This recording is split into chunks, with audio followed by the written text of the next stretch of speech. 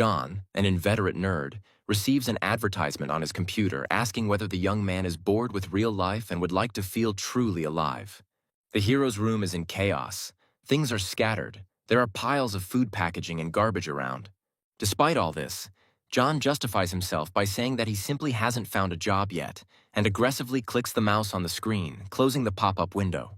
Suddenly, the young man becomes frightened. A grimace of horror appears on his face, causing the lollipop to fall out of his mouth. In front of him on the computer monitor, a portal opens, drawing him deeper, and the atmosphere around him changes dramatically. John screams in fear and indignation as he flies inside the portal. Previously, the guy did not believe that all this could actually happen, but now he realizes the complexity of the situation.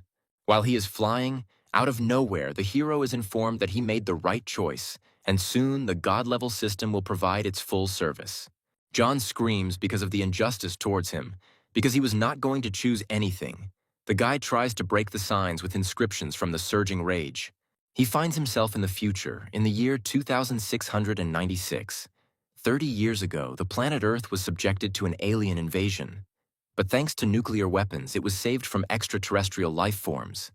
However, zombies and mutated animals appeared on the planet. For the surviving people, the path of military perfection is now open. A red-haired man bursts into the room, aggressively kicking the door with great force. This guy's name is Carl. He is John's roommate and is a student in the 29th group of Starline Academy. Stopping in the middle of the room, the guy is embarrassed by the sight of his sleeping friend and falls silent for a moment. Suddenly, he starts screaming again, grabbing his classmate by the neck, demanding the guy give him the food he was sprinkling on him. Carl pushes his neighbor towards the wall with all his might, and he breaks it with his own weight because the blow was very strong. The guy standing behind the red-haired guy laughs sarcastically, but asks what will happen if John dies, to which the guy replies that he has practically become a real warrior and they will not ask him for the death of a scumbag like his neighbor. Pushing the main character, Carl says that for such a non-entity, carrying food and washing clothes is already a great honor. There is chaos all around. Piles of dirty clothes are lying around, giving off an unpleasant smell. The red-haired guy smiles, saying that his neighbor, by not bringing him food, disgraced him in the presence of his friends, so if he dies, he deserves this fate because of his disobedience. He suddenly steps on the suffering guy's lying hand, pressing down with the weight of his entire body. John opens his eyes, breathing heavily, his body and mind clearly under extreme stress. The protagonist feels a piercing pain in the area of his limb and makes great efforts to get rid of this sensation. While Carl continues to mock, the guy tries to figure out where he is, because a few moments ago he was in his own computer chair in front of the monitor. When John finds the strength to get up, his attacker tells him that he is tough enough to be a piece of trash. He turns around with a sharp movement, kicking the protagonist in the stomach, causing him to fly off again. Blood is dripping from the guy's mouth, but he still continues to think about how he ended up in this situation. He probably traveled in time. John falls to the ground again, trying to catch his breath and recover from the pain he experienced.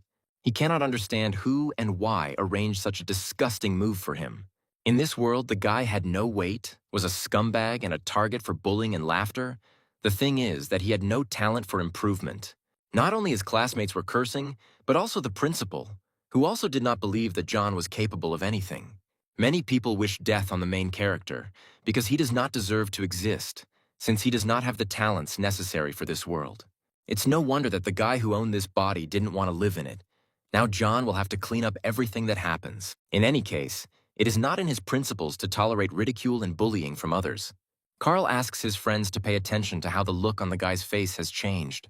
He gets angry again, because this is what irritates him the most. Then the red-haired guy attacks his own neighbor again, hitting him in the stomach, urging him to surrender and be obedient. Despite all this, the main character is not ready to live like this anymore. He remains standing, resolutely refusing. Then Carl starts beating him again, saying that in this case he will be in trouble. The attacker keeps asking the same question over and over again in order to make sure that the neighbor will continue to obey him. John stands up and starts yelling at the offender that he will never in his life indulge a person like Carl, who uses force to oppress the weak. The guy is stunned by what he heard and looks at the hero in surprise. He didn't expect such a reaction from him at all. If John was transported in space and time, then surely he should now have some skill that is provided in such cases in various stories. Suddenly, various windows appear in front of the main character, informing him that anger has been accumulated. They offer to use a special attack. At this time, Carl attacks again. It is necessary to act immediately. It is worth making a decision.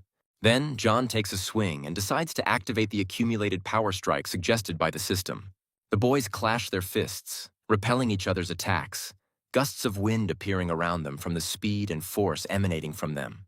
Thanks to this blow, the main character manages to break Carl's bone. It shatters into a bunch of small pieces. The students who came with the red-haired man watch what is happening around them with fear. No one expected that John would ever be able to fight back against the offender. One of them slowly turns around. A grimace of horror appears on his face. He does not believe what he saw with his own eyes. The guys run up to Carl, worried and very concerned for their neighbor, asking him not to die. Remaining conscious, the red-haired man squeezes out a request to be taken to the hospital. Suddenly, the boys look up at John, who had just managed to punch their friend, breaking his arm. The main character makes an angry face, instilling fear in the offenders, making it clear to them that it is better not to mess with him. Then, the students of the academy take Carl in their arms and quickly leave the room, so as not to run into even bigger problems. When they exit, John bends over and exhales tiredly.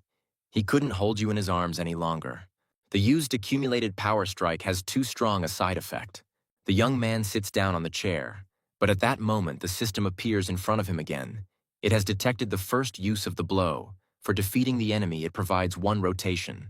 John presses the button to spin the wheel of fortune in the hope that money will appear. Money is very important for the hero now because with his current savings, he won't even have enough for treatment. And finally, the arrow points to a window giving 10,000 in alliance currency. The guy breathes a sigh of relief, sliding lower in his chair. After some time, he comes to the doctor's office to heal the injuries he received. A nice blonde nurse appears in front of John and calls him baby. Based on this address, it is not difficult to assume that the people are familiar, but to make sure, John asks the question directly. Then, the nurse says that the guy is in last place in the Starlight ranking, so he is widely known in the academy. The main character asks to stop calling him baby, because it sounds quite offensive. It is better to call him by his name. The blonde girl is not at all embarrassed by this request. It even seems to amuse her.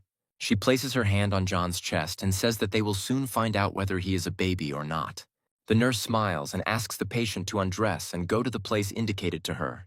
Hearing this, the main character does not believe his own ears and asks whether he needs to take off all his clothes. The girl giggles and says that she can leave her panties on, although if the guy decides to take them off, she won't object. After the young man began to undress, she began to greedily examine the patient's body. Lowering his gaze lower, he comments that the guy really is no longer a baby. The nurse is very embarrassing to John. If he doesn't hold back, he can leave the title of virgin right in this office. Lying down in a special apparatus, the girl specifies how much the restorative solution costs, to which the young man takes the most expensive one that he can afford. It seems that the previous owner of the body had it much worse than the hero could have imagined. He was clearly beaten and badly injured. Now that he has appeared, he will not allow anyone to touch or oppress him. The medical device closes, makes a characteristic sound, and announces that the preparatory stage is finally complete. The body analysis has also been completed. The approximate recovery time of the body will be about 5 hours. The recovery process is being initialized. In 5 hours, when the restoration is complete, a completely new John will come into this world. In the 29th group, the students discuss plans. The quota of people who will go to the 20th sector this time for practice in a real combat situation is about 20 people. The teacher announces that all warriors of the initial stage in their group will be able to participate. After looking around the classroom, the teacher asks where Carl is, since he's not in class. The red-haired guy's friends report that he is currently undergoing medical surgery in another sector. The man is very surprised, because he does not understand what happened to Carl, and decides to ask his classmates what the matter is. Then, unexpectedly for everyone, the guy says that John beat up his classmate and broke almost all of his ribs. Arguments begin in the audience. Everyone is very stunned and puzzled by what they heard, because the main character could never even fight back. Carl's friend tries to justify himself, explains that he was with him at that moment and recorded the video with his own eyes. The teacher rubs the bridge of his nose and asks to calm down. The discussion center will not have to go to sector number 20 this time. Suddenly, a changed and recovered John appears at the door, asking if he can go for practice in a real combat situation. The class starts to whisper because the main character is behaving completely differently, as if he has been replaced. The teacher explains to the boy that he shouldn't get into trouble because the 20th sector is too dangerous, and before going there, he needs to reach the level of a basic warrior. A classmate laughs and explains that this zone is teeming with zombies and mutants. Does John really want to part with his head so much? The main character's face immediately changes, smiling at what was said. Then he asks if he can get to the test if he beats this guy in a fight. The classmate smiles widely at what he heard, because he doesn't believe that John, whom he knew before, is capable of something like this. Despite this reaction, the hero continues to smile and asks whether the disputant will risk testing his proposal. Suddenly, the interlocutor stands up, sharply hitting his hand on the table. The guy yells at John, asking him not to think that if he beat Carl, he will be able to brag to others. The hero activates the Eye of Analysis and notices that this man's name is Michael, and he is even a little weaker than his previous opponent. He only needs to carefully dodge the attacks, and then knock him out thanks to the blow of accumulated power. The young men exchange glances and agree to meet at the training arena after class. After some time, a crowd of people gathers in the arena, wanting to watch the clash of two classmates. People discuss the whole situation. An interesting show awaits. Next to John is his friend, who does not believe in the scheduled fight, because his opponent has already reached the initial level. The main character just raises his hand and explains that he has long wanted to fight with this man. Michael looks at his opponent and is surprised that he decided to step into the arena and fight him. The guy immediately starts moving towards John to strike, wanting to show him that this is not his place. During an attack, the hero analyzes all movements and assesses his physical condition. But despite the fact that not all of his wounds had healed, he had restored his physical condition. But still, this blow resounded with pain throughout his body. The aggression scale starts to fill up, only 20%, although he risks his life every second. Michael continues to attack the young man, but he does not respond, only dodging the blows.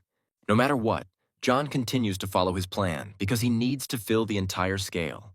With each hit and dodge, the percentage becomes more and more. Soon it will reach the maximum. Those watching the events laugh because the hero does not respond to the blows, but only resists them. The teacher thinks that even if John is simply dodging, he's not giving up his position. He has never seen such determination in his eyes. The attacker is seething with anger. He just needs to receive a blow in response and not an evasion. And finally, the scale is completely filled. It shows 100%. Then the system asks its owner to use the accumulated force strike. At that same moment, Michael's fist flies straight towards John at great speed. The guy decides to use a blow and screams from the effort, swinging it in his direction. Then, after a few moments, their fists touch in mutual resistance. Michael is the first to give in, causing him to fly several meters off the ground. The main character remains alone in the arena, standing in the same pose with his hand raised up. Everyone present is shocked by what they see. This is simply impossible given the difference in their strength. A pool of blood spreads around the body that has fallen to the ground, showing that the blow was incredibly strong. Michael is on his knees, trying to cough up his own blood. Suddenly, his rival stands in front of him and asks him a rhetorical question. If he was beaten by a scumbag, then who is Michael himself? The teacher orders that the loser be taken to the infirmary immediately. He cannot miss practical training in the sector. Looking at the main character, the teacher claps his hands because he made him look at him in a new way. John raises his head and asks if he now has permission to go to practice. Sector 20 is an extremely dangerous place located in the northern part of the city. It is a zone of radioactive contamination, where a virus is rampant and zombies and mutant animals roam everywhere. However, crisis and prospects exist hand in hand. Many body parts of mutant animals are raw materials and materials in high demand. Moreover, the gems contained in the brains of beasts are priceless crystalline rocks that can provide assistance in improving the special abilities of warriors. Arriving at the practical zone, the teacher begins to explain everything that is happening. Everyone has long-term training experience behind them, combining it with the weapons and equipment that the academy will provide to the students. It should not be difficult to cope with ordinary zombies and mutated beasts. However, this practice is different from all the others in that this time they will have to meet their enemies face to face. And the victory that will need to be achieved first of all is a victory over one's own fear. Having finished speaking, the teacher raises his hands and shouts that only real combat practice can reveal true abilities. Only it can temper character. The guy asks his friend if John is too afraid, but for him, all the zombies are invaluable experience for leveling up. The teacher reminds that 4 groups should be formed, into which they are divided independently. It is worth remembering that in no case should you go deep into this sector. The strength of these enemies is now too much for the students. Finishing his speech, the man demands that everyone present leave. Then everyone runs off in their own directions. And finally, some time passes. When each of the participants in the practice finds themselves in their own place, the mutating pigeon watches the moving people from the side. John and his friends slowly move in the direction they had chosen on their own earlier. One of their group does not stop insulting the main character, asks him to keep his eyes open and not to delay the others. Then, his friend stands up for the guy and makes a joke about how the guys will call their mom for help and cry. Despite all the dialogue, John throws down his hands and asks to be quieter, because he caught some movement ahead. 2 guys from their group tense up, immediately fall silent and become more serious. A fog appears in front of the students, obscuring their vision. It is unknown what awaits them ahead. John places his hand on his weapon and announces that danger is approaching them. It's hard to see through the clouds of smoke, but a human silhouette can be seen. Suddenly, a bloody zombie jumps out at the guys. He has only the first rank, low mobility, and is a carrier of the virus. The creature moves towards the guys at high speed, wanting to reach its goal as quickly as possible. The protagonist realizes that even the first-rank zombies have higher combat capability than him, and his current stat is very low. 3 guys are watching everything that is happening from the sidelines. They are ready for a fight. Despite all his shortcomings, John is ready to fight, because he needs valuable experience. Then he runs up and starts to attack the enemy to fight him. The guy raises his sword up and with a sharp movement cuts the air between them. The system congratulates the owner on the increase in level. He was also awarded a certain amount of experience. All received characteristic points must be invested in strength. The main character remains standing in the middle of the road, improving his abilities by 38 divisions. A classmate shouts at John to be careful. Then the boy turns around and notices silhouettes approaching from behind. 3 bloodthirsty zombies are running towards him at great speed, ready to tear the hero to pieces. But one of his team members manages to react, catching up with his ally from behind in order to help. The classmate, with quick movements of his weapon, cuts off the limbs of the monsters and they fly away in all directions. When the young man falls to the ground, he stands with his back to the former danger. A close friend praises him, calling him by name, namely Roger. The guy dealt with the enemies very easily, without blinking an eye compared to John's abilities, so he boasts, trying to belittle him. The main character sadly watches the remains of the limbs of once living zombies. He could have gotten the experience points that he needs so much now. Pulling himself together, John turns around and heads in the opposite direction, calling the team to follow him. The boys walk past a thicket of trees with bones scattered all around from the battlefield. Classmates walk one after another, looking around. At any second, you need to be ready for an attack. Suddenly, the sound of the monster's feet can be heard from afar. The main character asks everyone to stop, because danger has appeared before them again. The monster bares its teeth, prepares to attack, thirsts for fresh blood. One of the team asks to give him this battle, because he assumes that this time there is also a small first-rank zombie on the way. A large monster emerges from the fog, its fangs tainted with poison and its veins heavily tinted with acid, showing the virus in its blood. This zombie has high speed, sharp teeth, and the ability to summon similar monsters. Because it is the leader, you should not approach it. The monster's veins bulge more and more, ready to attack, seething with rage. The guy takes a fighting pose, happy that he will soon be able to feel the fight. The mutant moves towards the target at great speed, wanting to deal with him as quickly as possible. Suddenly, the hero realizes that something is wrong with the speed of this zombie. It is too high. But he doesn't have time to react, because a monster flies into him and pushes the guy back with its body. The monster opens its mouth, wanting to inject poison under the skin of its victim. Roger runs up from the side and gets there in time, kicking the monster in the face, causing him to lose coordination. The zombie falls on his back, baring his teeth. He did not expect the hero to appear. The boy swings the ball, shouting curses at the monster. From the side, John shouts that this zombie is the leader and must be killed with one blow. Otherwise, he will call for reinforcements. But the guy doesn't listen to him. because the main character is lower in rank than him, so he shouldn't teach. He deliberately cuts off the monster's arm rather than trying to kill it. But it turns out that the zombie is very agile and fast, so the guy was unable to finish him off. The mutant opens its mouth and screams loudly. Its call can be heard for many kilometers. He raises his remaining hand, screaming loudly enough that a blast wave forms around him, throwing the guy back. Suddenly, a zombie's hand rises from the ground, and now we have to deal with it. But this is not the main problem, because the number of monsters ready to attack is growing in the area. They all pay attention to people, because that is their main goal.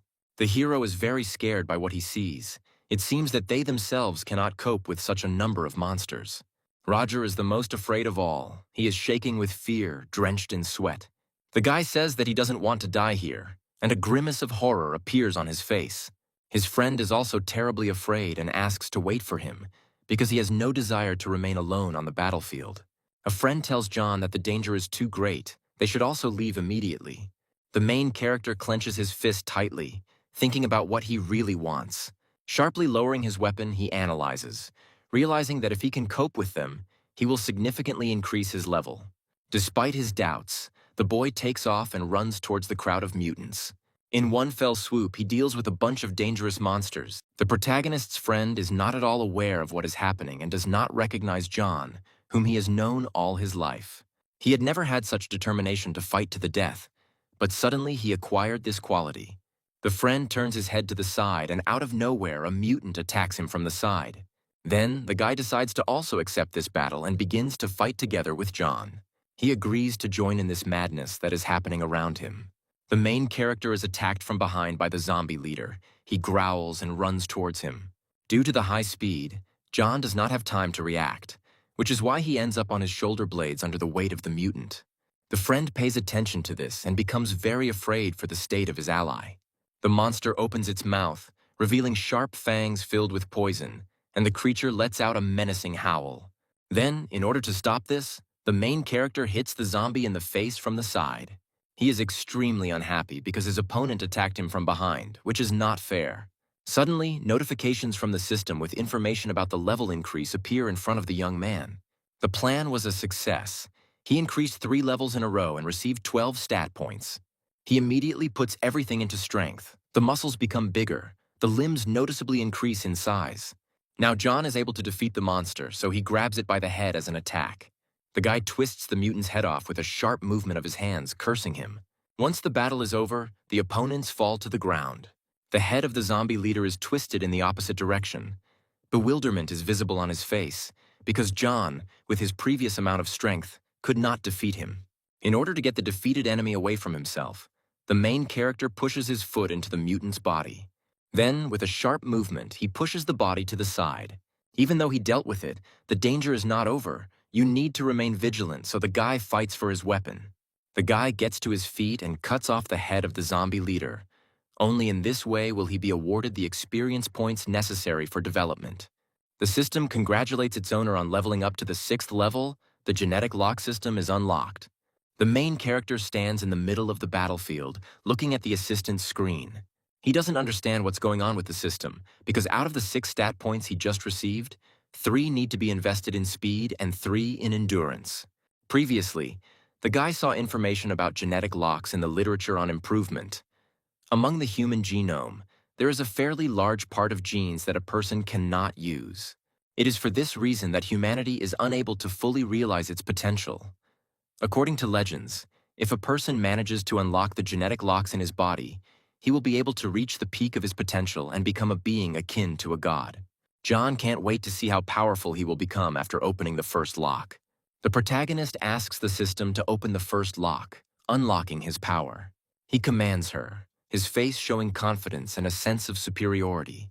The guy jabs the screen with a sharp movement, resolutely preparing to open the first lock. A huge sign appears in front of him, informing him that his current level is below 15. The discovery is impossible at the moment.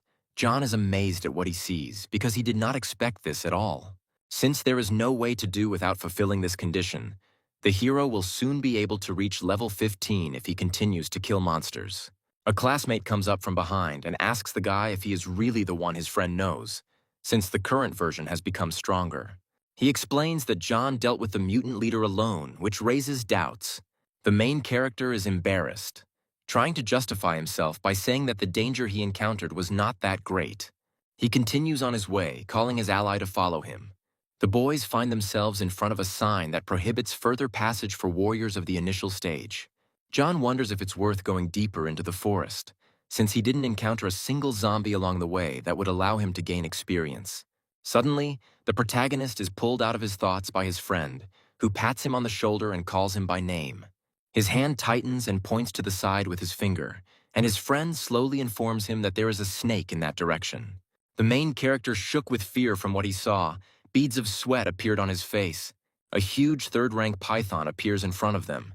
Its abilities and overall combat capability are unknown.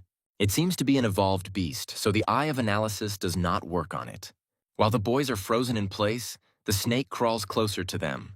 Suddenly, she opens her mouth, revealing a row of poisonous fangs, ready to tear the students to shreds. She attacks with a sharp movement, burrowing into the ground between the guys. Before the beast can catch up, John rushes away, shouting to his friend that he should follow his example. The python is getting closer, danger is approaching, and the situation around is tilting. The guy runs between the trees, deftly overcoming all the obstacles in his path. He is outraged that the snake chose him as its target and not his friend. The guy puts his hand on his knee, snorting heavily as he tries to catch his breath. The young man is pleased that he and his friend have escaped danger. But as it turned out, John ran deeper into the forest, and not in the opposite direction with him. The main character is hiding behind a destroyed brick wall. It looks like he managed to break away and the danger has passed. However, one must not relax one's attention. This python is capable of adjusting its coloring to its surroundings. It is possible that it is currently hiding somewhere nearby and is already preparing to suddenly attack. Out of nowhere, a crossbow with a loaded arrow appears near the guy's head, and an unfamiliar voice orders him to stay put. 3 men appeared in front of him, asking why John was hiding in this place. Looking at the clothes, one of them realizes that the guy is a student at Starline Academy. The main character is very worried. Because he is threatened with a weapon, he tries to explain that he was just passing by.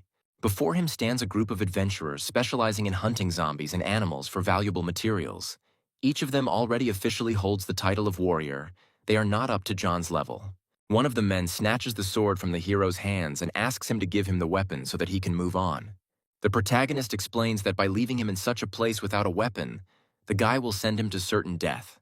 Then the warrior swings his weapon and shouts that in that case he should die now. John makes a frightened face, pointing to the side. The interlocutor immediately turns there, although he does not believe in the possible danger from behind. At the same moment, the python catches up with the men, attacking from behind. The snake devours the warrior's body, closing its jaws with a sharp movement. The mutant rises into the air, the still living man screaming in fear in the python's mouth. One of the warriors explains who has appeared before them and orders the others to remain on guard. The brunette shouts that there is no need to worry, because for the abnormal crystal and python skin, they can get a lot of money. Then, a fire lights up in the team's eyes, and the guys no longer experience the same fear of danger. At this moment, the main character is sitting behind a snag, watching everything that is happening from the side. The first-rank group decided to pounce on the third-rank beast. It seems that greed is really very destructive. John realizes that as soon as the opportunity arises, he must grab his own weapon and run away. One of the attackers pierces the hard scales of the beast, which in turn howls loudly. With one blow, the snake nails the warrior to a tree. But this moment is enough for the other man to attack the mutant from behind, plunging his sword into the enemy. The python opens its mouth, spraying venom at the attacker. The bald man screams hysterically as his shoulder begins to dissolve before our eyes. The commander orders to concentrate on the head in order to immediately deal with the enemy. He gives the command to move forward, and then the rest of the warriors prepare to attack. Ultimately, the commander stabs the python's head, rejoicing in his victory over the monster. The man raises his hand in triumph, feeling joy and pride for himself and his people, because he managed to win over the strongest enemy. While he celebrates, John is watching him from behind the bushes, waiting for the moment to retreat. But he will not be able to do this, because the guy was noticed by the commander of the warriors. Turning to him, he asks if it was his doing that the python came to this place. He calls him to his side and orders him to cut the skin off the mutant and get the anomalous crystal. John stands up wearily, commenting on the inappropriate behavior of his interlocutor, because even though he is left alone, he continues to give orders. The guy agrees to follow the man's instructions, but in this case it will remain his trophy. The man becomes enraged at what he hears, because this is an attempt on his own prey. Using maximum force, the commander swings and aims a slashing blow towards the main character. John acts as calmly as possible, explains that the opponent's strength is running out and the guy does not plan to fight him. So he takes out his sword, swings it, and cuts off his opponent's hand. The man screams hysterically from pain and shock and feels insulted. He continues to squeal, proving his belonging to a high family. John stands over his opponent, saying that he is relying only on the facts, namely that their team was going to take his gun and condemn him to death. The guy raises his sword again and asks not to expect mercy from him. Now John has reached level 7 and has gained about 2,500 experience points by killing a first-rank warrior. Finally, the main character received another promotion and even the opportunity to rotate. He decides to distribute the attribute points between speed and endurance, decides to use rotation when he finds a safe place to rest, and for now he needs to look at the trophies. The main character climbs onto a python to cut its scales. He takes out the first anomalous crystal, earned by cunning. This thing is the source of power of the evolutionary beast. Warriors can absorb the energy contained in it to become stronger, or use it as a power source for some devices. It turns out that this team has 2 more crystals of that rank lying around. There is no point in taking extra weapons because they will only be a burden. Having equipped himself with things, the main character can now look for his friend, named Mark, as well as the rest of his group. Approaching the sign, John notices that he is in a dangerous area. Apparently, he went the wrong way. You can't stay here for even a second. You need to get out as quickly as possible. Suddenly, the birds start to fly away in panic in different directions, causing the hero to cover his ears with his hands from the noise. It looks like something really bad is coming if they're reacting like that. A 4th-rank Thunder Panther appears in front of him. Its features and overall combat capability are unknown. The guy watches the mutant from the side, who is again not affected by the eye of analysis. But something stops him. Someone is approaching from the side. This is a girl named Kate, who is a 4th-rank warrior. It seems that her characteristics are also impossible to analyze, which causes a storm of emotions in the guy. The girl catches up with the enemy with a sharp movement, swinging her sword. The first blow falls on the beast's paw. He screams furiously and resists. Suddenly, the panther jumps up to attack, but the warrior does not give up. Kate jumps to the side at the perfect moment, preventing the enemy from catching up with her. Thanks to this, the girl gains an advantage and attacks her opponent from the side. The panther flies towards the tree, hitting its bark. The main character understands that this power is very great and hopes that one day he will become even stronger than Kate. The panther ends up on the ground, shaking in pain and bleeding. Kate moves towards her in cold blood to take all the trophies. John watches from his hideout. Apparently their fight has come to an end. But it was a feint. Suddenly the enemy rises to his paws and screams furiously. The panther rushes into battle, and a bunch of lightning bolts of electricity appear around her. The girl raises her own sword again to continue defending herself from the attack. The lightning creates an explosive impact, pushing Kate into the air. She flies to the side, not controlling the trajectory of her movement, so she slides off the cliff. The main character suddenly turns his head in that direction. It seems the girl has died. It was the panther that was able to pretend to be dead and then deal the fatal blow to that girl.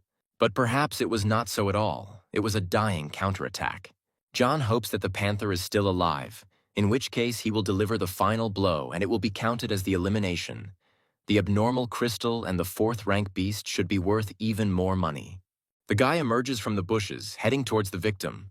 He raises his weapon, swinging it over the animal, pleased with his own leadership. Suddenly, something distracts him, and before our eyes, his face changes, taking on a surprised expression. After this, John turns towards what distracted him, remaining in place. It appears to be another panther of the same kind, looking expectantly at its target. After a few moments, the guy begins to move away from the mutants, remembering that thunder panthers usually hunt in pairs, the male hunting with the female. The living monster bares its teeth and lets out a loud scream. The animal catches up with the main character, who tries to justify himself by saying that it was not he who injured the mutant. Suddenly he stops, his heels hitting the ground. Finding himself trapped, he doesn't understand what he should do. The guy is on the edge of a cliff. An animal slowly creeps up behind him, preparing to attack. John tries to negotiate with her by showing her the sword and threatening her with it. But unfortunately, the animal doesn't care, so the panther jumps towards him, baring its teeth. The main character jumps off a cliff. It is better for him to be smashed to pieces than to become a mutant's lunch.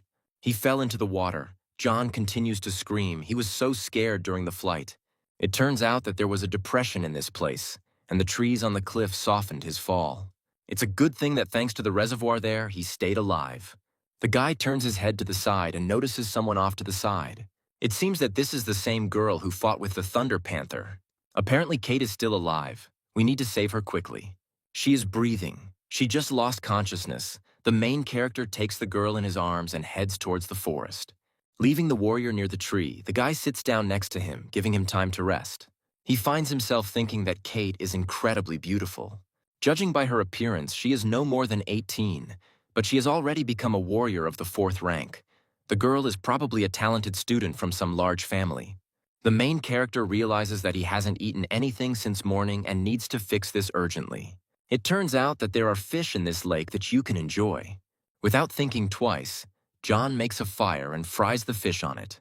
Even without seasoning, the taste is simply magnificent. He eats it with pleasure and admires the food. Suddenly, some object flies towards him from behind his back. The main character manages to notice this, turns around and sees a sword pointed in his direction. Kate asks why he has practically no clothes on and asks what he did with them. The guy screams that if it weren't for him, the girl would have drowned and died long ago. She thinks for a second and asks if he saved her. The main character laughs and, raising his hand in a conciliatory manner, says that he will not force her to marry him. The girl sighs resentfully and calls him shameless. Despite this, John is not embarrassed and offers her to enjoy the fish because it turned out to be incredibly tasty. Kate looks at him with a bored expression, not quite understanding what is going on here. Luckily, the guy notices this and begins to explain that the warrior is wounded and there are no medicines, so he should eat something and regain his strength. The girl takes a skewer with cooked fish in her hand. At the same moment, John decides to introduce himself. Kate also states her name and asks what her savior wants. She doesn't like to remain in debt. She asks what he wants, and she will give it to him. Between words, he says that Kate can kill, which frightens the hero greatly and hopes that it is a joke. John decides to ask her to become as cool as him, but the girl explains that he has 2 weak inclinations. Then the guy takes offense at what he heard and falls to the floor in tears. It's getting dark outside. A bright moon appears in the sky. Kate lies down to rest on the soft grass while her savior remains by the burning fire. The guy opens his system, smiling widely and excited about what is about to happen. It seems like it's time to use the spin he recently received for killing a warrior. He raises his hand high into the air, delighted at the start of the spin. John folds his hands in prayer, hoping that a weapon will fall to him. The arrow seems to point to money, but now he doesn't need it as much as before. The guy hits the jackpot. The system congratulates the owner on receiving the super prize. Then John is jubilant about the reward he has received. It turns out that he now has a combat skill card that grants experience in mastering the specified ability and knowledge about the process of its improvement.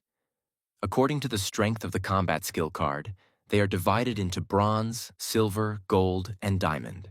It seems like the system is mocking its own owner, because this is a bronze card, and for the spear technique, which is the most difficult to master.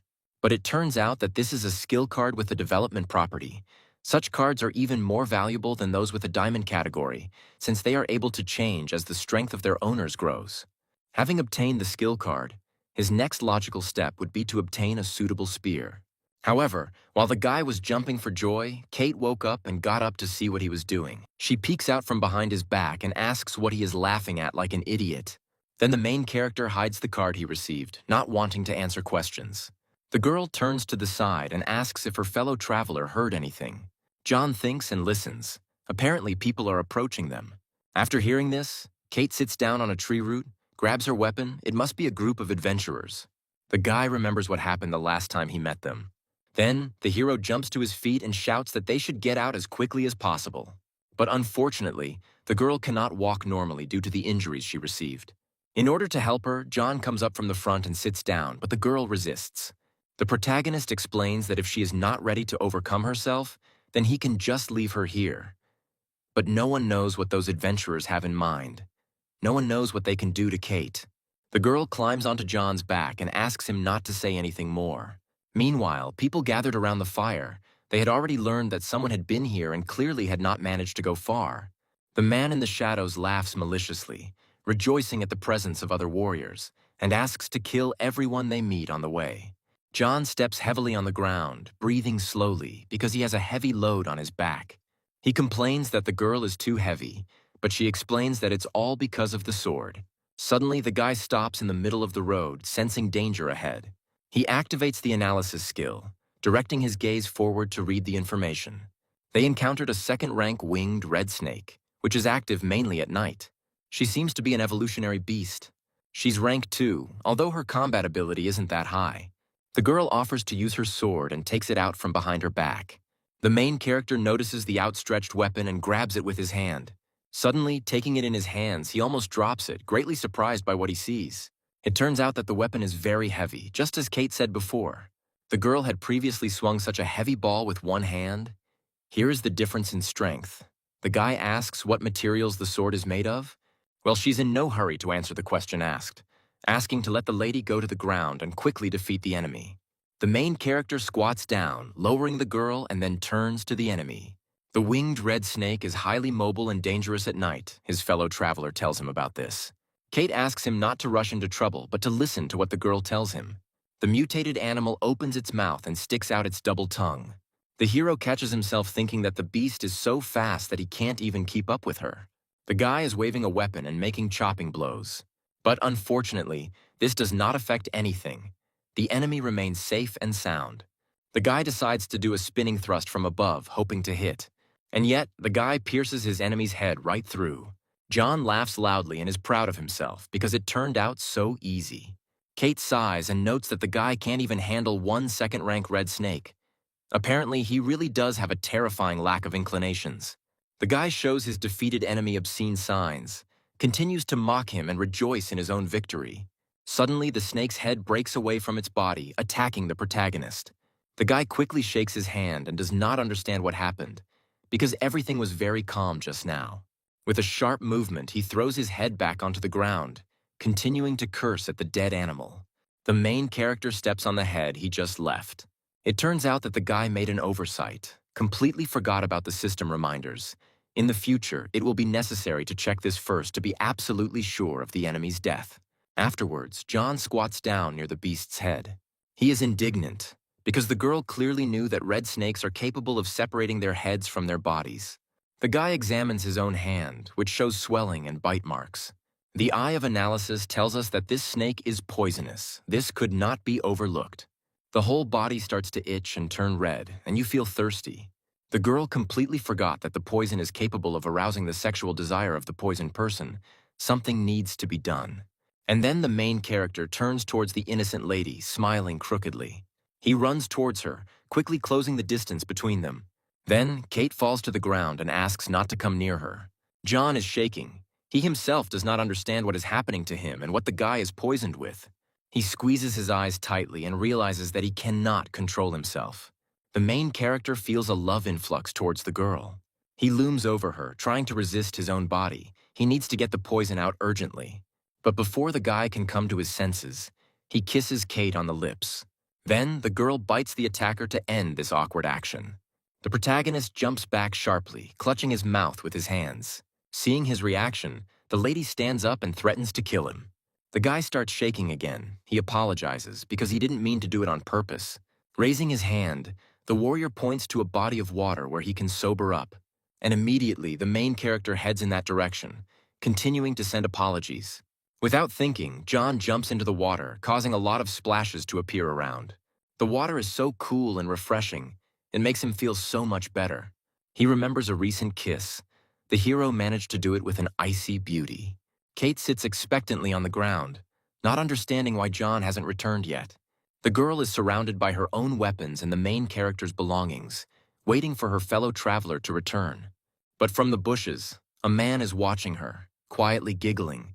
He's happy that they managed to find this beauty. The girl slowly rises to her feet, holding her stomach. Her injuries have not yet healed. She tries to threaten the man standing in front of her, saying that she will kill him. The blonde man laughs, asking if she has the strength for that now. They saw how the Thunder Panther's dying blow threw her off the cliff. Judging by the fact that at her age she could so easily deal with a Thunder Panther, the girl was clearly from a rich and important family. The guy voices his desire to have fun with such ladies when she only clicks her tongue. Kate begins to move sharply towards her opponent, deciding to attack first. But someone trips her, causing the girl to fall. The blonde asks to do without senseless resistance, promises to be gentle, after which he raises 2 fingers up, asking the girl to hold on. Kate asks if he would dare touch her, knowing that she is from a great family. This excites the man even more, and he is sure that no one can appear among the ruins. He says that after his deed, he will break all the girl's limbs and give them to the Thunder Panther. Suddenly, John appears in front of the people and stops behind the man. The guy slowly moves towards the danger, catching up with the offenders. The blonde turns in his direction with displeasure, squinting, examining the guy's appearance. The protagonist raises his hand up, pointing to the names of the people present, their specialization and combat power. The guys get confused and start to worry, because no one could have found out this information about them. The blonde thinks that this is impossible. Even if the guy doesn't have any devices to measure combat abilities, he couldn't find out more detailed information. John narrows his eyes and says that those present have only 5 seconds to disappear, otherwise no one will leave here. The men turn around abruptly and walk away from the crime scene. The girl rises to her feet, grabs him and asks where the information about people was found. But the main character is not going to spread his secrets. He needs to leave before people come to their senses. Apparently, the adventurers were really tricked, because if John were a high-level master, he wouldn't have left in such a hurry. The fist flies into the nearest tree, relieving the stress of its owner. The blonde man is indignant that the guy was able to teach him a lesson. The girl is injured, and in any case, they will have to cross the border of the forbidden area. They plan to capture them.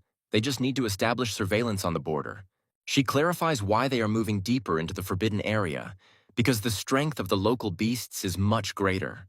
The guy believes that the most logical step for him now would be to leave the forbidden area as quickly as possible, so it would be better to wait here for a few days until Kate recovers from her wounds. The girl didn't even think that such mediocre strength could have a rather lively mind. It's still dark outside, and fireflies are chirping around, lighting the way. In the morning, when the sun has risen high above the horizon, the girl continues to sleep, resting her head on the shoulder of her fellow traveler. Waking up, John is very worried because he didn't understand when he managed to hug her. When the lady opens her eyes, she immediately announces the approaching evolutionary beast. There was no one nearby, but there was no mistake, because Kate could smell him. The guy sends her another joke, and the girl orders her to leave the shelter. Kate moves confidently, informing that we need to prepare for battle. True, she needs about 2 more days to recover, so John will have to accept this fight. To improve, the guy will have to fight strong enemies, but the lady asks him not to worry because she needs her companion alive. The main character thinks deeply about the words spoken. A second-rank fanged boar, a mammal-class animal with high defensive capabilities, appears in front of the boys. Kate explains that the attacks are easy to predict. The weakest point is the belly. The beast opens its mouth and lets out a loud roar. The mutated creature accelerates and, stamping its hooves on the ground, moves towards the target it encounters on its way. The battle begins. Clouds of dust rise from the battle are all around. The next day, the hero easily reaches the 9th level, deals with another monster, namely a black panther. He smiles tensely, having just finished with his 30th beast. All this thanks to Kate. At her age, she knows the habits, methods of attack, and vulnerabilities of animals, so the guy managed to cope even with 3rd-rank animals. Holding the jewel in his hands, John asks if the lady needs the anomalous crystal. She says that she won't take away what her fellow traveler earned. It's time to say goodbye, because she is already fully recovered. But the hero does not want to leave now, because the attacking adventurers are probably waiting for him at the exit from the danger zone. This can't just be John's problem, because they want to catch him because of the girl. She's not going to listen to him. She's planning to go in search of the Thunder Panther. The girl is not ready to lose and is going to take revenge.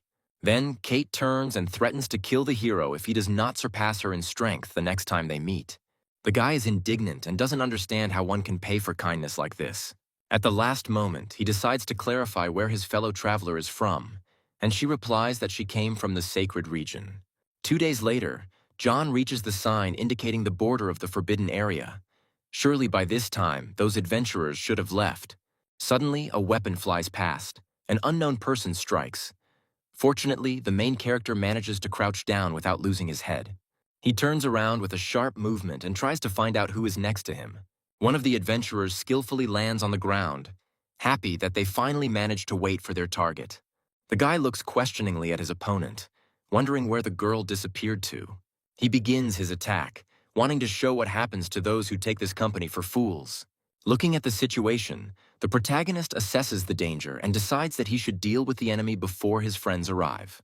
The adventurer assumes a fighting stance, preparing to attack with a running start. Then, he activates a skill called White Snake Sting, and an image of the animal appears around him. It attacks John with great force, pushing back his resistance ever more strongly. At some point, the hero releases the resistance and an explosion is heard around. Sparks fly in different directions. He finds himself near a rock that is cracked behind his back. The anger level is now about 90%. I wish John had a spear right now. The adventurer mocks the enemy because the guy didn't even master the combat skill, but was able to deceive their company. He begins his attack again, planning to use another attack that would pierce his heart. Despite the difference in strength, the protagonist resists, not wanting to lose this battle. The guy is breathing heavily, but with the accumulation of anger, he decides to use the blow of the accumulated force in order to defeat the enemy. He slides along the ground from the tension, activating his skill. But instead of punching, the hero decides to attack with his foot, right into his enemy's crotch. Not considering this something serious, the adventurer exposes his own hand to the blow. But he did not appreciate the strength of the attacker, so his bone breaks, piercing the entire limb with pain. Not only that, John inflicts even more injuries on him, which the enemy was trying to protect himself from. The adventurer squeals in pain, grimacing in horror and disappointment. He falls to his knees in a defeated pose, lowering his head to the ground. Then John grabs the hilt of his sword and runs towards his enemy. The guy cold-bloodedly cuts the adventurer's throat. The system credits the earned points. Now he has discovered an ability called Rage Burst. It is an activated ability that allows the user to greatly increase their strength, speed, and endurance for 10 minutes. But after the effect of this ability ends, the owner will be in a state of extreme exhaustion for 5 minutes. Finally, the hero has a new ability. The guy decides to invest all his available points into speed. Suddenly, someone's voice sounds from the side. The guy stops walking, remaining in place.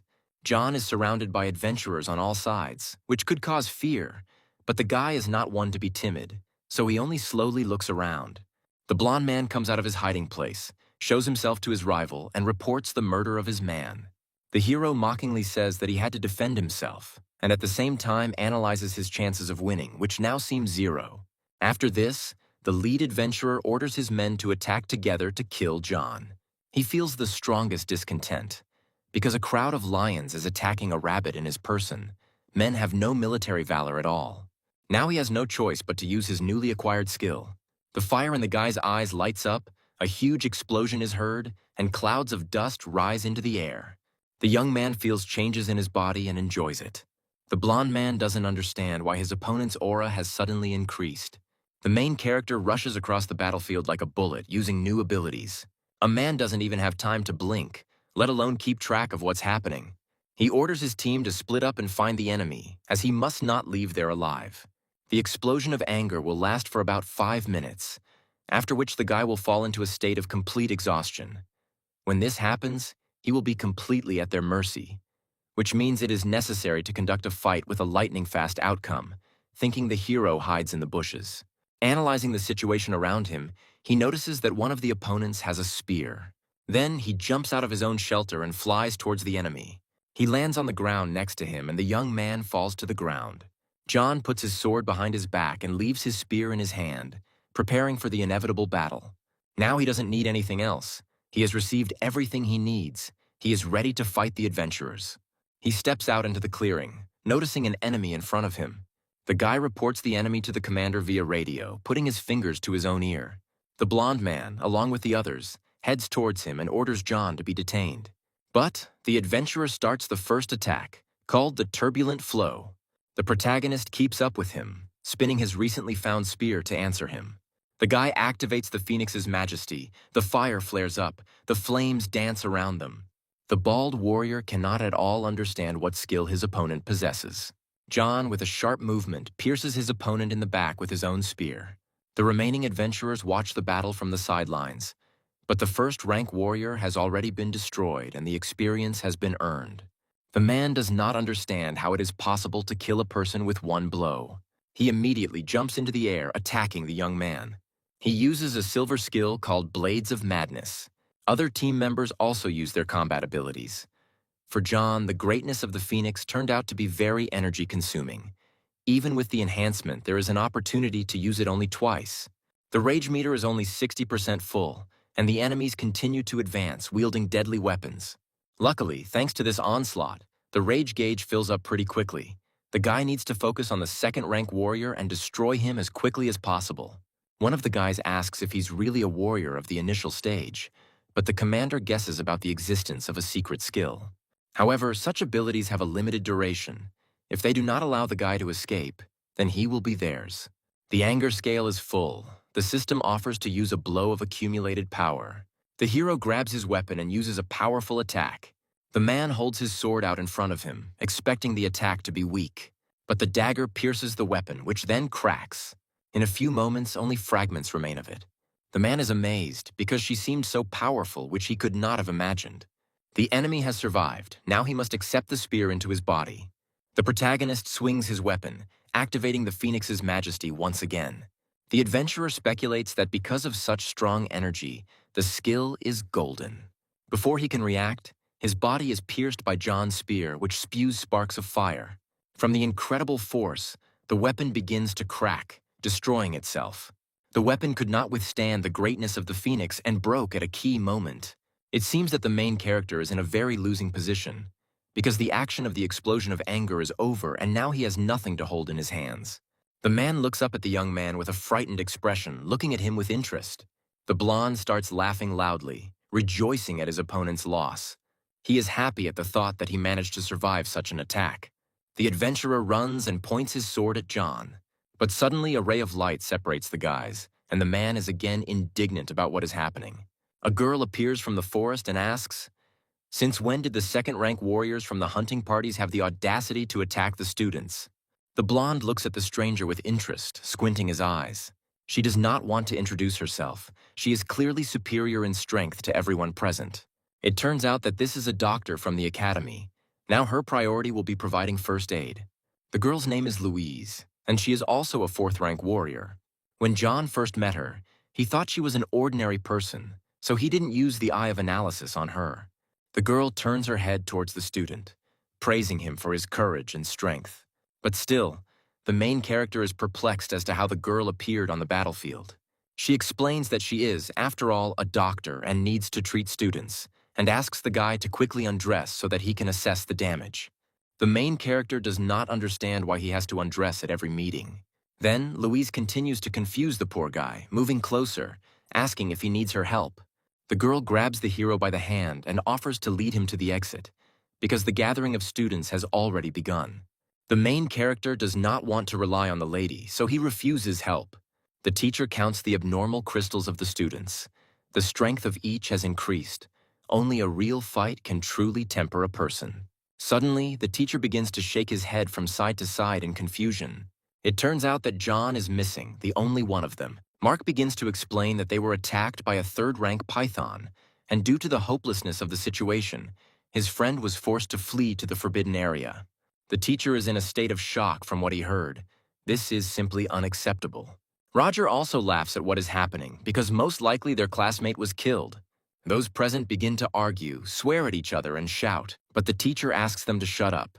They should wait for the one who remains, because in this situation the guy could not return so quickly. It's getting dark soon. There's no point in waiting for the hero because most likely he couldn't survive. Suddenly, John's voice is heard in the dialogue, asking who among them is conjuring his death.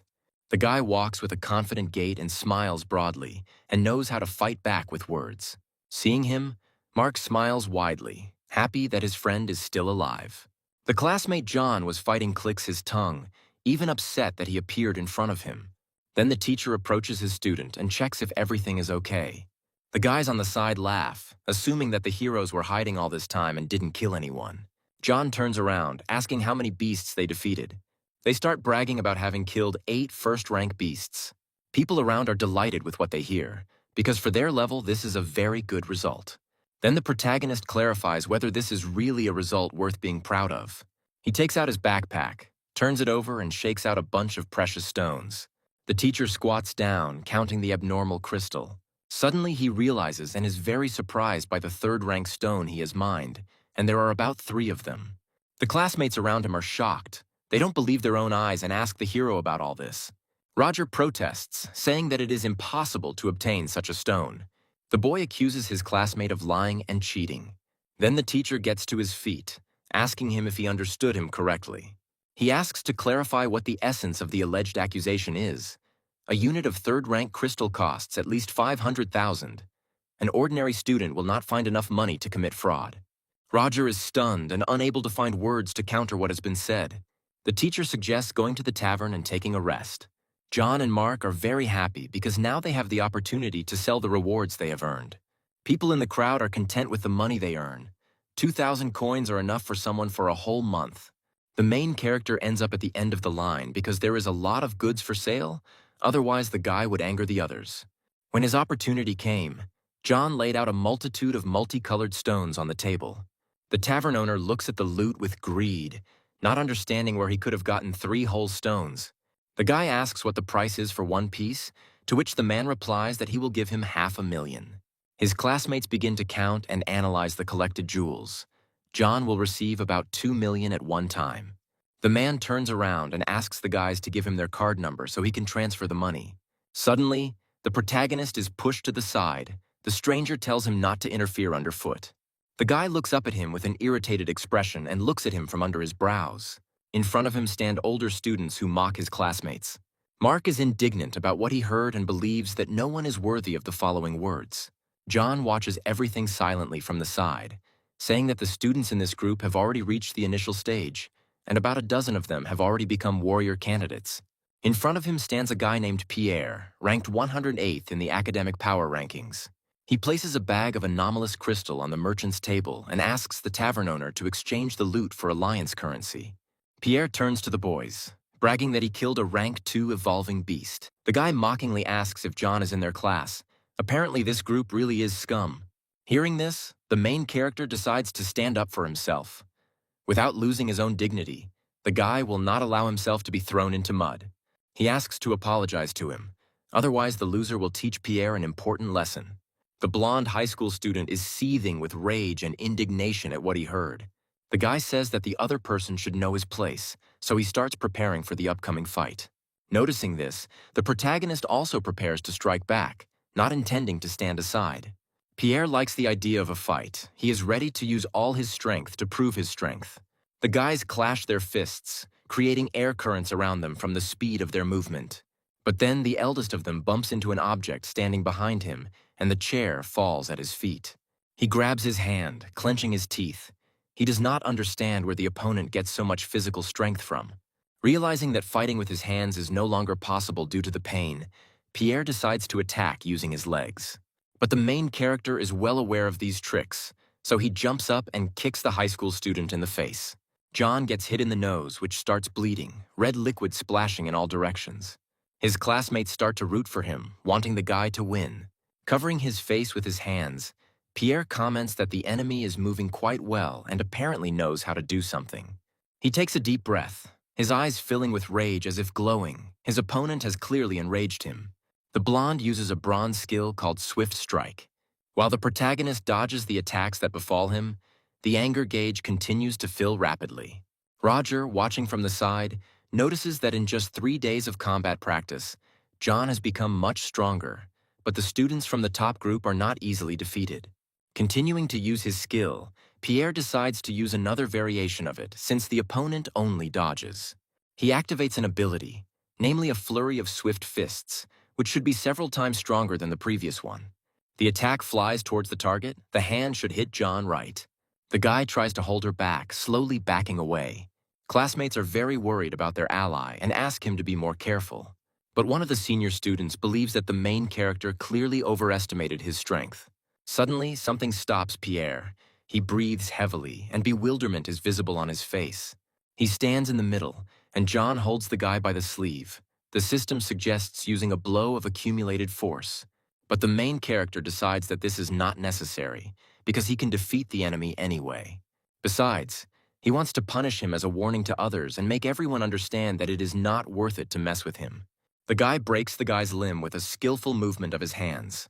The bones are pointing in different directions, and the hand looks simply terrible. Pierre's classmate calls him with fear and indignation. The others are also unhappy. Apparently, the younger group has completely forgotten its place. Despite all this, Mark and the others, ready to fight for their own honor, argue with the opposing team. It was just a contest of strength. Did John overdo it? The high school student wonders. The protagonist explains that his opponent just used a bronze skill. If it was someone else in his place, he would most likely have received serious damage, but the guy just paid him back in the same coin. Despite the truth of these words, the guy stands his ground, saying that he went beyond the limits. The tavern owner interrupts the guys and calls the main character to him. He reports that the money for 3 third-rank anomalous crystals has already been transferred, and the transfers need to be checked. It seems that the high school student heard all this. He is shocked, because he himself has never received such awards. He realizes that John was able to kill 3 evolved beasts, so how could someone like him become strong? Smiling, the main character offers the guy to fight. He has a blow of accumulated power left. Now the guy doesn't push his luck anymore. He quietly keeps quiet and looks in John's direction. Suddenly, an angry voice sounds from the side, which is clearly unhappy with the fight that has been organized. 2 men appear in front of them, one of whom is the boy's teacher. The boy calls another teacher, whose name is Andre. He complains about John, who broke Pierre's arm. But crossing his arms, Mark explains that the senior student was the first to insult their group and start a fight. The teacher asks him to introduce the essence of the matter and not to miss the details. He asks the protagonist to apologize to Pierre, despite the fact that he himself does not like him very much. John walks up to the guy, crosses his arms in a prayer pose, and offers a not-so-sincere apology. The boys watch him in amazement, not understanding his reaction at all. Classmates laugh because the main character didn't hurt them that much, but he humiliated them beyond measure. Another teacher believes that both sides are to blame for the conflict. But since John apologized, the conflict will be resolved. As he leaves, Pierre warns about the competition at the end of the semester. I wonder if the hero will dare to come there. But fortunately, the guy doesn't see any problem with this. The high school student bares his teeth and says that they will be able to see each other there. Suddenly, a lot of students enter the tavern. The guys pounce on John, praising him and being proud of his achievement in defeating Pierre. The teacher raises his hand and says that this institution has a device for measuring combat ability. Everyone should go and get tested. He wants to see if the students have managed to improve their strength by going through real combat practice. The owner of the establishment installed the latest equipment with very precise calculations in the academy. One of the guys decides to go first. Confidence is visible in his eyes. His name is Romeo, and when he approaches the device, he receives information that his combat capability is equal to 450 points. The teacher names people from a list. All their indicators are around this number. Roger has the greatest fighting ability and has also become a warrior candidate. The combat ability of the initial stage warriors ranges from 300 to 600 points. Warrior candidates from 600 to 800 points, and people from 800 to 1,500 points are first-rank warriors. Since Roger has reached the candidate level, he can start practicing the cultivation technique tomorrow. The guy is incredibly happy to hear this news because he was so eager to achieve this title. The reason why officially recognized warriors are so strong is precisely because of the cultivation techniques. There are many types of energy in the world that a person can benefit from. All these types of energy are also known as origins. By using the cultivation technique, he draws into himself the energy of the origins in the air, as a result of which he achieves comprehensive strengthening of his body. Next, John comes to check. He breathes heavily from worry, but there is no doubt on his face. The guys laugh at him. Even though he has become a little stronger, in their eyes he will still remain a loser. Mark can't stand it and suggests that he try to fight Pierre if he's so cool. The test begins. The device turns on and starts working. It was already completely dark outside. Only a couple of lights from the windows of buildings added light to the street. The teacher gathers Roger and John in his office because he wants to discuss the course of further development with them. They have both reached the stage of warrior candidates, and so now they need to think about choosing the most suitable weapon. Looking at his classmate, Roger is perplexed. Just recently, a guy approached the device to check his own combat capability. It turned out that John was one division ahead of the headman. Naturally, Mark is happy for his friend and jumps jubilantly. The teacher, in turn, is pleased that the group now has two warrior candidates. The guy doesn't believe that this is really happening to him, because a loser like John couldn't become stronger than him. The skin of the evolved beasts above the third rank has already reached complete metamorphism. Neither bullets nor even laser weapons are capable of penetrating it. But thanks to the efforts of humanity, they eventually managed to collect special metals from other celestial bodies. Only weapons made from these special metals are capable of causing damage, so only with the most suitable specimen can a warrior display his true strength. John raises his hand and says that he has long thought about and is choosing a spear. The teacher is surprised and explains that, having learned to use this weapon, its power can reach colossal proportions. The spear is one of the most difficult weapons to master, so it is worth clarifying whether the hero is sure of his choice. But John has long since resolved this issue, so he is completely confident. The teacher gives the guy a map. It contains information about him. He should go to the library, because there he can get the basic technique of wielding a spear, as well as the technique of improvement. But he cannot help but clarify the reasons for the choice of such weapons. Then, John asks who is in the top 10 strongest warriors in the world. The teacher lists the first two places. They use a sword as a weapon. The main character shouts enthusiastically, "It seems that the top 10 of the world rankings is missing one warrior who uses a spear." The teacher thinks that there really isn't enough of them there. Without having time to wait for an answer, the guy runs out of the office, hurrying to the library. But the teacher remains perplexed, looking after him. This guy has serious ambitions. Finishing his thought, the teacher suggests that John will probably achieve something in the future. Approaching the building, the main character lists his plans so as not to forget anything. The only thing he's missing now is a spear he can learn to wield, and without official warrior status, he can't purchase one through the Alliance Warrior website. A good chance now is the Academy's Hall of Military Valor. The male salesman greets the guy entering his store with a smile and asks if he has come for a weapon. Then the guy explains that he needs to buy a spear, which surprises his interlocutor. Luckily for him, he had just recently produced a new batch of long spears. The seller hands over one of them. It weighs 20 kilograms. Extraterrestrial meteorite iron was used to make it. The starting price was about 200,000, but now he is ready to sell it for only 50. John picks up the weapon, then says that it is not suitable due to its low weight. Then the man offers another option, which weighs 15 kilograms more and also has a fire attribute, can protect against thieves at home, and will be useful as a stone on a trip. But this weight is not suitable for the hero either. He gives another weapon, weighing about 45 kilograms, made according to technological canons. Cuts third-rank beasts like butter, unfortunately, and this weight is too small. The man tensely closes his eyes, irritated by his customer's pickiness. He gets angry, assuming that the main character only wants to make fun of him. The seller says that he has a heavy weapon, but the guy is unlikely to be able to lift such a weight. He takes out a huge box which is covered in cobwebs and dust. Due to the large weight of the weapon, no one decided to buy it, so it has been gathering dust here for a long time. Selected space ore was used for its production, and its weight is approximately 65 kilograms. It is not only heavy, but also strong and sharp. To create such a model, one could not rely on ordinary ore. This spear is called the Silver Spirit. Then the main character grabs the weapon in his hand and says that it suits him perfectly. The guy waves the new tool, testing its strength and ease of use.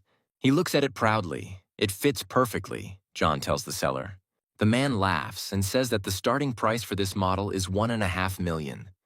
But since it took so long to find a buyer, he's ready to give a 20% discount, so the price is $1,200,000. Upon hearing the price, the main character falls into a stupor because the price is too high for him. The seller smiles broadly. He's not ready to make any concessions. John is upset because half of his loot, which he got from selling the anomalous crystal, will go to just one spear. It's too expensive. After becoming a warrior candidate, the boy can finally begin using the cultivation technique. On the surface of the earth, all sorts of energy accumulations exist everywhere, which warriors call sources. but an ordinary person is not able to feel them. Only warriors are able to absorb their energy, thereby their body. He is interested in what changes his first practice has made on his body, but he doesn't feel anything yet. The main character decides to verify his own guesses with the help of the system. His strength and endurance have increased by 2 points. Previously, he could only use points to increase those characteristics. Suddenly, a notification appears in front of him about the possibility of participating in a lottery. In addition to certain system awards, it gives the opportunity to participate in a drawing every month. The guy recently spent over $1 million on buying a gun. He asks her not to give him another one. The wheel stops at a cell that offers him a gift for rapid growth. The hero opens the gift box and sees a mountain of things in front of him. Then, the system offers to activate right now. The voice asks the owner to put on the rapid growth protective gear to activate. The guy puts weights on his arms and body, not understanding at all what is about to happen. Having finished the action, he stands in the middle of the room, waiting for what is happening. The system reports that the preparation has been completed. The hero falls sharply to the ground. Remaining in this position, he realizes that the weights have become too much for him to lift. The total additional weight is about 130 kilograms. When the hero tries to raise his hand, he begins to get indignant because he didn't think he would sign up for such an adventure. The guy doesn't understand what's happening. The system apparently wants to kill him with protective equipment. When he tries to take off the suit, the guy gets electrocuted because the procedure is not finished yet. The system strongly recommends that he focus on adapting to the kit today. Otherwise, he will have to crawl to the academy tomorrow. Upon successful completion of the rapid growth program, there is a chance to receive 25 attribute points. Then, the hero decides to move lying down until he learns to walk normally in this set. He crawled all night and finally managed to start walking with difficulty. Decided to come to the sports ground. It seems he is already on his 20th lap, but taking into account all his efforts, he still lacks a lot of points to finish. Suddenly, someone taps the guy on the shoulder and calls him by name. The hero is unable to stay on his feet and falls on his stomach due to the weight of the weights. He turns and yells at the man, unhappy that he is suddenly hit on the back. There's a girl named Mary standing in front of the guy. She asks John if everything is okay with him. She looks at him in surprise and asks if he is sick. While on the ground, the hero begins to justify himself to the girl, trying to explain that he was lost in thought and did not notice her. He gets to his feet, is happy to see his friend, because they haven't seen each other for about 2 years. Mary has matured a lot and has already become a real girl. She explains that the high school entrance exams are just around the corner, so the teachers have started taking them on a tour of the school buildings to see which one they like best. The guy asks if the girl has decided to apply to Starlight Academy, and if it is possible that the reason lies in her older brother who studies there. Mary sighs and explains that she wouldn't have applied just because of him. Suddenly, their dialogue is interrupted by a voice from the other side, asking if it is true that John once lived with a girl next door. A blonde guy named George scoffs, saying that he heard about the worst student who had the same name. The girl loses her temper, yells at him, and asks what else the guy wants to say. George explains that when he saw his new classmate, who was 2 years older, the guy couldn't wait to exchange experiences with him. Hearing this, Mary rolls up her sleeves, becoming very angry with her interlocutor. Then the blonde explains that he is not going to fight with her, because he is only interested in her brother. Then he asks if he is scared. He smiles broadly, puts a grin on his face, and agrees to fight his interlocutor. If a guy really wants to get into a fight, then the main character is ready to fulfill this desire. Despite the additional burden of over 100 kilograms and the pain throughout his body, he should have no problem dealing with one enemy. Then the guys stand in front of each other and get messages that it's time to start. Immediately after this, George begins to run towards him and attack. The guy swung his leg, screaming with effort. But the main character also repels his attack with his lower limb, although he has heaviness with each movement.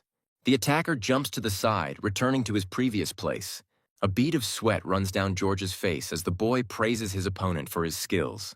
He crosses his arms, activating the skill. Green sparks light up around him. His palms burn with a bright flame. The ability has a bronze level. The guy accelerates at a tremendous speed and heads towards his opponent, touching his chest with his hand. The protagonist notes that in a normal situation he would have been able to dodge, but with the current load he had no chance.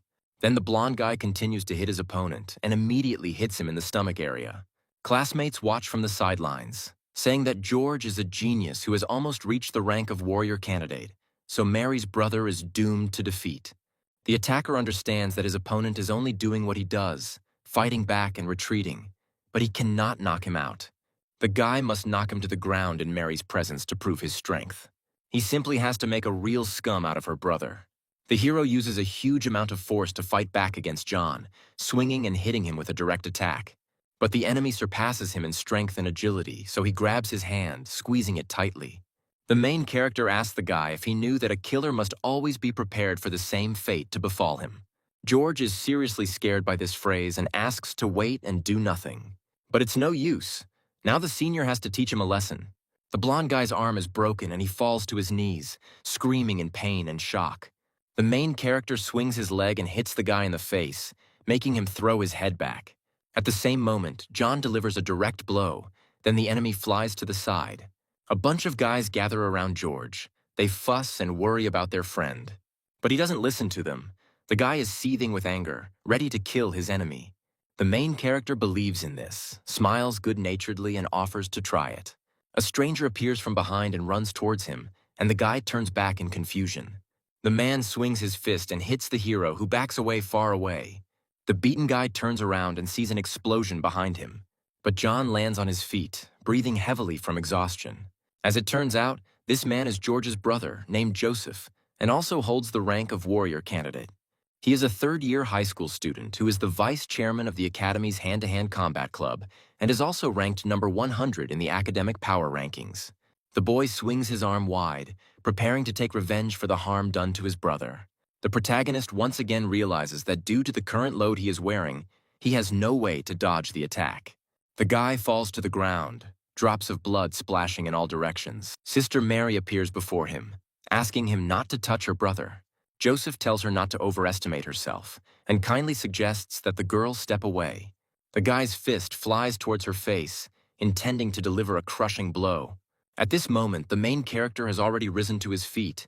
He pushes his sister aside and asks her to be careful in this situation. Then, he manages to remove Mary from the path, taking the blow from the attacker onto himself. John groans in pain, his vision darkens, and his legs give way. He falls to the ground, and someone from the side makes a snide comment about the guy playing the hero. At this moment, Joseph appears in front of John and threatens to cripple him. The guy puts his foot on the enemy's body, and he starts screaming loudly in pain. The opponent continues to press, intending to make him not only a scumbag, but also an invalid. Out of nowhere, a teacher appears, heads towards them, and orders them to stop the attack immediately. But Joseph doesn't care about this. He is burning with rage and continues what he started. The teacher screams in irritation, in his head condemning him for what is happening, to which the blonde just clicks his tongue because he didn't manage to finish this fight. The teacher stands in front of him and starts scolding him. How can the guy not be ashamed to offend a younger student? Joseph begins to say that his opponent dislocated his younger brother's wrist. Mary stands up for her brother and explains that George was the first to attempt on John's life. The teacher explains that this incident will be discussed at the academy. After this, the blonde older brother begins to threaten the boy and advises him to watch his surroundings as he walks down the street. John asks him not to worry about this, and in 3 days he offers to meet in the fighting arena.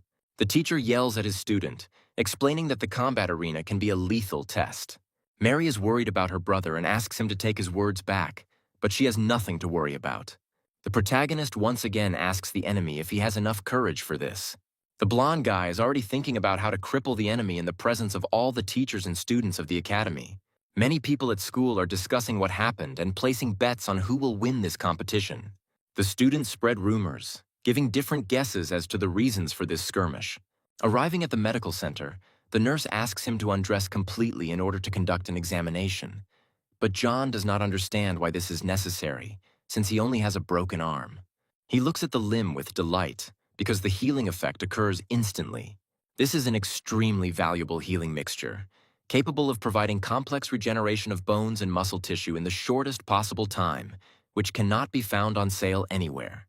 The girl asks him not to think about how, having defeated a second-rank warrior, he became cool and now knows everything about battles to the death. Their family has enormous influence. Now John is not in a position to insult them and get away with it. But the hero is not ready to just endure. The nurse has no doubt about the coolness of her interlocutor, but hands him a green card. He is surprised because in his hands lies a combat skill card called Ripping Fist. The girl does not demand money from him. She took her libraries. In close combat, it is the most ferocious fist technique, capable of creating an earthquake in the air during contact with the subscriber. But if the practitioner's body does not have sufficient strength, it can lead to damage to bones and muscles. She also hands the guy a healing potion that can help him heal faster. The main character cries with delight because no one has ever given him such expensive gifts. Putting her hand on the patient's face, the girl says that she does not want John to die. It's already getting dark outside, and the tense sounds of training can be heard all around. As they say, the damage from a single tearing fist comes from the inside out. But with the protagonist's current skills, he is unable to use it. It's good that he has a potion. Otherwise, the guy would have no chance to master this skill in 3 days. Hard training helped John level up, and an extra 11 points will allow him to increase his strength a little more. However, the problem is that the system's rapid growth program is still not complete. Although he has already adapted to the weight of the kit, fighting in this state, he will only be able to react at 80%. It seems it's time to stop training. He has to go out to the arena this evening. He should go back to his place, take a shower, and get ready for what's to come. People have gathered around. The host's voice is coming from the speakers, informing those present about the opponents for the day. Among those present, most are rooting for Joseph, shouting out motivational speeches. 2 teachers sitting on the side discuss the likely outcome of the fight. No one believes that John is capable of defeating this guy. The blonde asks his opponent what he will choose, to kneel and admit his defeat or die at his hand. The protagonist says that he is not going to hold back even if he admits defeat. Immediately after this, Joseph activates his bronze instant slash skill. No one knew that he would start right away with a deadly technique, the essence of which lies precisely in speed, in order to defeat the enemy before he has time to react. The protagonist pushes the sword away with his spear. He managed to hold off the attack, but it wasn't that easy for him. The guy asks if it is the energy of the sword, because it did not touch his neck, but left a bloody scratch. The attacker grins, believing that the enemy cannot cope with him, so he swings his weapon again and asks for surrender. The main character is not going to retreat. He quickly cuts through the air, defending himself from attacks. But his clothes are torn, leaving more and more scratches. There is no escape from it. Despite the losing position, John's eyes shine with confidence and faith in his own strength. Mark watches from the sidelines, worried about his friend. Roger explains to his classmate that Joseph's attacks are pointless because they did not cause serious damage to the guy. The enemy begins to worry, because the enemy has withstood all his attacks, and despite the power of the sword energy that he released, they turned out to be useless. The blonde guy is not going to give up. He activates another skill, and an orange flame is already lit around his weapon. John looks at this from the side. He will not be able to withstand it like the others. The blow of the accumulated force is not yet ready. He has no choice. The guy originally planned to save the move and use it after the anger scale is filled. John grabs the spear and runs at the enemy, activating the Phoenix's majesty. The teacher watches everything with confusion, as John was suddenly able to use such a powerful combat skill and, on top of that, the flame he released contains the energy of the current. Apparently, in just a few days, the main character managed to comprehend the technique of improvement. The battle continues. He directs energy towards the enemy, causing a huge explosion. Finding himself on the ground, the fire continues to burn around him. John grimaces in pain. His opponent is still standing on 2 legs, watching what is happening. He says that despite the defeat, he still deserved honor for being able to wound him like that. Near the podium stand 3 people close to the main character, who call him by name incessantly. He stands up abruptly, smiling and enthusiastically saying that he feels great. The system reports that the rapid growth program progress has been completed and that anger has been accumulated. The guy decides to send 21 points to strength and 4 to endurance. At the same moment, he takes off his outerwear, and then people around him notice the weights put on his body. Joseph looks at what is happening with a smirk and does not understand the essence. Suddenly, the equipment hits the floor, a loud sound is heard, and dust rises into the air. People watching around are waiting for the continuation. It promises to be bright. With cruelty in his eyes, the protagonist says that this was just a warm-up, and the real fight will only begin now. Joseph realizes that the boy was just playing with him all this time. He runs towards the enemy and shouts that he must pay for his complacency. The guy swings his weapon, trying to touch and wound the enemy, but he disappears. The blonde doesn't understand and continues to look ahead with horror and surprise. But the main character attacks him from the other side, swinging his spear. Trying to react quickly, Joseph holds his sword out in front of him, blocking the attack. He notices that the speed has increased significantly, apparently due to the equipment that was restricting the guy.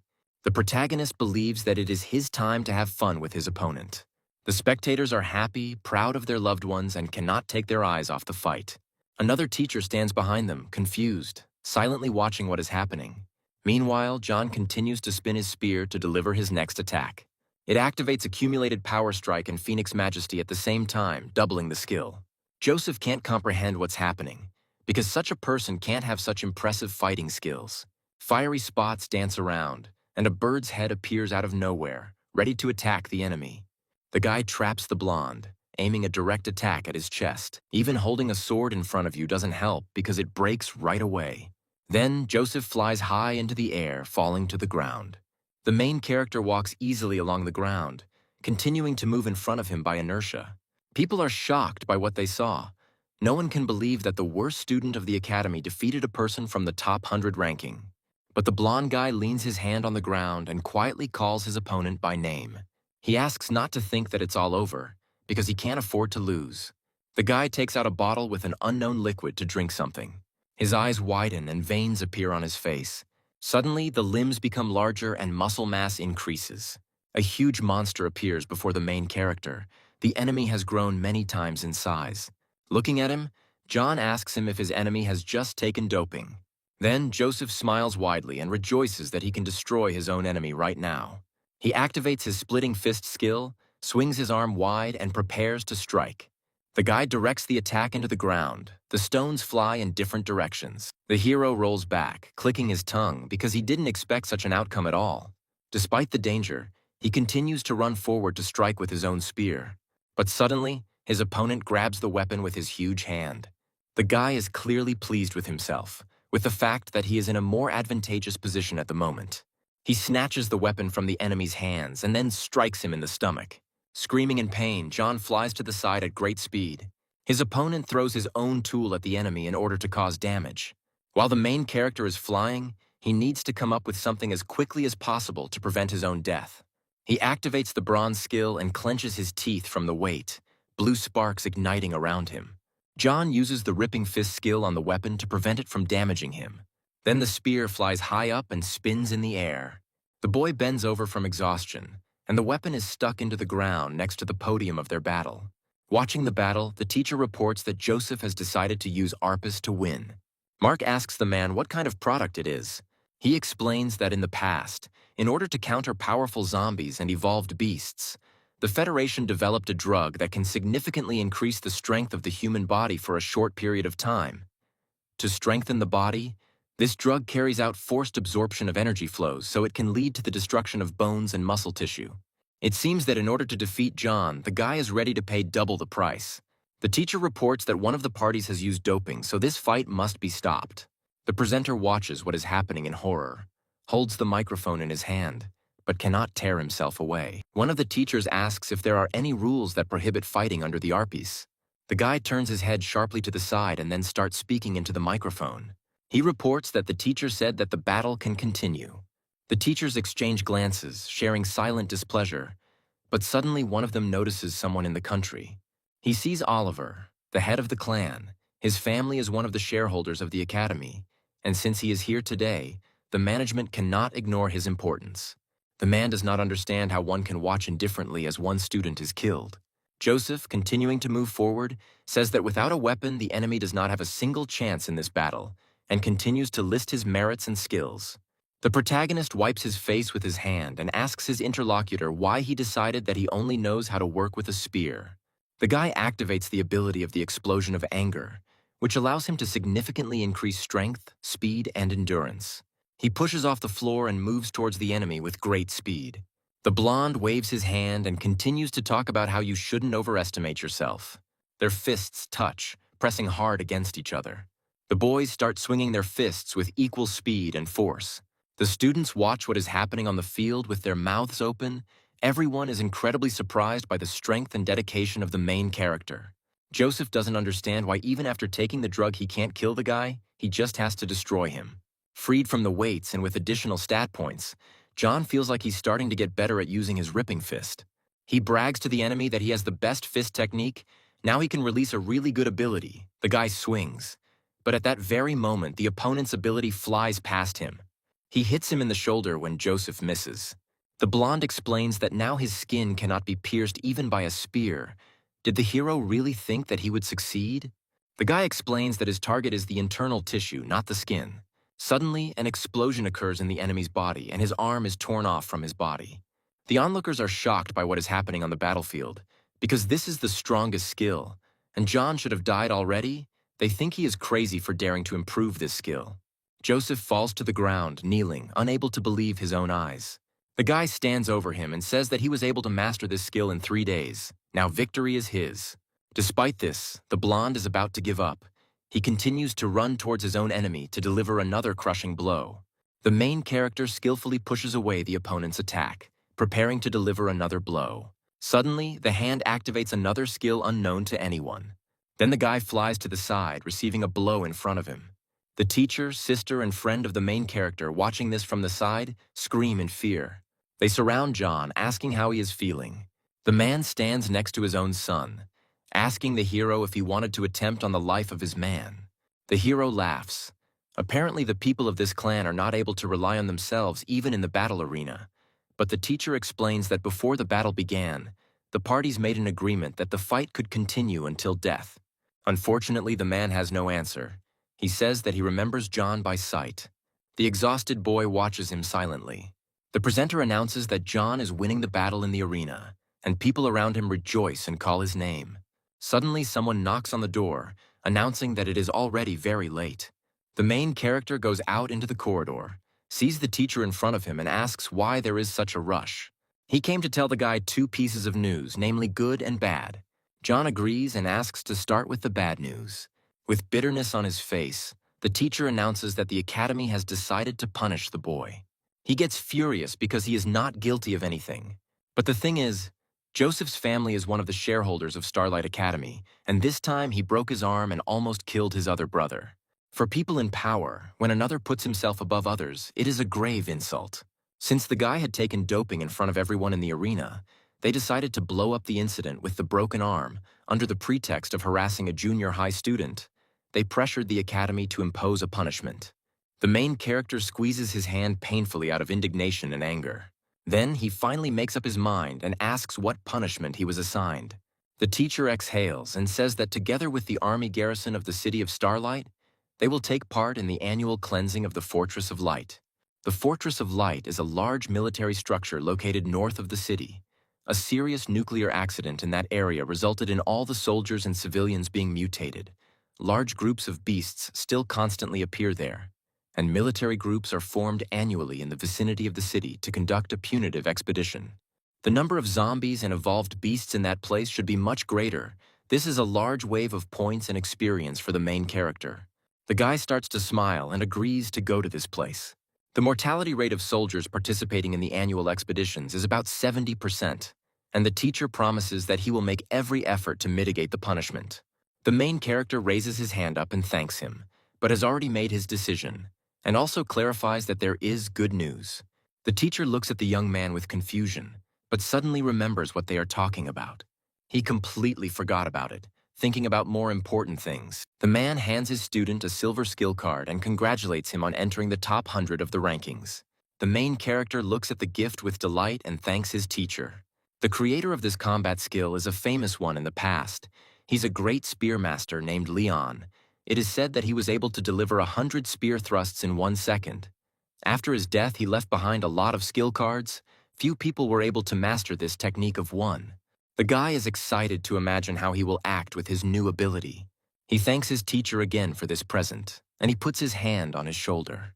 The teacher says that the guy is progressing by leaps and bounds. He has a promising talent. John should go to the Fortress of Light and be sure to return alive. The main character has no doubt that he will return safe and sound. Having gathered himself, he goes out into the street, since the last time his academic combat uniform has turned into a mess. so he had to spend money on a new set, and besides, it is unknown whether the army will provide him with a uniform. But the walk cannot be calm. Suddenly a blade appears near his neck. The guy deftly evades danger, not fully realizing what is happening. He jumps to the side, turns his head toward the approaching danger and asks who the attackers are. The man walking towards him says that the guy has great reflexes. He would never have believed that he is not yet officially a warrior. But each of these people is a first-rank fighter. Apparently they decided to give him a new experience. The protagonist asks if there will be any problems since they are within the city limits. The bald man says that if they finish carefully, no one will know about their involvement in this matter. Then, the man activates the bronze skill and rushes towards the enemy, stretching out his hand with the sword in front of him. John deftly and skillfully dodges the attack, saying that in this case he is calm about the safety of these guys. The guy decides to use a tearing fist to respond to the attack. The bald man's arm becomes covered in bloodstains, indicating ruptures in internal tissue, and he screams loudly in pain. The protagonist continues to attack, saying that the killers will have one ending, namely death.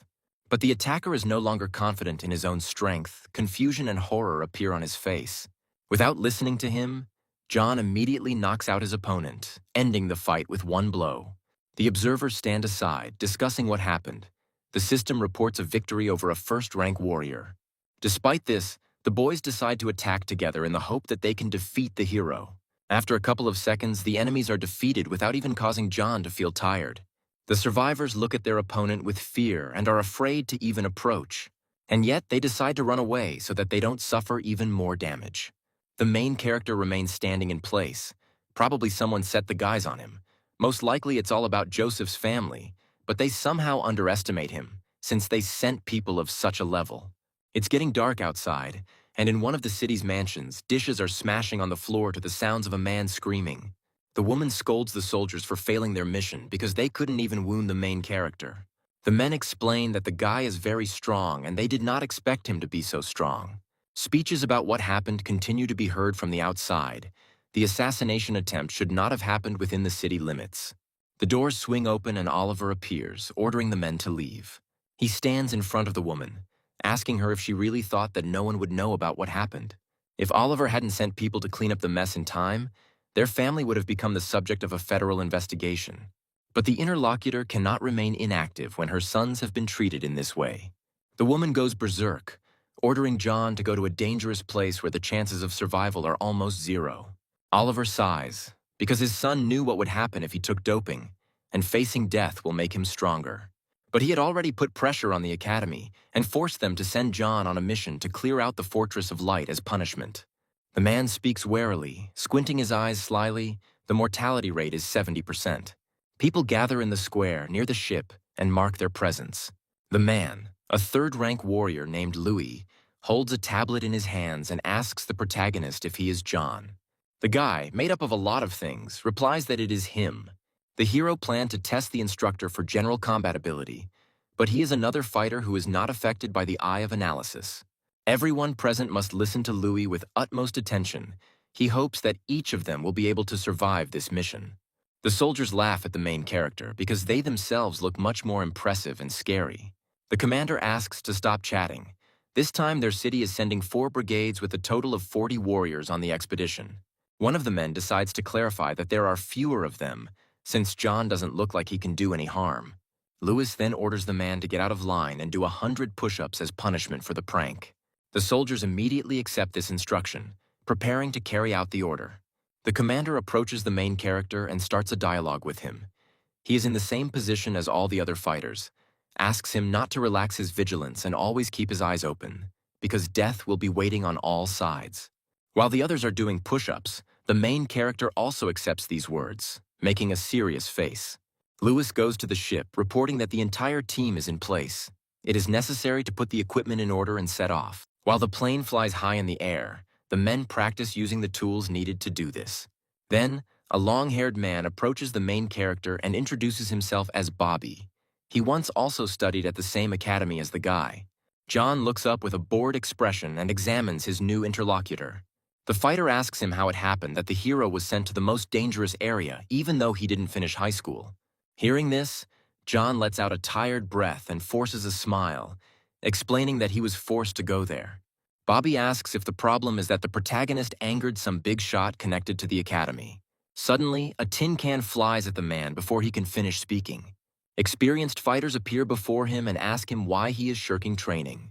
After this, Bobby stands up and explains that John is his classmate and asks him not to overdo it.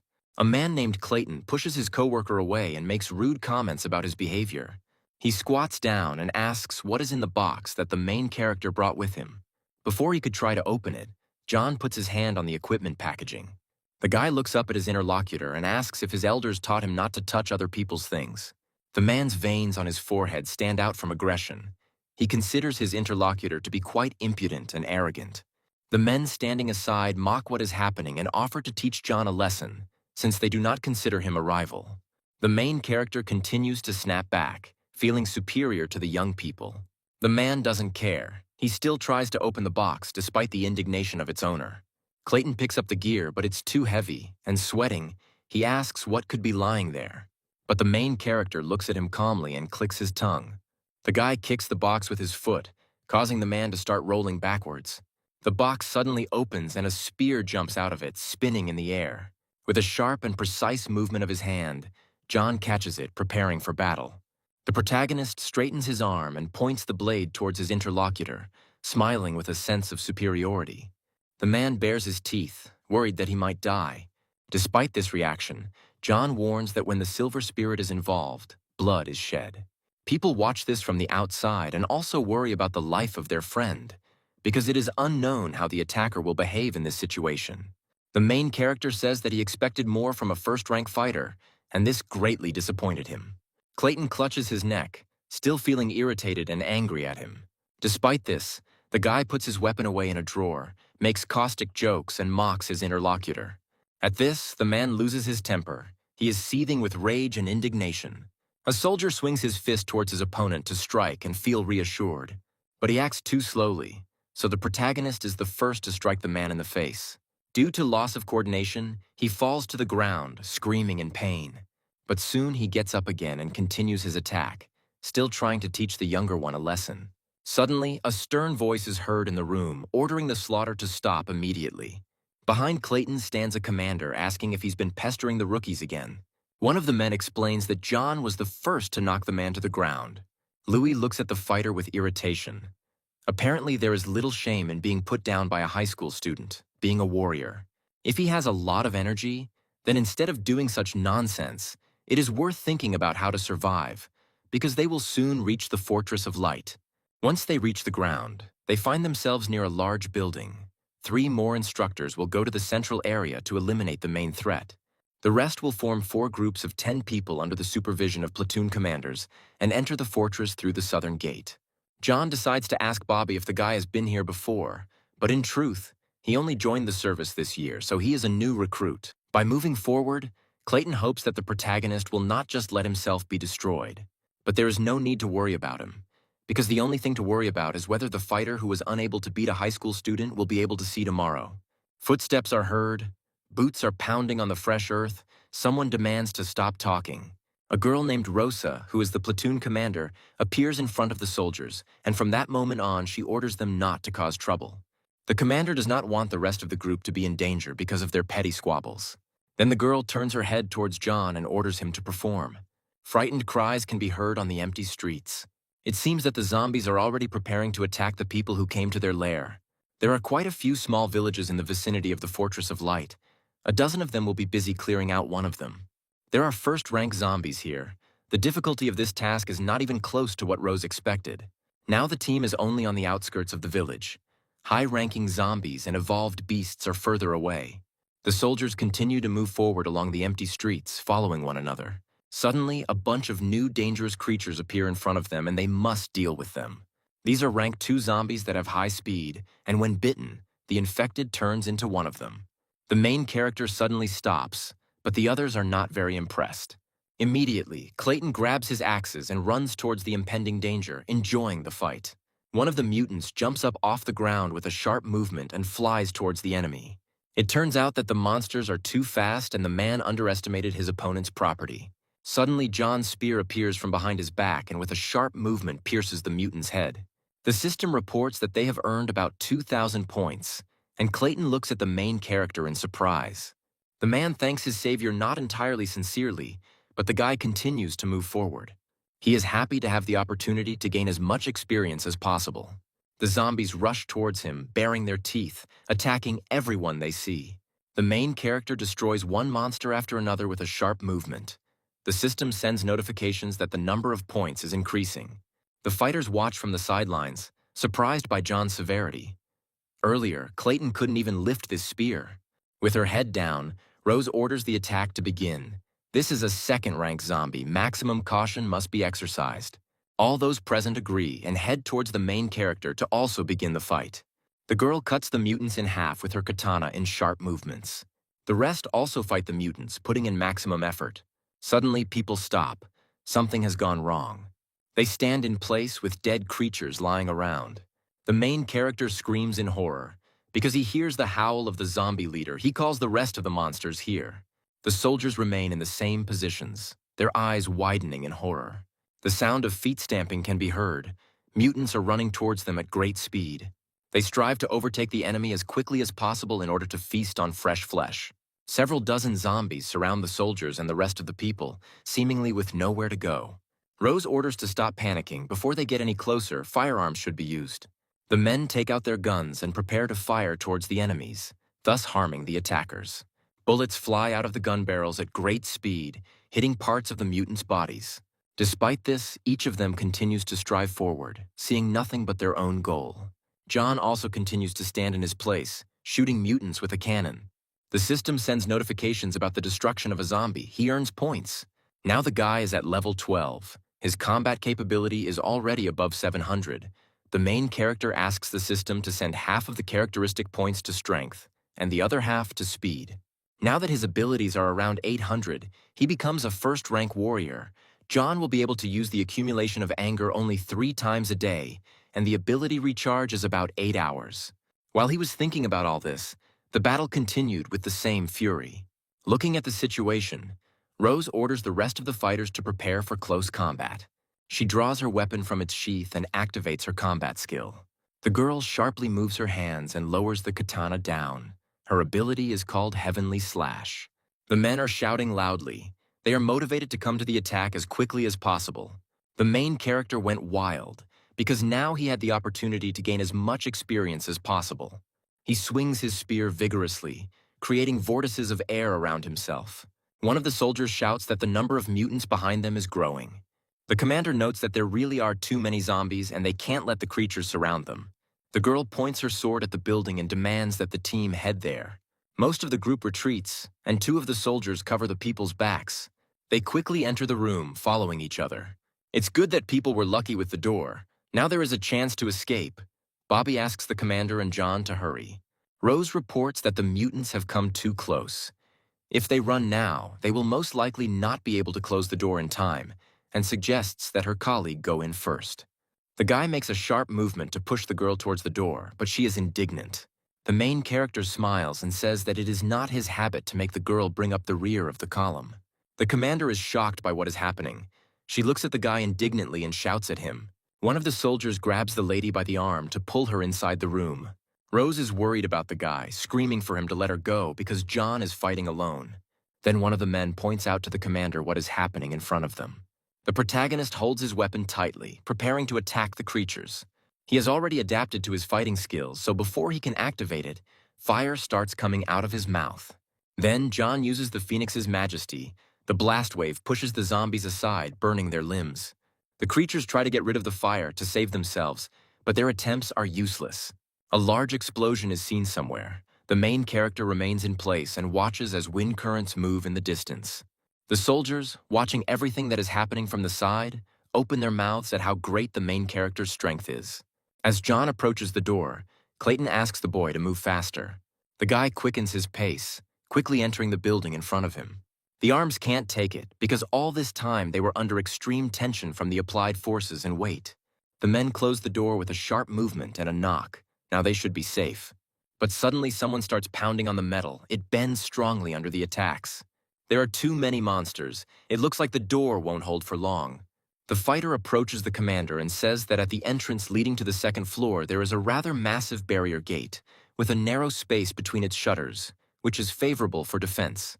Before he could finish speaking, zombies appeared in the room, ready to attack at that very second. The main character is indignant and does not understand who made this door. Rose calls everyone to the second floor. At the same moment, the mutants continue to move forward, wanting to attack people. The girl quickly closes the gate in front of her with her hands to find herself safe. At the last moment, she snaps the lock in front of her, preventing the mutants from getting inside.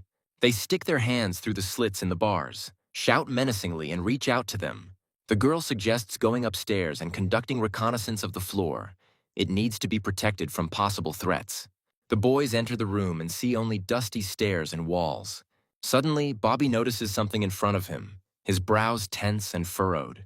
He sees a walled-up creature, cloth fluttering around its body, its mouth open in pain. It turns out that there are a large number of such mummies around, with cobwebs growing around them, covering most of the walls. The guy assumes that there are mutated spiders in the area. But before he could finish speaking, a shadow appeared on his back. And then, Bobby hysterically tries to remove the creature from his back, screaming and touching it with his hands. Luckily, Clayton is nearby, swings his own axe, and removes the danger from behind. A black spider of the first rank appears in front of them. It has minor toxicity and enormous growth. The main character examines it and tells those around him the characteristics of the beast. Rose also confirms their entry into the spider's nest.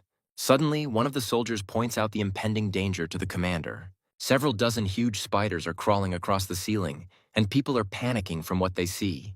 Rose also quickly orders to move to the floor above to escape danger. The soldiers act quickly and rise higher at her command. When she gets there, she also sees a bunch of spiders that trap the kids. At the same moment, one of them launches a toxic web towards the enemies who have entered their territory. Then, the commander decides to break through with attacks because there is no choice. She swings her katana briskly, cutting down the monsters one after another. The main character suggests going up to the roof because this building has about 4 floors.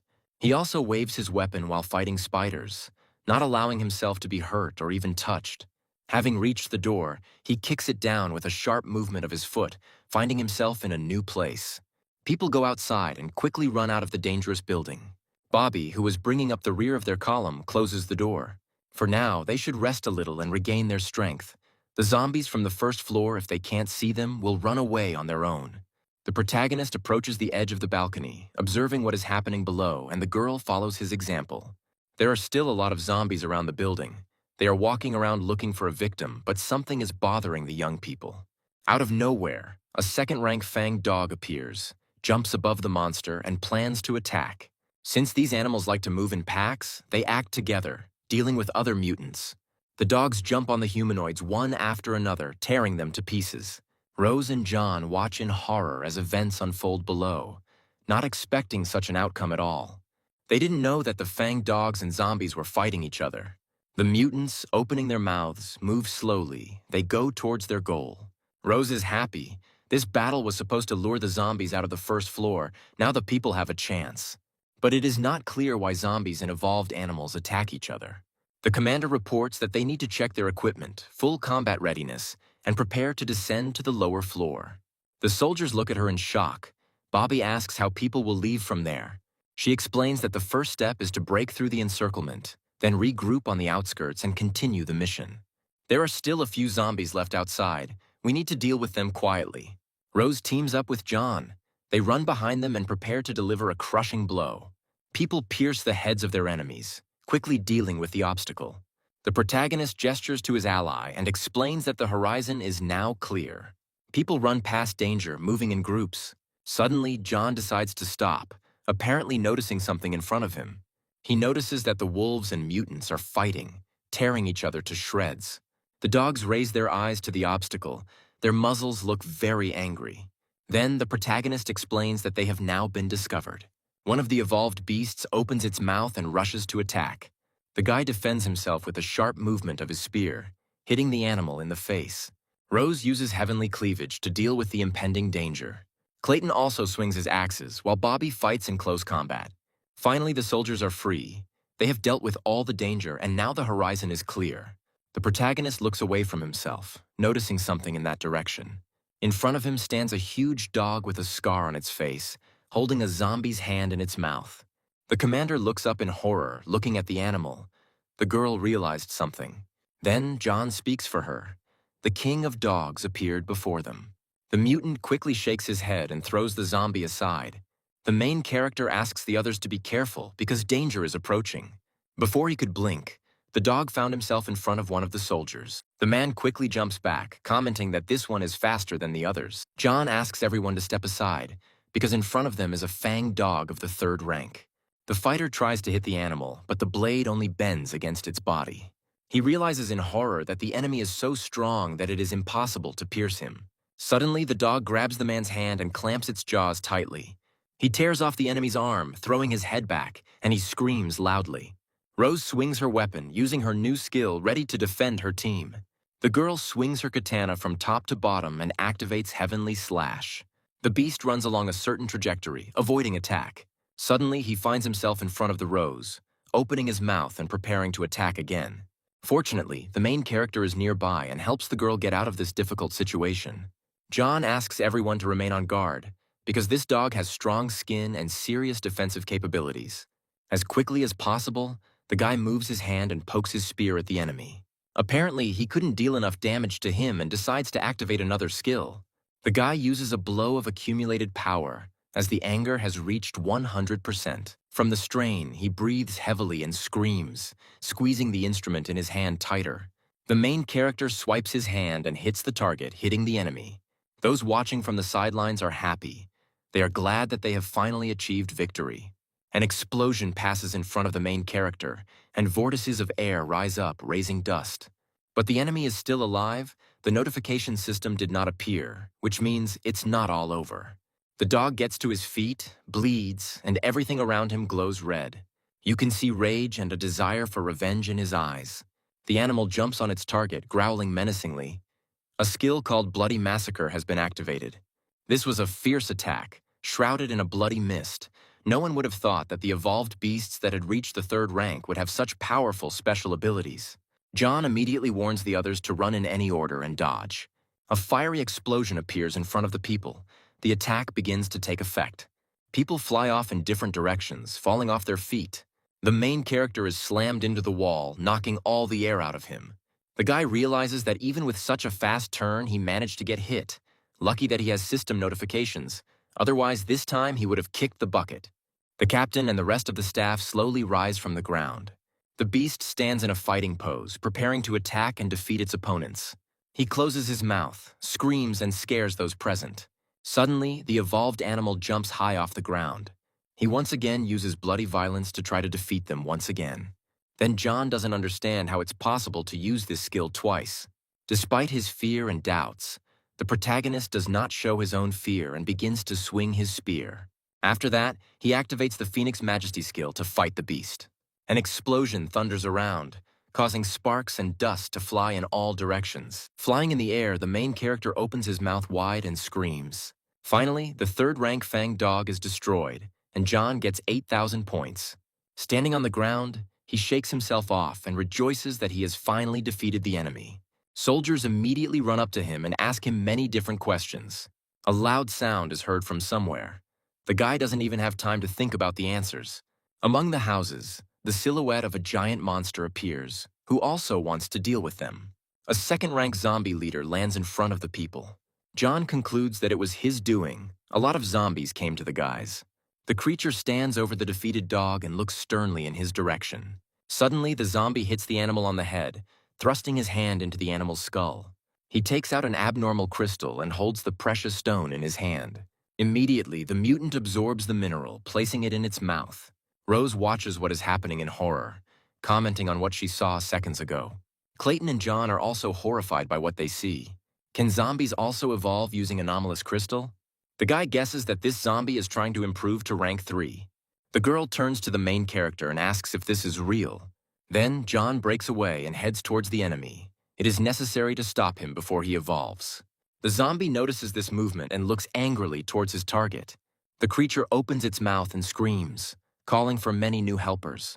The team of fighters is again surrounded by small mutants who are ready to devour them at any second. The warriors stand with their backs to each other, and it seems that the people are now surrounded. The main character shouts to Rose to hold back the approaching monsters, and the guy will take care of the leader. The zombies will only disperse if they manage to kill him, and if he successfully evolves, they will not survive. The commander agrees to this condition and asks the guy to be careful in this difficult battle. The main character runs at great speed towards the zombie and tries to defeat him with his own spear. The mutant repeats the movements of the main character and also prepares for battle. At the moment of their collision, he swings his hand, and John pierces him with a spear. It turns out that the creature has a skin stronger than that of the fanged dog, probably due to the absorption of the anomalous crystal. To increase his strength, the protagonist activates the Phoenix Greatness skill. His weapon is covered in fiery rays. He aims at enemies. The main zombie bounces back from the attack, and first-rank creatures appear in front of him. They continue to run towards John, trying to fulfill the leader's order. And then, the guy realizes that he has already used up all the blows of his accumulated power, and the greatness of the Phoenix, despite its high power, absorbs too much energy. He urgently needs to find a way to deal with the crowd of zombies on my way as quickly as possible. The guy takes out a silver ability card from his pocket. Now he has become a first-rank warrior. Therefore, he had the opportunity to master combat skills quite quickly. The essence of the pear-colored flurry lies in the separate condition of speed. No enemy can withstand 100 spear strikes delivered in an instant. All martial arts in the world are ruled by speed. Rose watches what is happening from the side and is indignant, because now is not the time to study anything. The monsters continue to run towards him, closing the distance, but the guy is maximally focused on working on mastering new opportunities. At some point, the main character still activates a new learned skill, namely a pear-colored flurry. The guy pierces part of the zombie in 1 second by moving quickly with his spear. Unfortunately, his abilities only have 3 hits so far, which is not enough speed. The main character tries again, because this is not enough yet. He tries again and again until he gets the move perfect. 3 spear thrusts are not enough for him. More needs to be done. But when he succeeds, it is also not the best option. Clayton watches his actions in horror, but his commander explains that the most progressive way to learn combat skills is through constant combat. It was probably because of his obsession and madness that John was able to achieve such great power at such an age. Rose orders all the fighters to pull themselves together and be as capable as a high school student. The warriors of the first rank immediately raise their weapons and prepare to go into battle, to meet the test. The giant creature, the leader of the zombies, stomps his feet, creating vibrations in the ground. The main character has reached 5 hits at one point. It is still not enough, but he decides to head towards the main enemy because the small ones are finished. He runs up, pushing off the ground with his feet, and launches an attack towards the zombie leader. Then, John grips the spear tighter and activates the pear-colored flurry skill, and the mutant covers his head and face with his hands to protect himself from it. He feels a strong pressure in his direction and tries to avoid the attack. John's spear is thrust into the monster many times, and it does not have time to defend itself. But something doesn't go according to plan, and the main character's face turns to confusion and disappointment. The guy notices that this monster has finally finished evolving. But the thing is, he didn't get the overall combat capability of a third-rank fanged dog. The main problem is the presence of a new skill that gives zombies stone skin. The guy exchanges glances with the creature and realizes that in this case all he can do is fight to the end. He runs up, rushing towards danger. His opponent repeats this movement. Having reached him, John cuts through the air near the mutant, trying to wound him. Raising his head higher, he notices a giant-sized monster's leg, wanting to crush him. But the hero manages to jump away from her at the last moment, thereby saving his life. If John can't destroy it quickly, it will continue to call for reinforcements and their situation will only get worse. It seems there is no other choice, so the protagonist uses the ability of the explosion of anger. Those watching from the side feel the guy's aura strengthen. If a zombie could withstand a pear-colored barrage, could it withstand an enhanced version of this ability? Then John activates the skill, holding the weapon in front of him. He crushes the enemy with multiple spear thrusts, dealing increasing damage to the mutant. Everything seems to be working just as he expected. Entering a state of rage, the protagonist felt as if he had become one with the spear. The guy swings his weapon, deciding to make sure of his own feelings. He grips the spear even harder and uses his deepened knowledge to do so. The zombie watches what is happening from the side in confusion. Finally, the guy gets to crush the enemy. This attack turned out to be many times stronger than the previous one. Finally, the system reports the victory over the zombie leader and congratulates you on reaching level 13. Now the main character has received another promotion. He invests all the necessary points into strength. Now the guy can finish off all the remaining zombies with one blow. He immediately flies into the crowd and overcomes his opponents with quick movements.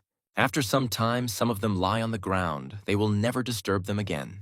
Everyone present is happy about this, because Caton has deepened his knowledge of his fighting skills. And Bobby, in turn, thanks John for his help, because if it weren't for him, no one would have survived. Rosa asks the guy if he has taken any medications, since they have serious side effects. The main character is embarrassed and explains that he is not taking anything, but is only using his fighting skills. The commander continues to say that earlier he could not leave big scratches, and with the last blow he crushed the zombie. John himself didn't really understand what had happened. It was as if he had become one with the silver spirit. It was probably a deepening knowledge. It is the ability to release the highest power of a martial skill after reaching the required degree of cultivation and assimilation. Even low-level bronze skills, if they achieve deep comprehension, are capable of releasing power that is not inferior to silver skills. However, mastering deep knowledge is not so easy, because it requires not only deep knowledge of the combat skill, but also luck. It is said that only 1 in 1,000 warriors reaches high limits, and those who are able to master deep knowledge of skills are few. John smiles widely. If he has mastered the in-depth knowledge in the pear-colored squall, does this mean that in terms of power he is now comparable to the golden skills? As time moves towards evening, the guys agree to spend the night on the roof of this building. No one would have thought that the meat of a third-rank fanged dog would be so delicious. The quality of the meat from the animals is very high. It is also not infected and does not contain viruses. The guy asks the commander if she has ever heard of the sacred area. Among the 5 major academies, it occupies the highest position, and the warriors who study there are the most elite.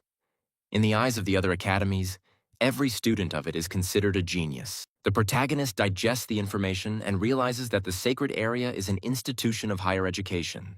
The minimum requirement for high school graduates to enter is a second-rank warrior. John thinks that the second rank is not that difficult. With the achievement system in place, it is only a matter of time, and he also wonders what kind of expression the Ice Princess will make when a future high-ranking warrior appears in front of her. Stopping in the middle of the street, Rosa explains to her subordinates that the instructors are responsible for clearing the deep zone. All they are required to do is eliminate the zombies and beasts of the middle part. But Bobby notices the danger in front of them and asks the girl who the monster is. An unknown creature crawls along the wall of the house, moves slowly and does not pay attention to anyone. This is a rank 2 zombie crawler that has extremely high speed and the ability to climb and scale vertical objects. The creatures become more numerous as the warriors come closer. Clayton takes out his firearm, commenting on the slow movement of the monsters. John asks the guy not to rush to shoot, but it's too late. The hero misses the creature even though he aimed perfectly. Don't underestimate them. The creatures have extremely high speed. Bobby decides to clarify. If they are so fast, then how come they look so clumsy? Most likely, this is necessary in order to lure prey. One of the mutants turns and glares at his target. Quite a few mutants jump off the building, moving towards the companies of soldiers. The girl demands that everyone prepare for battle because the zombies were provoked. The monsters quickly run towards them to attack and tear people to pieces. The men take up arms and shoot towards the mutants. Some hit the enemy, tearing off limbs or mortally wounding them. Rose demands that everyone remain on guard, and as soon as the mutants approach, immediately switch to cold weapons. The girl also continues to use her heavenly dismemberment skill, thereby quickly saying goodbye to the lives of her opponents. At the same moment, the men fight with the attacker. Some attack from behind, jumping from buildings onto people. One of the fighters is attacked by a zombie, which sinks its sharp teeth into his flesh. It's a man named Tom, and Rose is screaming and calling him. You must remember to look up to spot any approaching danger in the form of mutants. Clayton screams, swings his weapon, and fights the attackers. The protagonist also swings a spear, piercing the creatures' bodies. He suggests that Rose retreat to an open area to avoid attacks from above. The commander agrees to this proposal because it sounds quite logical. People move quickly towards the park they recently passed. Having run to the clearing, people stop in the middle of it. They form a circle to avoid being attacked from behind. Rose holds her katana tightly and asks him not to take a single step back. People scream, quickly moving towards the zombies to deal with them. After some time, the soldiers sit on the ground, breathing heavily from fatigue. The main character puts a bottle in his mouth and empties it. John is dying of fatigue, but it was worth the effort for that amount of experience points. Suddenly, a blow flies past him, but the guy manages to crouch down, dodging it. As soon as he stands up, John raises his spear and responds to the attack with a sharp movement. In front of him stands a hooded man who is also trying to defend himself from the attack.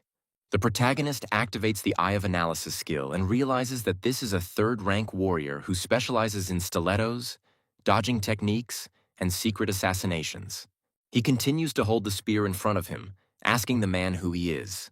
Then he explains that the future dead person does not need to know the name. Rose is indignant and yells at the man because he decided to attack a Federation soldier.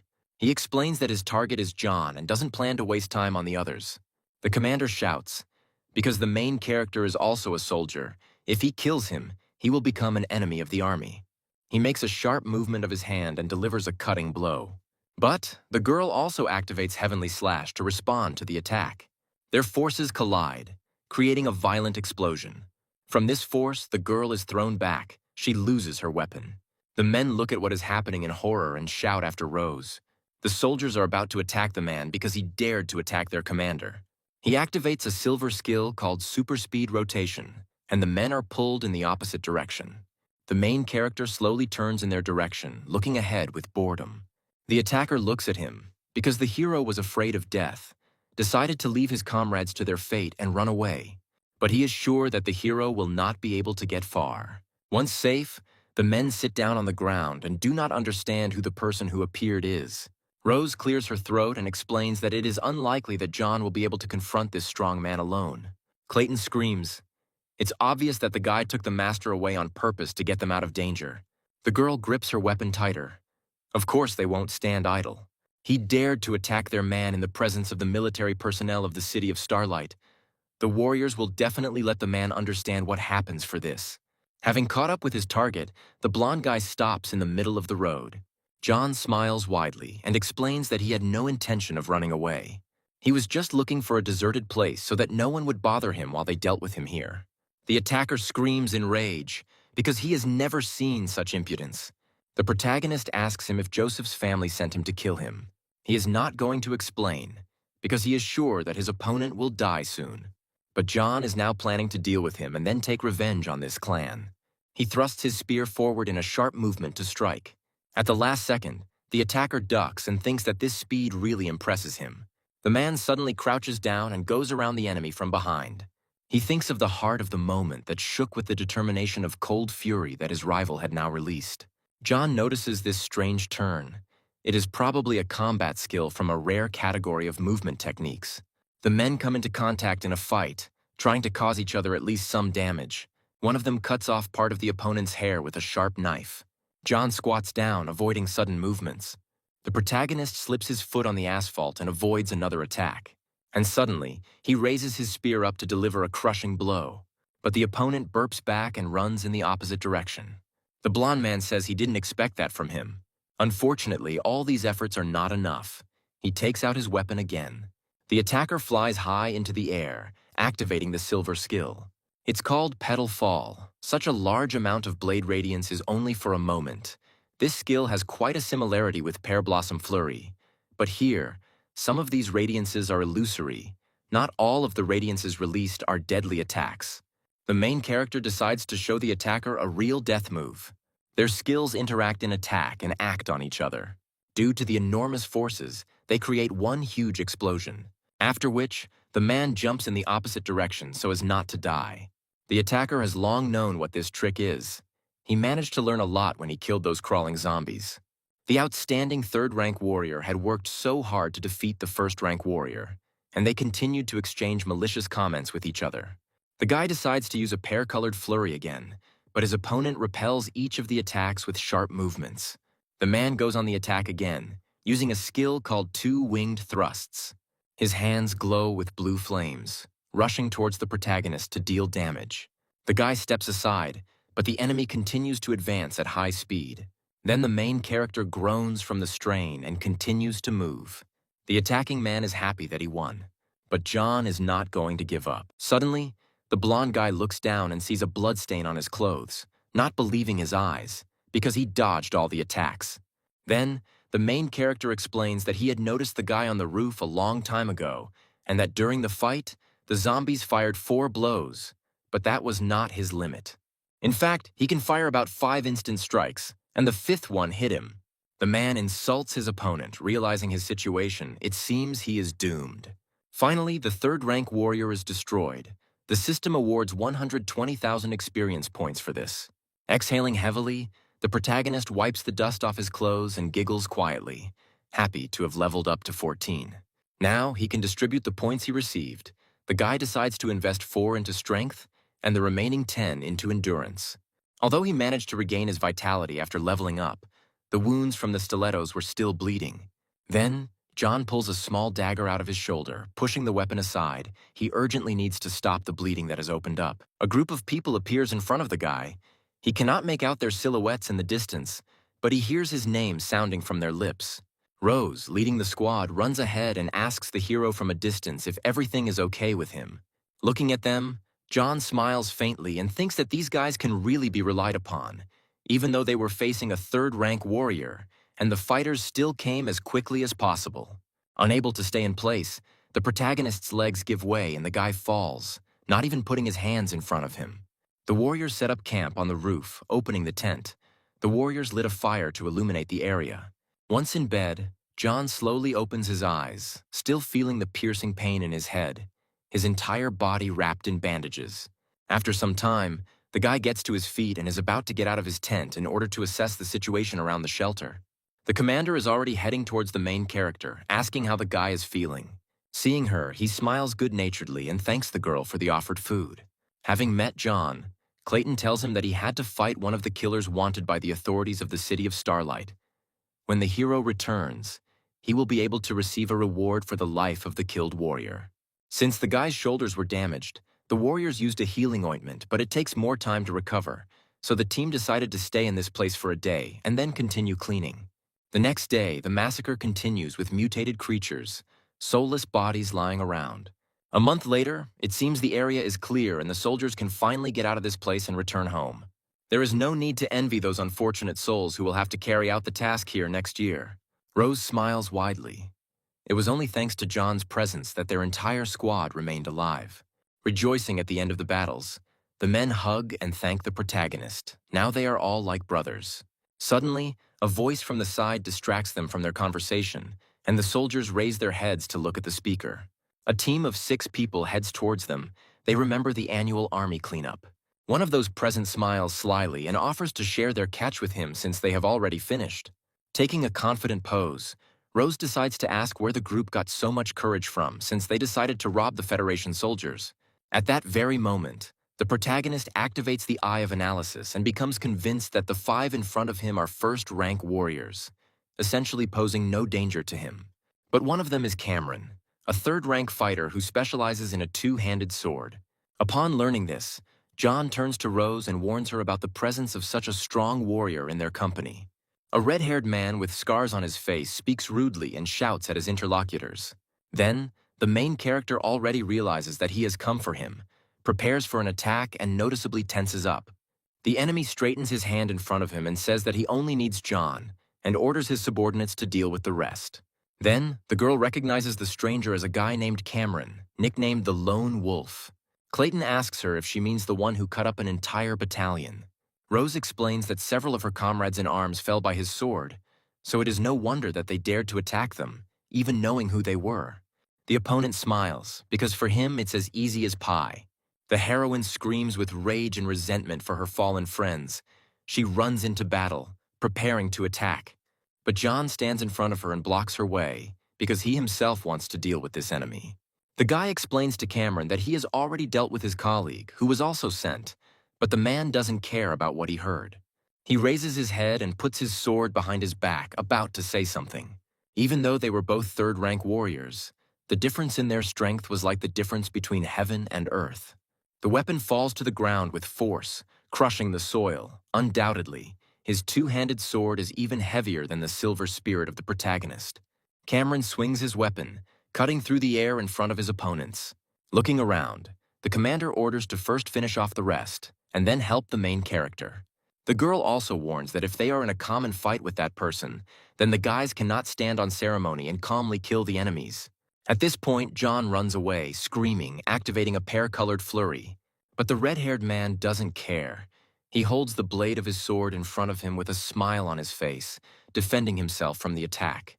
Cameron thinks it's childish tricks, because if he was capable of firing 10 punches per second, he might be able to hurt him a little. He takes his weapon in his hands and is going to give the enemy a demonstration performance with real combat skills. This ability has a silver card and is called Dark Star Cleave. Looking at this from the outside, John understands that he could die under such pressure. At that moment, the guy decides to activate the explosion of anger to respond to the oncoming flow. The storm is getting closer to the enemy. It is quickly moving in his direction. Watching the entire fight, Rose screams hysterically and calls the main character by name. Clayton also sees everything and worries about his friend who is in trouble.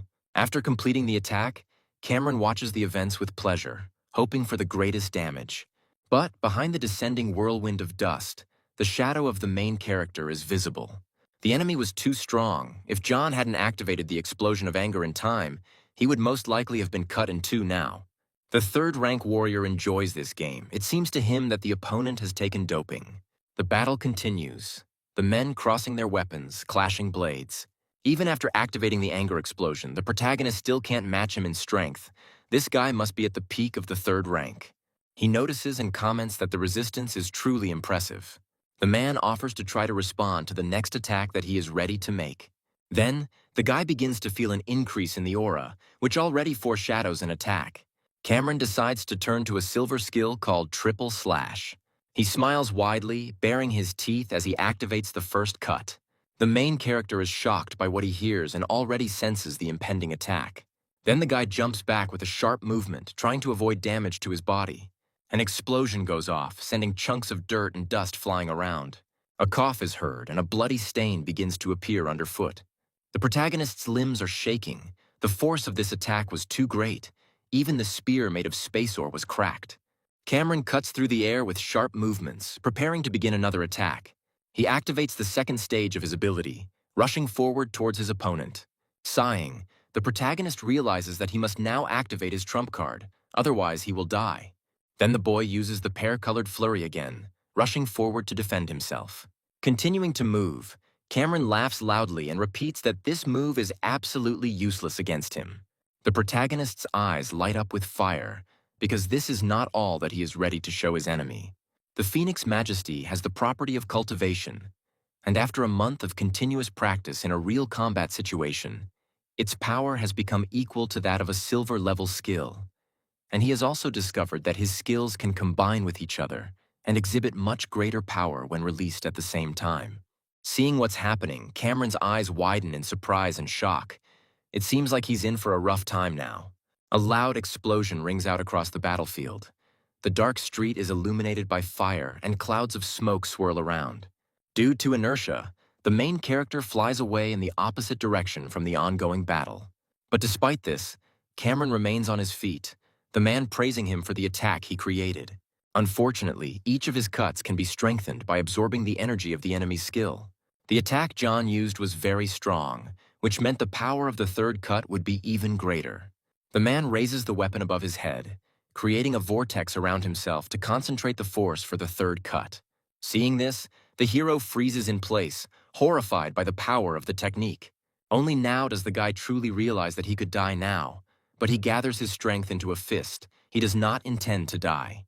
John feels strange emotions. Perhaps they arose from the crossroads between life and death, or it is due to the activation of the explosion of anger, which gives him a boost in all characteristics. This sensation allows the guy to once again feel that incomprehensible state of unity with the weapon. The main character spins the spear behind his back. Now he will show a real squall of pear color. Now he finally manages to activate deep cognition for the second time and use an enhanced form of this attack. After this, the enemy is engulfed in the wind emanating from the activated ability and can hardly stand on his feet from such a strong aura. At this time, John lands on the ground behind him, having grouped himself well and grabbed the spear. Looking at the enemy, Cameron becomes confused, because the technique is the same, But the power is many times different from the previous attack. He realizes that the enemy has activated deep cognition, but he still feels shocked. The red-haired guy's body is pierced through. He falls to his knees. Finally, the third-rank warrior is defeated, and the system congratulates him on reaching level 15. The protagonist is so exhausted that he can barely stand on his feet, but nevertheless, he feels relieved to be safe. He falls face down on the ground, unable to exert himself any longer in an upright position. The Federation Army plane flies high above the clouds, quickly covering kilometers. The hero gets out of bed. His limbs tremble treacherously. He grabs his aching head and sighs heavily. The commander, who is nearby, is happy because John lay unconscious all day, and now he has finally managed to come to his senses. Slowly touching his own face, he asks the girl where they are. With a smile on her face, Rose explains that they are flying on a transporter. The tasks are completed, and now they can return home. The girl decides to hand the gift to the hero. He looks at the thing in her hands with confusion. Then, the commander explains, "On this card there are 3 million in Alliance currency. This is the reward for killing the Traceless Shadow and the Lone Wolf." She helped him with the application for the reward. Of course, the main character is happy with what he received, because now he can update his equipment. But Rose says with resentment that she had to tinker with this application a lot, and he has no desire to thank her. Hearing this, John scratches his head and remembers that he needs to give something in return. Reaching out her hand, the girl slowly touches the soldier. Nothing comes to her mind. She comes close to him and offers to devote himself to her. But John is still a high school student. He should not fall in love prematurely. Feeling embarrassed, the girl returns to her previous place, not finding what to answer to this. Suddenly remembering one detail, the guy decides to ask the commander what date it is today, to which she gives a clear answer.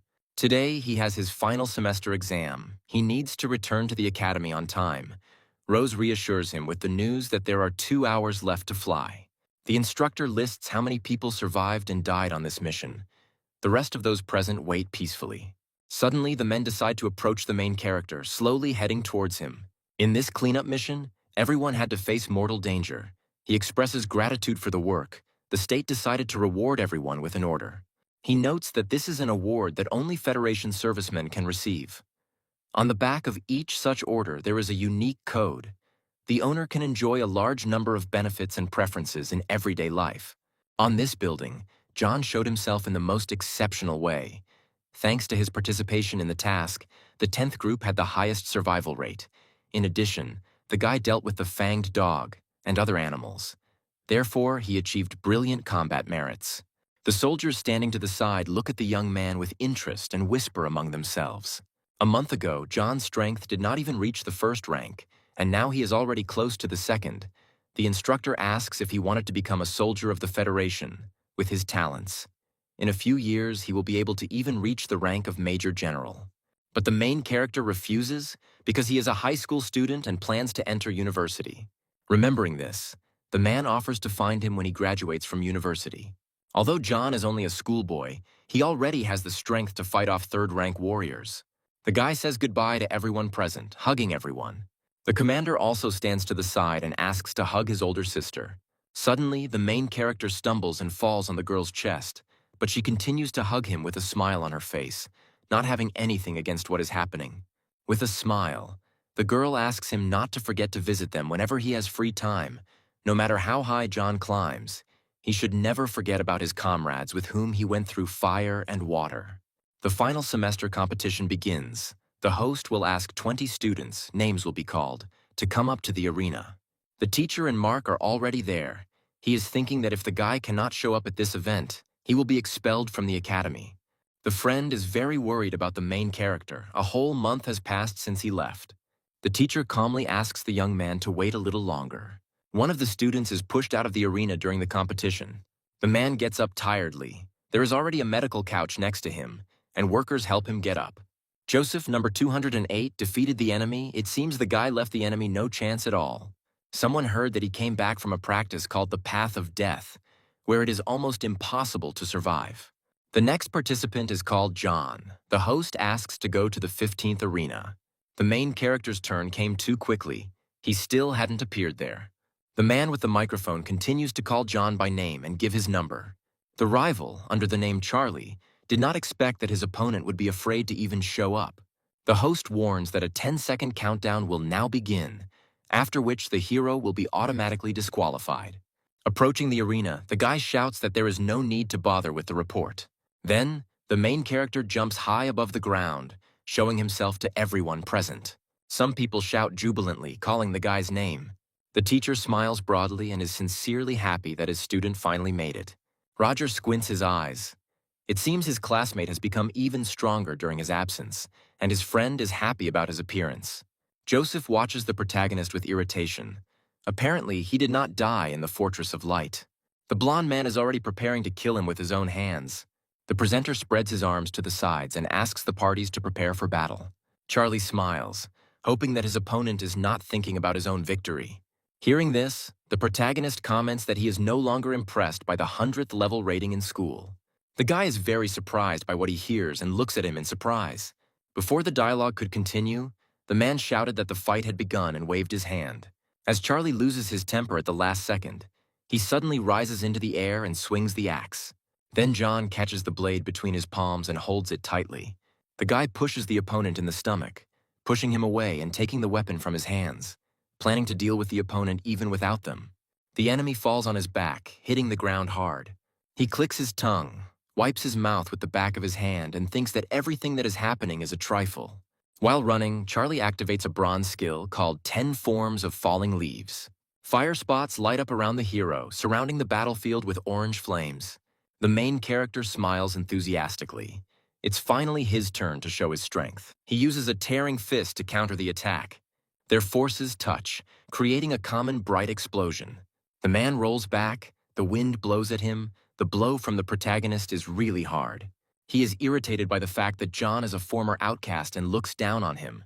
He jumps high and uses a silver skill called Starfalls. The observers notice that he used one of his unique abilities. No one would have thought that in his very first fight, Charlie would be forced to use such an energy-consuming skill. The main character is waiting for an attack. Now he is starting to like more and more the techniques that only need to be dodged once, and the anger scale is completely filled. In addition, you will only need to fight one battle per day, so you don't have to worry about recharging your anger bar at all. The protagonist uses the accumulated power strike and the ripping fist together. The guy anticipates the onslaught of force from his opponent. A hologram of a real fist appears in the air and hits the opponent in the face. After this, Charlie falls on his back, knocked out. The presenter announces that the main character has won a victory over his opponent. The teacher looks at what is happening with alarm, because John did not use a weapon and so quickly destroyed the 150th place in the ranking. The main character is met by his classmates and teacher. Everyone greets him and is happy to see him. Mark would also like to travel with the main character, but if he took with him such a burden as he himself would have kicked the bucket. The boys start to fight playfully. The teacher laughs at what is happening. After defeating the enemy, John immediately lost consciousness, so he did not have time to check his status after leveling up. The hero notices that he has accumulated a lot of notifications. Now he has the skill of disguise, which almost openly says that it provides the ability to be better, and the ability to open the genetic lock has also appeared. The system suggests opening the first stage. There is a possibility of death, a possibility of loss of consciousness, and a possibility of unforeseen circumstances. The hero, without thinking, sends 15 points of characteristics to strength. The main character is called back to the arena for battle. A man named Maximus, who is the head of the training department, watches the battles taking place with boredom. He tries to make out what is happening in the arena, remaining silent. Maximus couldn't even imagine that John would be able to return alive from the mission to clear the fortress. He doesn't even know how to explain himself to the clan. We need to find the strongest opponent for the guy so that he can at least be crippled in the arena. The main character and his company approach a table with information about their opponents. Looking at the screen, he hopes that he will be forced to fight an opponent from the top 10 of the rating. Then he finds his name, which is opposite the fighter in 8th place. The hero asks a question about who his opponent is. It is said that he regularly practices in high-risk areas where zombies and evolved beasts exist alongside each other. He has rich combat experience, and he is also evil and cunning. In his first fight, Roger will have to face Joseph, who recently returned from practice on the path of death. The teacher puts a reassuring arm around his students and asks them to be careful. One of Maximus' secretaries reports that a gentleman named Richard has arrived. Those present immediately rise from their seats and greet the guest of honor. The gray-haired gentleman raises his hand and greets people. He came early so he could see the strength of the academy students. Maximus is asked to bring a table with information about the best students and let Richard look at it. He asks not to bother. Now he wants to enjoy watching the competition. Joseph smirks at the sight of his opponent, but Roger is not about to give up easily. He asks to forget about surrender, because he does not intend to spare anyone from John's group. The enemy's eyes are burning with fire. He offers to see what will happen. The blonde guy swings his weapon, attacking the enemy, but he skillfully dodges. Joseph grabs his hand, squeezing it tightly. The hero arches and screams from the sharp pain in his limb. His weapon falls to the arena floor with a clang. The man presses his foot into the back of his opponent, and his face shows the pleasure of victory and superiority. He is ready to break the bones of his opponent, because he studies in the same group with his main enemy. Suddenly, a stern voice comes from the side with an order to let the guy go. John appears on the battlefield, standing up for his classmate. The blonde man smiles widely. Sparks of desire to defeat the main character quickly light up in his eyes. He just didn't want to get close to his classmates and instead deal damage to John. The opponent probably wouldn't have the guts to do that. But Joseph can't wait for their official meeting in the arena to break his bones. He starts threatening. He's going to show the guy what pain means. The main character experiences similar feelings and is also going to get even with him for everything. The presenter approaches the guy and shouts, saying that the rules prohibit interfering with the competition. Irritated, John points out to him that the guy should be watching over the safety of the students. He can't find anything to say and stands in a stupor looking at his interlocutor. He did not admit defeat, but Roger needs to undergo a medical examination immediately. The girl, namely the school doctor, asks John to hurry up and help his classmate get down. A moment later, the guy is placed on a medical bed and informed that Joseph is taking the victory for himself. The hero asks the doctor why he hasn't seen her in the past few days. She smiles widely and asks him in a playful tone if the guy misses her. The girl explains that today is the day of competition of hundreds of finalists, so it is quite obvious that the degree of ferocity will increase. She was worried about John, so she came here in person. Then, Roger slowly raises his shaking hand and calls his classmate by name. Crying, he is not ready to accept the fact that he did not repel a single attack against him. The guy asks his savior to be more careful if he gets caught against him. Looking up, the protagonist confidently states that he is ready to sort things out and avenge him. The voice from the speakers informs that John needs to get ready and go to the arena to fight the number 8 ranked guy, a guy named Christopher. Exhaling, he turns to those present. Now it is his turn to join the fight. People shout motivational speeches after the departing hero, hoping to encourage him. As John approaches the arena, he notices his opponent waiting for him. Maximus rubs his chin, watching the events unfold with interest. But for Christopher, this fight does not cause any emotions. He feels confident. The guy turns towards the hero, asking him if he is his rival. At the age of 18, he had already become a second-rank warrior. And as a second-rank warrior, his overall combat ability was almost no different from that of a lone wolf. Christopher has talent, is known as Starlight's Tiger, and it's not for nothing that he ranks high. The host demands that the parties get ready and then announces that the fight has begun. Hearing this, the guy immediately jumps into the air. Activating the power, Christopher swings his own hammer and slams it into the arena, shattering it into a pile of pieces. The protagonist watches this with fear. This arena is made of a special rock, the hardness of which is comparable to steel. A bead of sweat runs down his face. How could his opponent break it with one blow? Leaving the weapon in the floor material, Christopher calls the enemy agile. He is fully prepared and willing to beat the enemy. The guy bites his lip and promises that the hero does not feel pain from this. Then the host comments on the whole situation. Because Christopher delivers a truly ferocious blow, I wonder if John will be able to answer him. One of the observers is sure that the main character is finished. His friends are confident that John will win, so they send caustic comments in response. The guy is confident that no one will defeat Christopher and is even ready to eat a piece of the arena if the opposite happens. The nurse smiles slightly. She is ready to watch this live. Meanwhile, the battle continues, the opponents skillfully waving their weapons. Suddenly, Christopher swings again and hits the sledgehammer in front of him.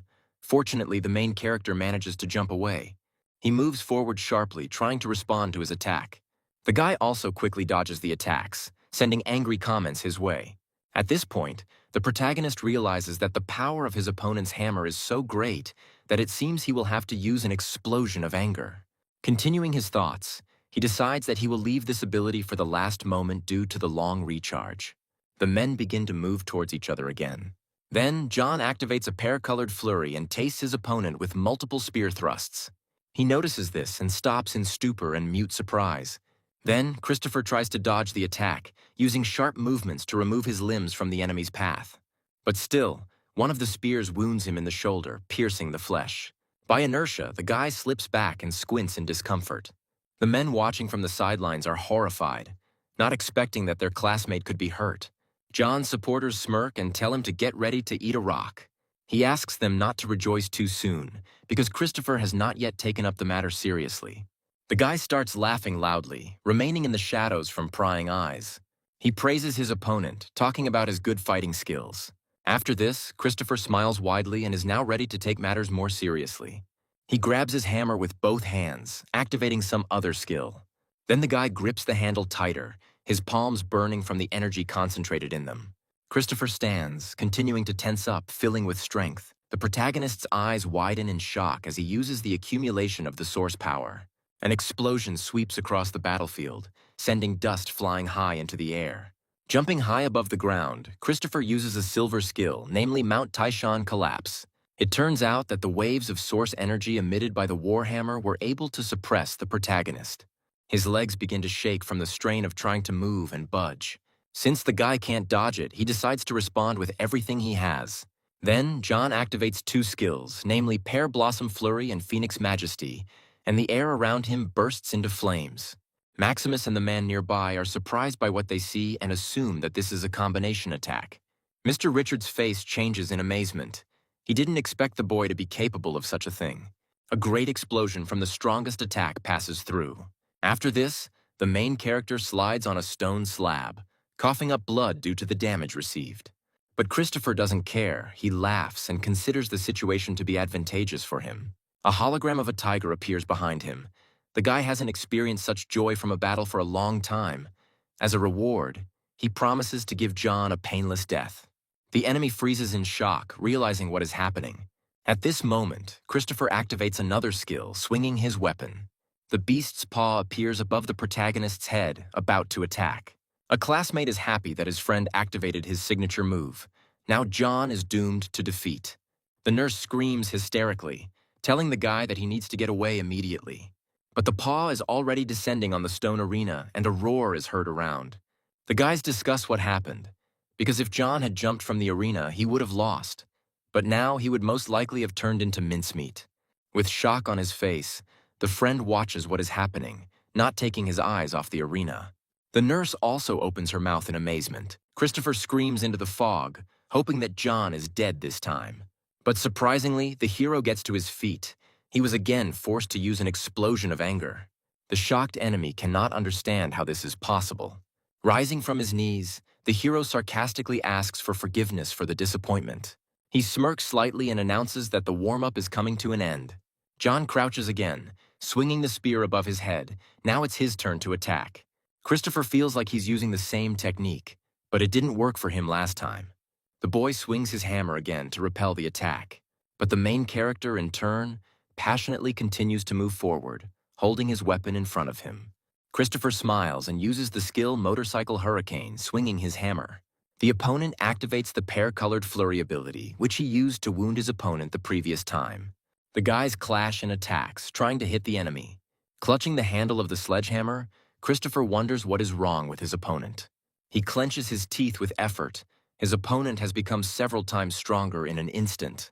The guy continues to use the previous skill. He is not ready to lose now. Standing opposite each other, the guys continue to attack. The two fight almost to the death, but John is caught in the enemy's onslaught.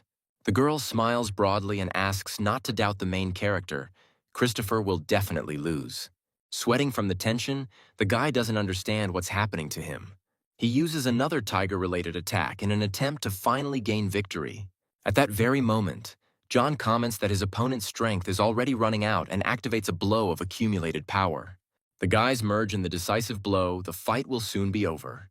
Stopping, the protagonist places the blade of his spear against the enemy's throat.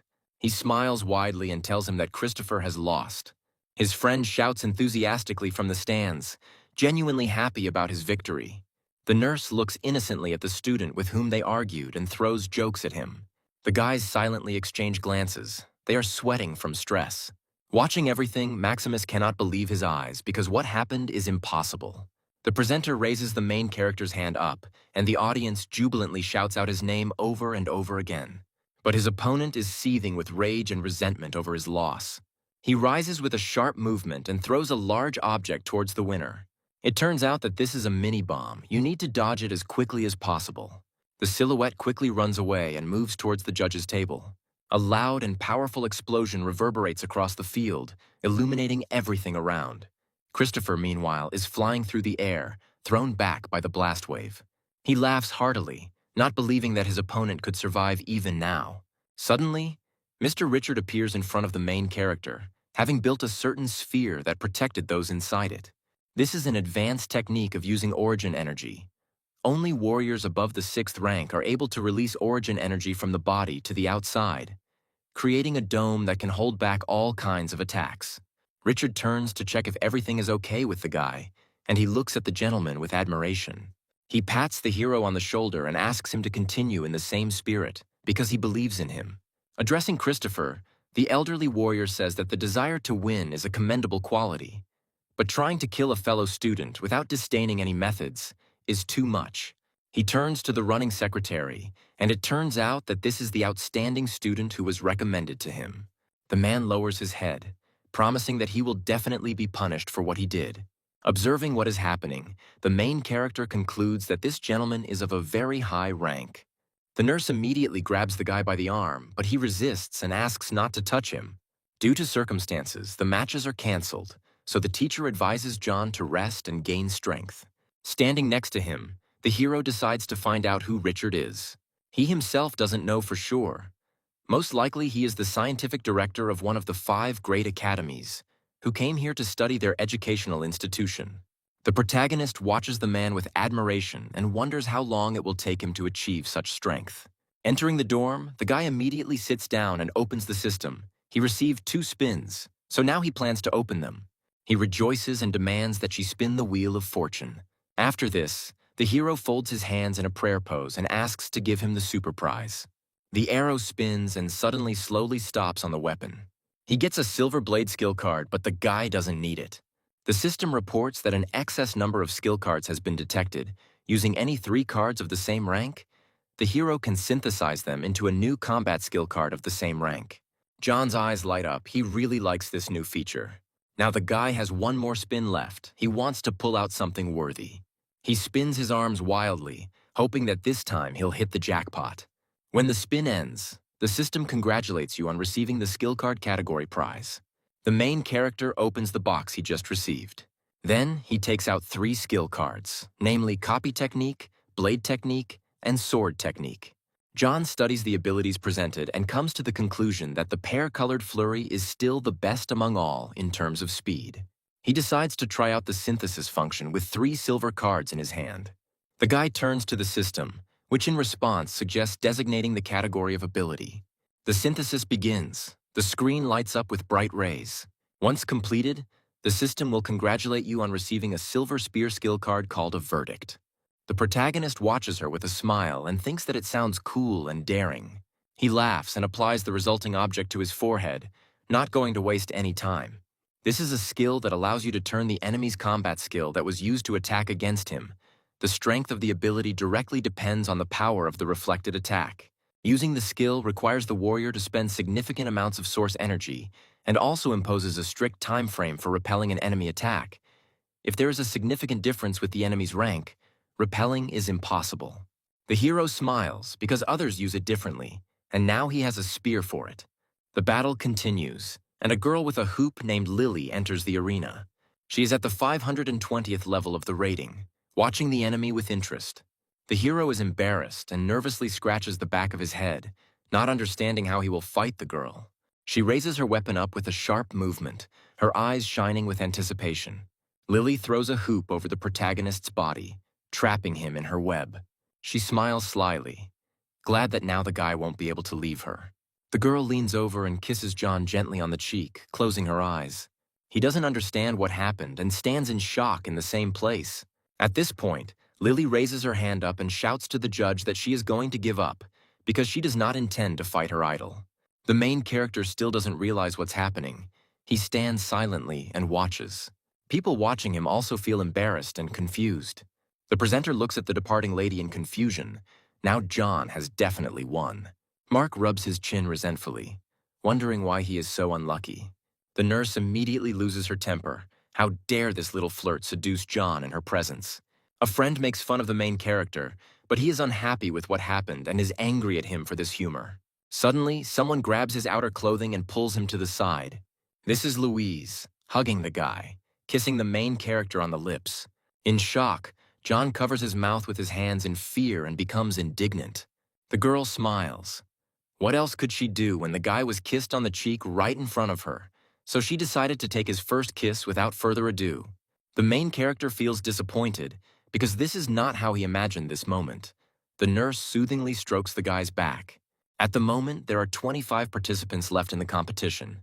12 people will go through the next round and the draw begins. Maximus clasps his hands and thinks that he has once again prepared a worthy treat for the main character. The guy looks at the screen in horror. He was forced to participate in a 3-man battle. In the Academy rankings, a guy named Leo is ranked 10th, and Noise is ranked 12th. The two are on pretty good terms. There's a good chance that a 3-on-1 battle will turn into a 2-on-1 battle. Feeling irritated, the main character rubs the bridge of his nose because everything about the current situation is not very pleasant. However, if they are not that strong, John will be able to gain the upper hand over them. Now he has a new ace up his sleeve. 3 competitors gather in the 7th arena. The referee asks the guys to get ready. Suddenly, he announces the beginning of the test, and everyone present immediately takes up a combat position. One of them uses a silver skill called 9 Claws Judgment. The other guy activates a full arc concussion as he moves forward. The brunette jumps, attacking the main character first. His accomplice approaches John from the side, trying to hit him. But the guy is no pushover and repels both attacks simultaneously. Sensing an attack, the protagonist squats and bends down, avoiding damage. He activates Phoenix's Majesty and dashes towards one of them. The guy smiles and clicks his tongue, not considering the hero an opponent for himself. He spreads his arms out to the sides and uses a lightning whirlwind, spots playing around him. Confused, the protagonist does not understand how he was able to destroy the greatness of the Phoenix. The opponent explains that his ability creates a high-speed spin that can reflect many attacks from other combat skills. The guys have studied its capabilities, so the greatness of the Phoenix can hold its skill. And since the pear-colored flurry can be directed at one of them, his defeat is a foregone conclusion. The heroes activate their abilities one after another, trying to attack John. The brunette spins his spear at a gigantic speed. It lights up green, filling with energy. People in the stands are discussing what's happening. These are the guys' strongest attacks. Louise is furious because they have no conscience at all. Not only did they turn against one, but from the very beginning they let their strongest abilities enter. The hero smiles without feeling fear. It turns out that his opponent can repel the attack with combat skills. He explains that he also has this ability. So, at that very second, John swings his spear and activates the acquired skill. At the moment when an attack is directed at him, the hero is already in the dome. The attacker's eyes widen in surprise and he looks at this with shock. Suddenly, the attack he had just been creating comes flying at him. The guy flies out of the arena and another calls out to him in horror. There is only one opponent left. John announces that his time has come. Then, the protagonist activates the blow of accumulated power and a pear-colored flurry, with fast and strong movements, delivering multiple blows. The man moves to the edge of the arena, trying to escape the attack on him. After some time, the main character is left alone on the site.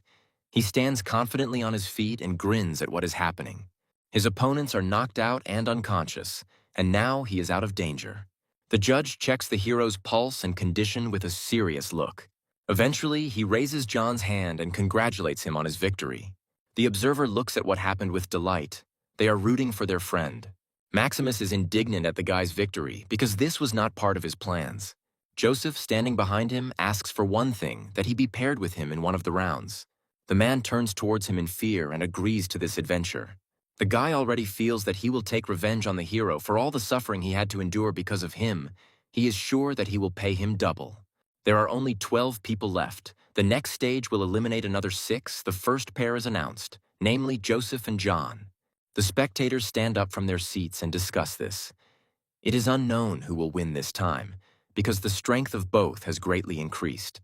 Only a month has passed, and during this time Joseph managed to rise to the second rank. It seems that doping did not have a serious impact on his improvement. Nobody knows. He practiced for a whole month in such a place teeming with dangers. Mark shouts from the stands and asks his friend to crush the enemy this time. Turning around, the protagonist shows a gesture of agreement, smiling confidently.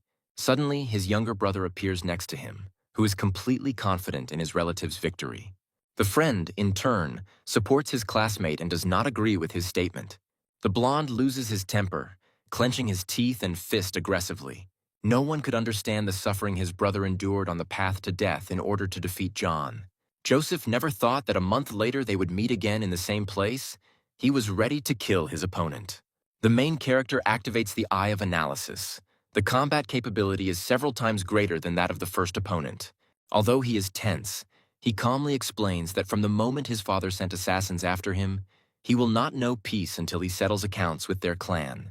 Not wanting to wait another second, both students rush forward, ready to fight. They cross their weapons, looking at each other with smiles and aggression. After a couple of seconds, both move to a safe distance. The guy clenches his teeth and tenses up. The power of his opponent's sword is very high. Joseph explains that the instrument cost 100 million to purchase and was created from a special metal obtained from a blood-red star. For this victory, the guy paid a high price. His blood will become a sacrifice to the bloody demon. But the main character jumps back from the chopping blow at the right moment.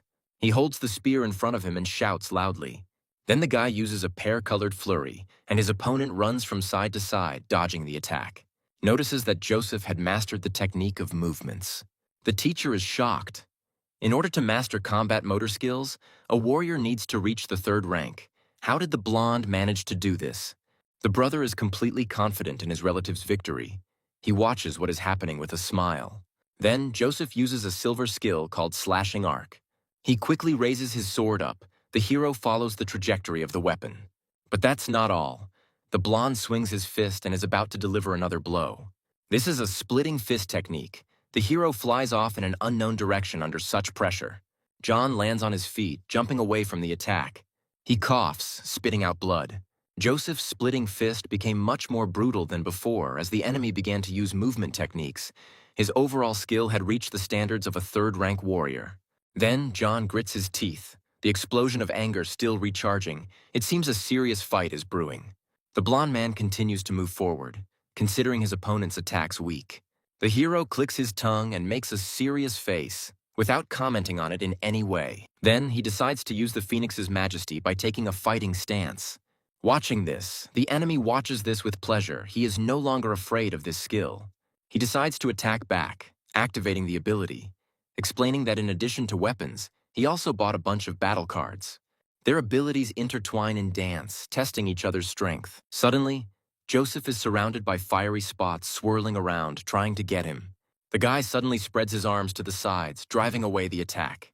The teacher and Louise watch the events unfold in horror. The blonde has dispelled the skill. Remaining in place, John notices that for the second time that day, he encounters a combat skill that can dispel his attack. The hero decides to make sure that what is happening is true, so he is going to use his ability again to attack. Then he activates Pear Blossom Flurry and Phoenix Majesty together, combining these attacks. With a smile, Joseph agrees to check it out. They activate their abilities again, directing them at each other to strike. The hero screams hysterically, straining with all his might. His opponent looks a little more confident, but also tries very hard when activating the skill. Their forces meet again in a dense stream. An explosion goes off, raising dust from the ground. Stopping, John realizes that his opponent is indeed capable of dispelling abilities. Smiling, Joseph chuckles, pleased with himself and his skills. Suddenly, he rises into the air, preparing to attack again. The blonde guy cuts through the air with his sword and uses life drain. But in order to defend himself, the main character moves his spear in a circle and repels the attack. A shield appears in front of him, protecting John from attack. Suddenly, his spear breaks into several pieces, stripping in different directions. His defense was broken by the enemy. The hero falls to the ground. Those watching him suddenly rise from their chairs and widen their eyes in worry. The verdict didn't work. John remembers the words of the system. It said that with a significant superiority of the enemy in strength, this is the only case when he is unable to repel the attack. Apparently, Joseph really reached the third rank. The guy quickly catches up with his opponent, stretching his hand with the sword in front of him. The weapon hits the protagonist in the shoulder, piercing the flesh. To protect himself, John activates the accumulated power strike and the ripping fist. He throws the enemy aside, hitting the student's abdomen. Once at a safe distance, the boys raise their heads towards each other. Joseph rubs his face and tells the hero that if he had died from his sword, he would not have had to suffer. He loses his temper and punches John in the jaw. The blonde delivers multiple attacks, intending to break all of his opponent's bones. Mark and the others believe that the protagonist must admit defeat, otherwise he will not survive. But John is not ready to give up. His conscience simply won't allow it. Receiving another attack to the face, his eyes darken. The observers are worried and call out to the main character. The referee immediately stops the fight when the fight reaches a dangerous point. The man shouts to Joseph to see if he can see that the boy has already lost consciousness. The blonde raises his hand. He doesn't like the idea of killing in front of so many people. Even though his opponent survived, he is little different from a cripple. The main character coughs up blood, catching himself thinking that death is surely awaiting him. The system again prompts you to activate the hygiene lock, informing you of the risks. John immediately agrees, because he must destroy Joseph's clan at any cost. The initialization of the opening of the genetic lock occurs. All characteristics of the carrier's organism will soon increase. The system also congratulates the owner. The attributes of strength, endurance, and speed are greatly increased. Standing in the arena, the judge prepares to award the victory to Joseph as he begins his speech. Suddenly, a trembling hand rises from behind them. They shout from the stands that the main character is still conscious and ask the presenter to pay attention. When he looks back, John is already on one knee, slowly rising.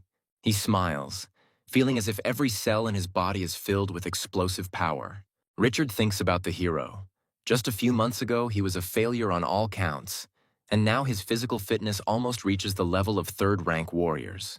Those present are surprised by this. This simply cannot be. Joseph considers his opponent annoying. The guy rushes into battle again, using a tearing fist along the way. Then, responding to the attack, the blonde shouts that his skill is no match for the guy.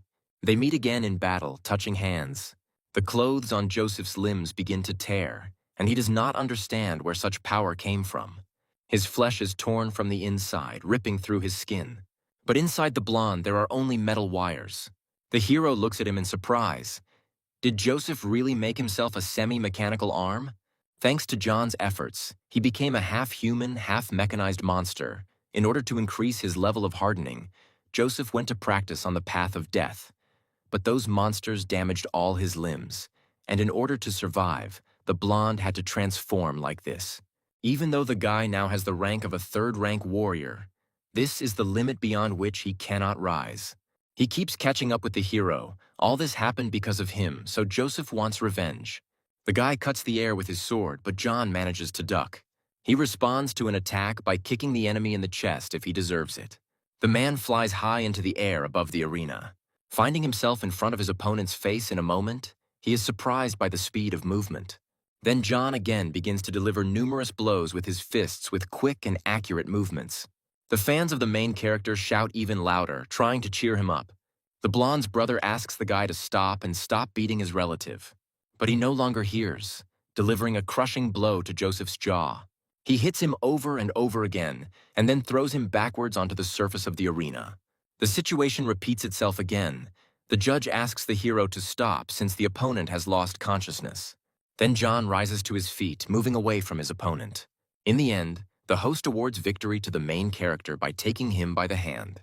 Mark screams loudly, rejoicing at his friend's victory. The others are proud of the guy. Joseph's brother looks down and doesn't believe that the hero's strength can be so great. Maximus understands his situation because John defeated the guy, but Richard is completely delighted with what he saw. The man will remain lying on the ground in the same position. It turns out that he has a syringe with an unknown filling in his hand. Rising to his feet, Joseph raises his hand, intending to stab the protagonist. He suddenly grabs him by the hand and asks him to stop because the duel is over. The blonde holds a virus in his hands, a drop of which will turn any person into a zombie. The judge yells at Joseph that he is committing a crime and orders him to stop. The guy screams hysterically, smiling creepily, and wants his opponent to turn into a mutant. Then John grins, baring his teeth. The enemy asked for it. He grabs the blonde's hand and brings it to his body, forcibly moving the limb. The needle pierces the neck, entering the flesh and releasing a poisonous liquid inside. Transforming, Joseph asks to stop, but it is too late. The guy watches the enemy from above since he is mutated. He grabs the remains of the broken weapon, swinging it, preparing to finish off his opponent. The remains of Joseph's body fly off to the side. The guy can no longer be saved. His brother screams hysterically and asks him to stop. A voice appears out of nowhere, ordering him to bring his son's life back. The guy suddenly turns his gaze in that direction, visibly tense. The clan leader activates the ability, attacking John and wishes for his death. But the main character manages to jump to the side, avoiding this. The attacker's eyes glow with aggression and anger. He wants to avenge his son's life. Richard bursts into tears, losing his temper at his father's insolence. He stands in front of John, defends him, and responds to the man's attack. The man pushes the liar aside, who remains in place, confused. After a few seconds, he realizes that there is a sixth-rank warrior in front of him. He begins to justify himself, explaining that John killed his son, so Oliver wants to take him to the police station. Richard, however, continues to defend the hero, saying that he was killed by a mutated zombie for safety reasons, and this is allowed. The father looks at the gentleman with irritation and disappointment. Raising his hand, the warrior orders that Joseph's body be taken away immediately, and the secretary immediately begins to carry out the order.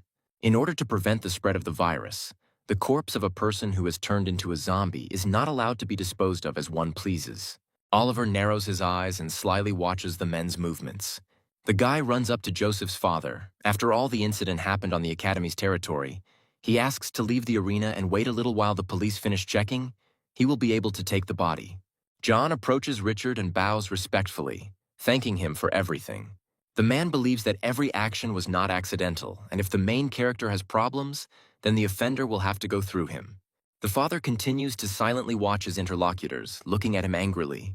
Maximus and his colleagues slowly exchange glances, understanding the tension of the situation without words. In the military unit's dormitory, they are discussing the recent battle in full swing. Bobby is not happy for his friend because the clan will probably not let this go so easily. Slamming the door against the wall, Rose enters the room, announcing that they are heading to the academy tomorrow to investigate a mutated zombie that has appeared. The soldiers immediately rise to their feet, accepting the order. Clayton is happy to have the opportunity to help the protagonist, and Bobby also smiles at the news. Of course, the commander also does not miss the opportunity, and the corners of his lips stretch upward, thinking about the guy. Suddenly, there is a loud knock at the front door. Just after opening his eyes, the guy gets out of bed and indignantly opens the door. Maximus stands next to the unknown man, explaining to him that people have come to see John. The brunette opens the document and shows it to the hero as evidence, informing him that the guy is suspected of committing murder. The hero smiles and turns to Maximus, asking if it was his idea to send him to the Tower of Light.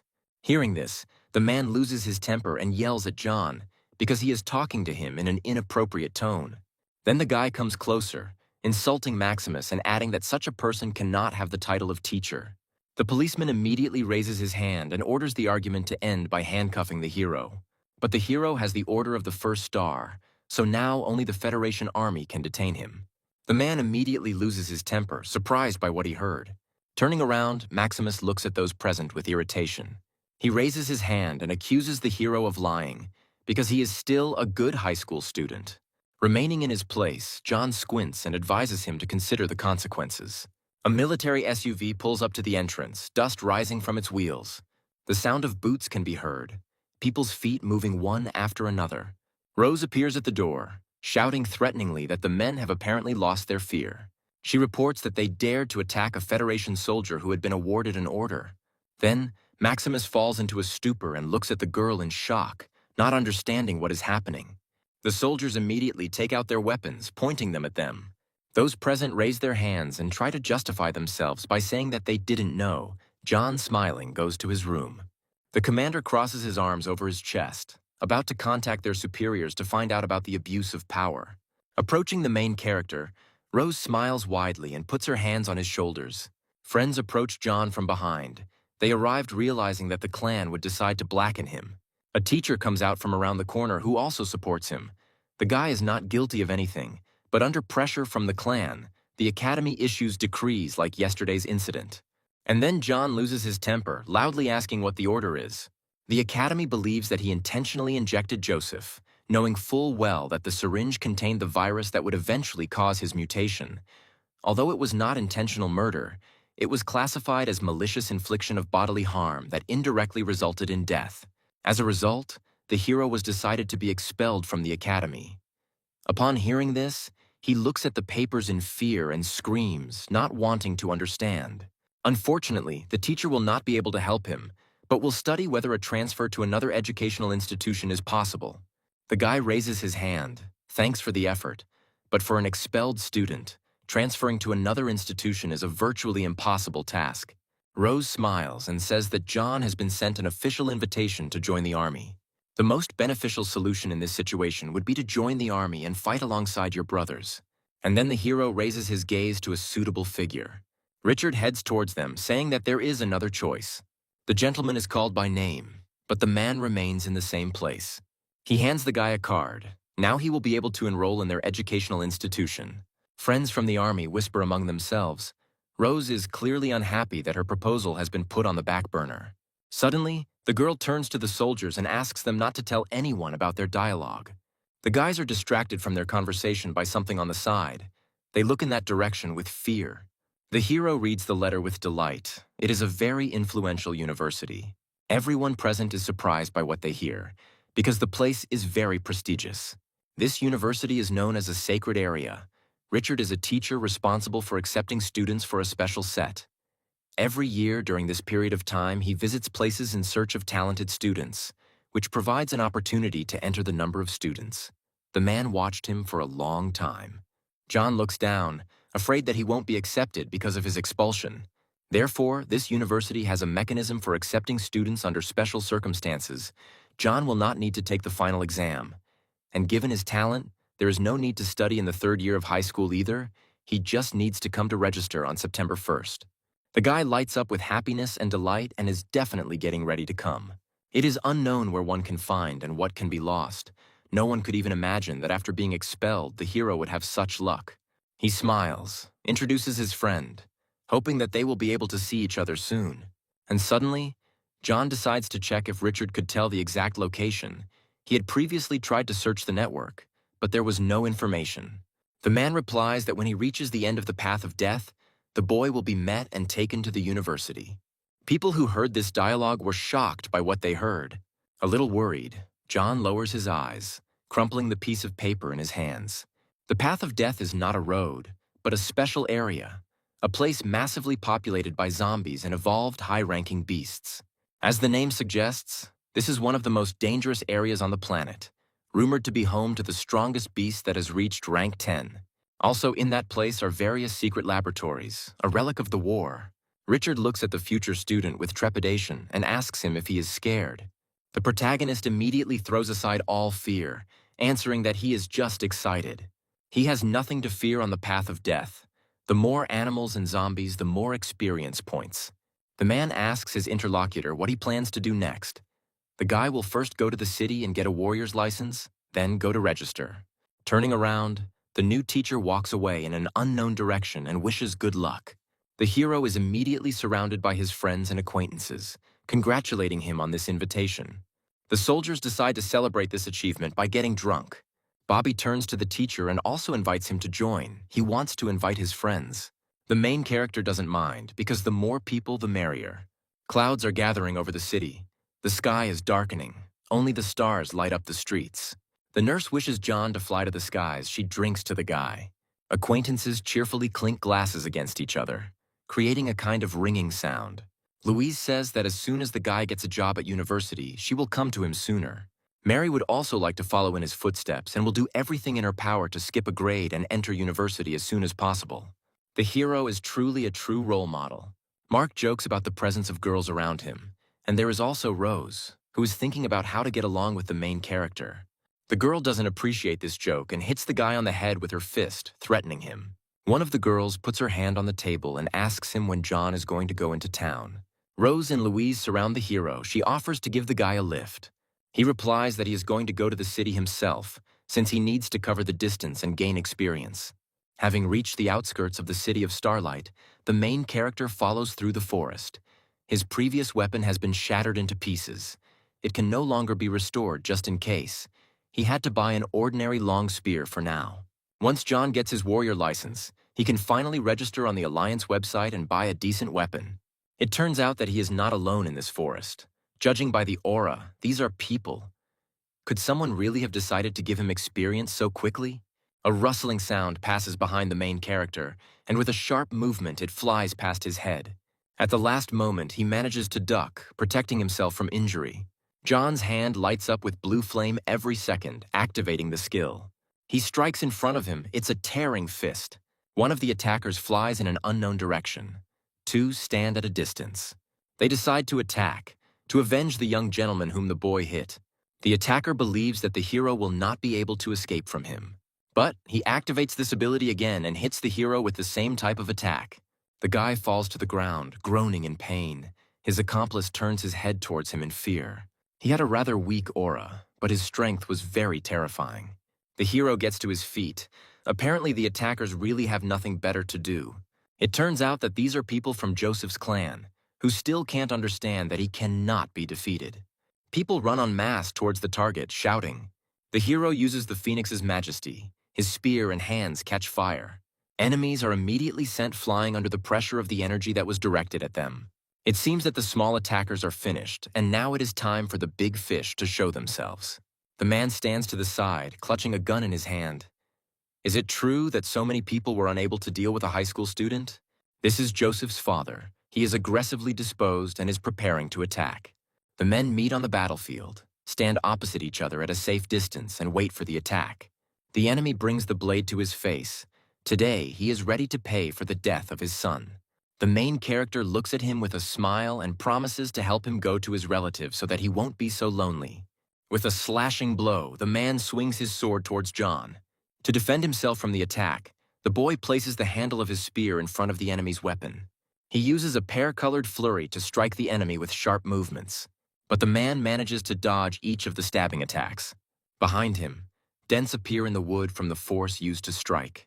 It turns out that John is actually quite strong. He made 5 instant strikes, and each of them contains the power of the second-rank peak.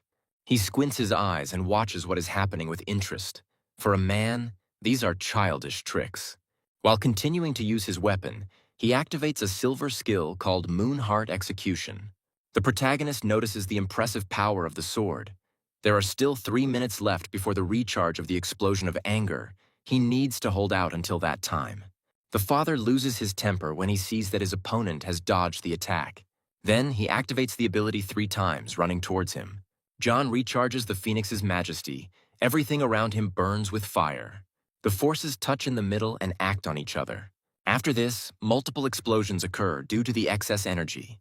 There is a fire burning around. The man remains in the center of smoke and the elements. Then he takes it all in and twists it around his hand and weapon.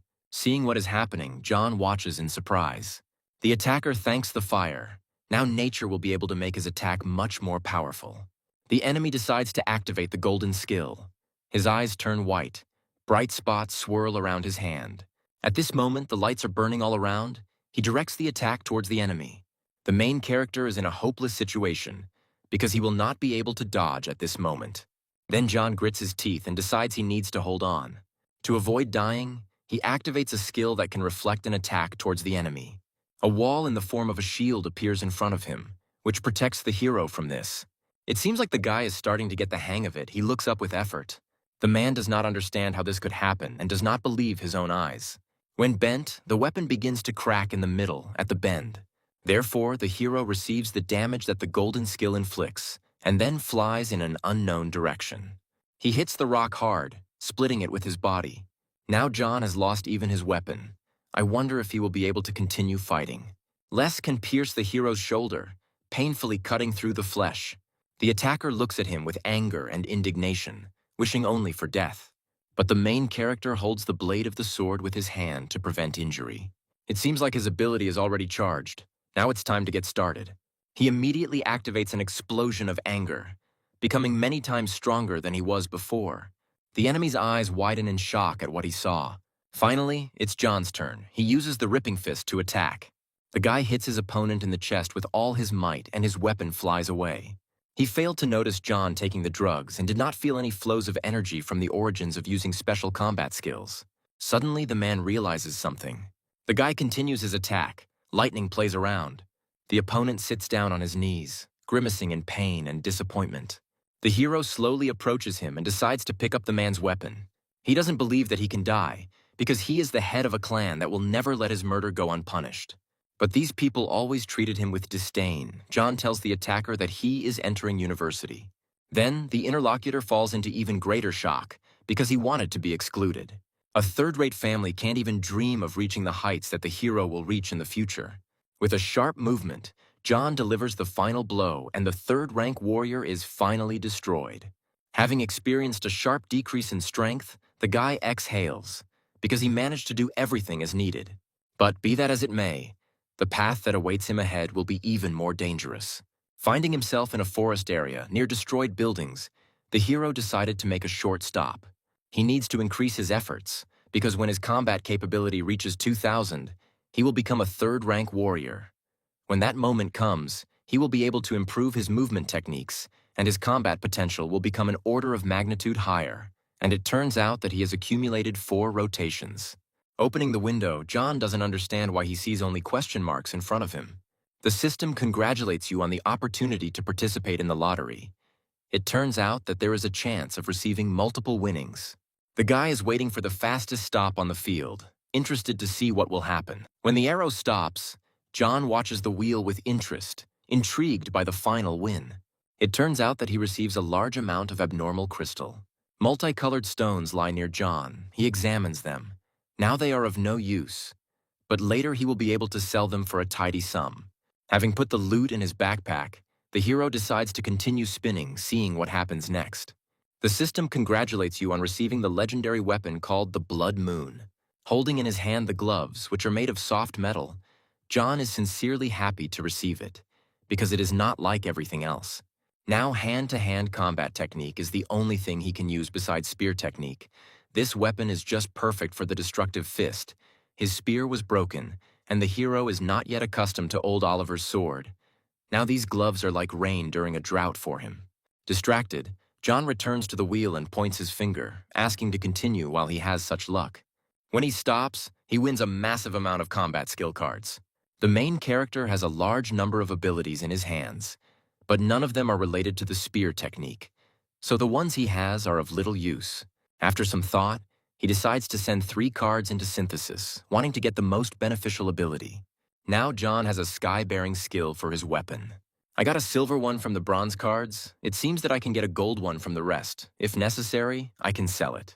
While examining the card he won, he notices that the ability is similar to the accumulated power strike, so it doesn't bring any benefit. The main character continues to synthesize cards, improves them, looking for the best option. The system congratulates him all the time, even if something went wrong. He is clearly unhappy with the chosen words. Now John has 6 silver cards in his hands and only has 2 attempts to synthesize them. He folds his hands in a prayer pose, hoping that everything will go well. The system congratulates its owner again, who happily raises his gaze. The system once again says that the synthesis of silver category combat skill cards has failed. Hearing this, the main character loses his temper and starts shouting at the screen, demanding that everything he invested be returned. He begins to bow and ask the system to successfully complete the synthesis next time. After a couple of seconds, John already presses the button and begins to combine abilities. The process happens and the system gives the guy a gold spear skill card, which he is incredibly happy about. The fall of the Milky Way is in the speed, as well as the rapid flow of a colossal amount of energy. Despite the fact that the warriors of the second rank are not able to improve the golden combat skills, John is happy, because sooner or later he will still reach the 3rd level. He has one last spin left, so the hero decides to take a chance and hopes that the system will be able to convince him. At that very second, a box with a gift for rapid growth of the second degree appears in front of him. It contains weights, each of which weighs more than 40 kilograms. The hero reluctantly puts on the equipment and agrees to endure for the sake of 50 stat points. When the rapid growth system starts, the hero feels the full weight of the weights, but he still has a long way to go. Someone is running. The grass rustles under their feet. They are chasing after him. An unknown guy runs away from a second-rank clawed black bear. He tries to cover his tracks by following a zigzag line. Suddenly, John appears in front of him, attacking the beast using a melee skill. After this, the main character continues to follow towards his goal.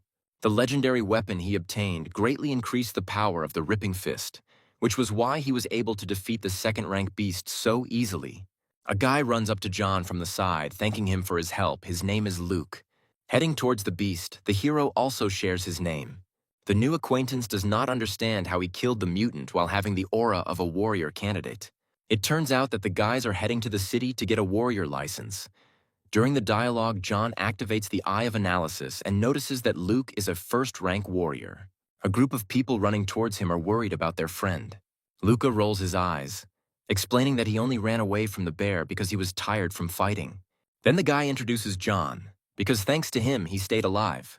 Since people are heading to the city for the same purpose as the hero, Luca suggests that they follow together so that they can help each other in case of danger. Embarrassed, the hero lowers his eyes and agrees to this proposal. Rubbing his face, Luca explains that there are 5 of them in the company, but there is another person they met along the way, although his manners are not very good. He points to a silhouette on the tree and adds that he was talking about this young princess. At this moment, a girl is having lunch. Her name is Camilla. After a few moments, she deftly descends to the ground, stepping on the ground with her shoes, introducing herself once again. The girl cuts off her palms and asks her interlocutor his name. As Camilla approaches, the hero noticeably tenses up, but tells her the forbidden information. She believes that he has good strength and meets the criteria for the girl to accept John as a student. Smiling broadly, Camilla asks if the hero would like to join the ranks of her students. Luca whispers to the hero that their acquaintance began with the same topic. John in turn clarifies how old the girl is. Turning around, he begins to leave because he is not ready to become her student. He thinks about Camilla's eccentricity. The sun is high above the horizon. The bones of unknown people remain lying on the ground unused. Frightened, Luca looks at them, not understanding why there are so many remains. Taking one of the bones, John examines them and concludes that they are the work of second-rank man-eating birds. These are predatory evolved birds that live in flocks and attack people. One of the team doubts what was said, not believing in the hero's knowledge, because it could probably be a large mutant. Then the girl looks at him and proves what he said by the fact that there are traces of birds' beaks on the bones. The guy gets angry when he hears insults directed at him. Camilla breathes out peacefully. As she approaches John, she smiles widely at him, once again telling him that he is the perfect student. A bird circles high in the sky above them, and people immediately raise their heads and pay attention to the enemy that has appeared. With quick wing beats, she catches up with the warriors and lets out a frightening cry. Reacting instantly, the guy sends the dagger towards her. The weapon hits its target, cutting off the creature's head. Clicking his tongue, he clearly expected more from a second-rank beast. Continuing to look up, the protagonist is sure that this is only the beginning. There are more and more mutants in sight. The birds scream and move quickly towards the target. Then, John already activates the skill in his fist and prepares to attack as soon as the monster gets closer. He uses a ripping fist, directing it towards the target. The hero punches the air, engulfing most of the creatures in a blast wave. Standing behind him, Camilla excitedly shouts that John now fits her criteria even more. Turning around, he asks to stop talking about it and offers to demonstrate his own strength. She asks if the girl kills all the birds, will he agree to become her student? Pushing off the ground, she abruptly heads towards the birds. John tries to stop her, but it seems to be too late. Becoming more serious, Camilla charges forward, activating her skill. Watching her, the main character immediately feels a murderous aura, wondering who the girl is. She cuts off the heads of the creatures with sharp movements, quickly rushing past them. Feathers and body parts are flying everywhere, and the squeals of animals can be heard all around. Falling to the ground, Camilla puts her swords behind her back, raising dust from the ground from the fall. Turning in his direction, The girl smiles broadly and asks John if he is ready to become her student in that case. Luca is surprised because she destroyed the entire flock in an instant. The hero thinks about the girl's strength. Two guys are asking where they can buy such ordinary blades as hers. Turning around, Camilla explains that they cannot be found because her mother forged the weapons for her. John doesn't understand how the two can't realize that her tools aren't actually supernatural. The reason Camilla cut those birds down with such ease is because of her strength. One of those present does not understand where the abnormal crystal went in these birds. Having shown the guy the bag, the girl asks if this is what they are talking about. At this moment, the hero thinks even more deeply, because his companion, while killing birds, managed to collect jewelry, and in such a way that none of them noticed it. Turning to John, the girl calls him a student and offers to take the crystal for herself. She wouldn't mind giving it to her boyfriend as a gift, as it would be in honor of her official introduction to her student. There's clearly something wrong with this girl's head. We're talking about several dozen anomalous second-rank crystals that can be sold for a considerable amount, and she parted with them so easily. And she decides to absorb them herself. Camilla has no desire to give them to others anyway. Taking the gems in her hands, the girl tenses up and activates the skill. Everything around lights up in a purple color. After which, she throws the bag aside and moves on. Turning in her direction, John continues to think. There were several dozen of them. Camilla chose them in almost an instant. In addition to enormous power, she has already achieved such a frightening progress in the technique of improvement, based on the absorption of normal crystal. The boys look at the jewelry with disappointment. For these minerals, they were ready to become students without hesitation. The defeated enemy is, after some time, roasted on the grill. Sitting next to the girl, the main character begins a dialogue, asking if she has never tried barbecue made from the meat of evolved animals. Turning to the boys, the guys wish them a bon appetit and ask them not to rush, because there is now enough meat for everyone. While John is in dialogue with Camilla, he activates the analysis and notices that the girl has the 4th rank. System analysis couldn't determine her strength, meaning she's almost on the same level as one of the previous enemies. Suddenly, the girl makes a frightened face and turns noticeably pale. It seems that she is becoming ill. She falls to her knees, as if all the strength had been sucked out of her body in an instant. Turning to her, John watches with fear, assuming that the girl might have overeaten. His eyes wide open, he senses something and is surprised. Falling to his knees, he feels it too. His body stops obeying him completely. Then the main character turns to the guys and asks them whether this feeling is the work of those present. Sweating from the strain, Camilla asks her fellow travelers if they poisoned the meat. Approaching the people, the guys explain that they are not murderers, but just want to save up some money. Lucas secretly added Arlen to their shashlik, which is a kind of liquid without color or smell. Just a couple of drops can completely drain the strength of a first-rank warrior for a short time. This drug only works against entry-level fighters, so its power is not great. However, it can only be purchased on the black market. Smiling, the guy boldly raises his eyes towards his opponents. Apparently, the large expenses clearly do not frighten them. Considering their strength, the guys don't run into those who are higher in level than them, so they can only attack warriors.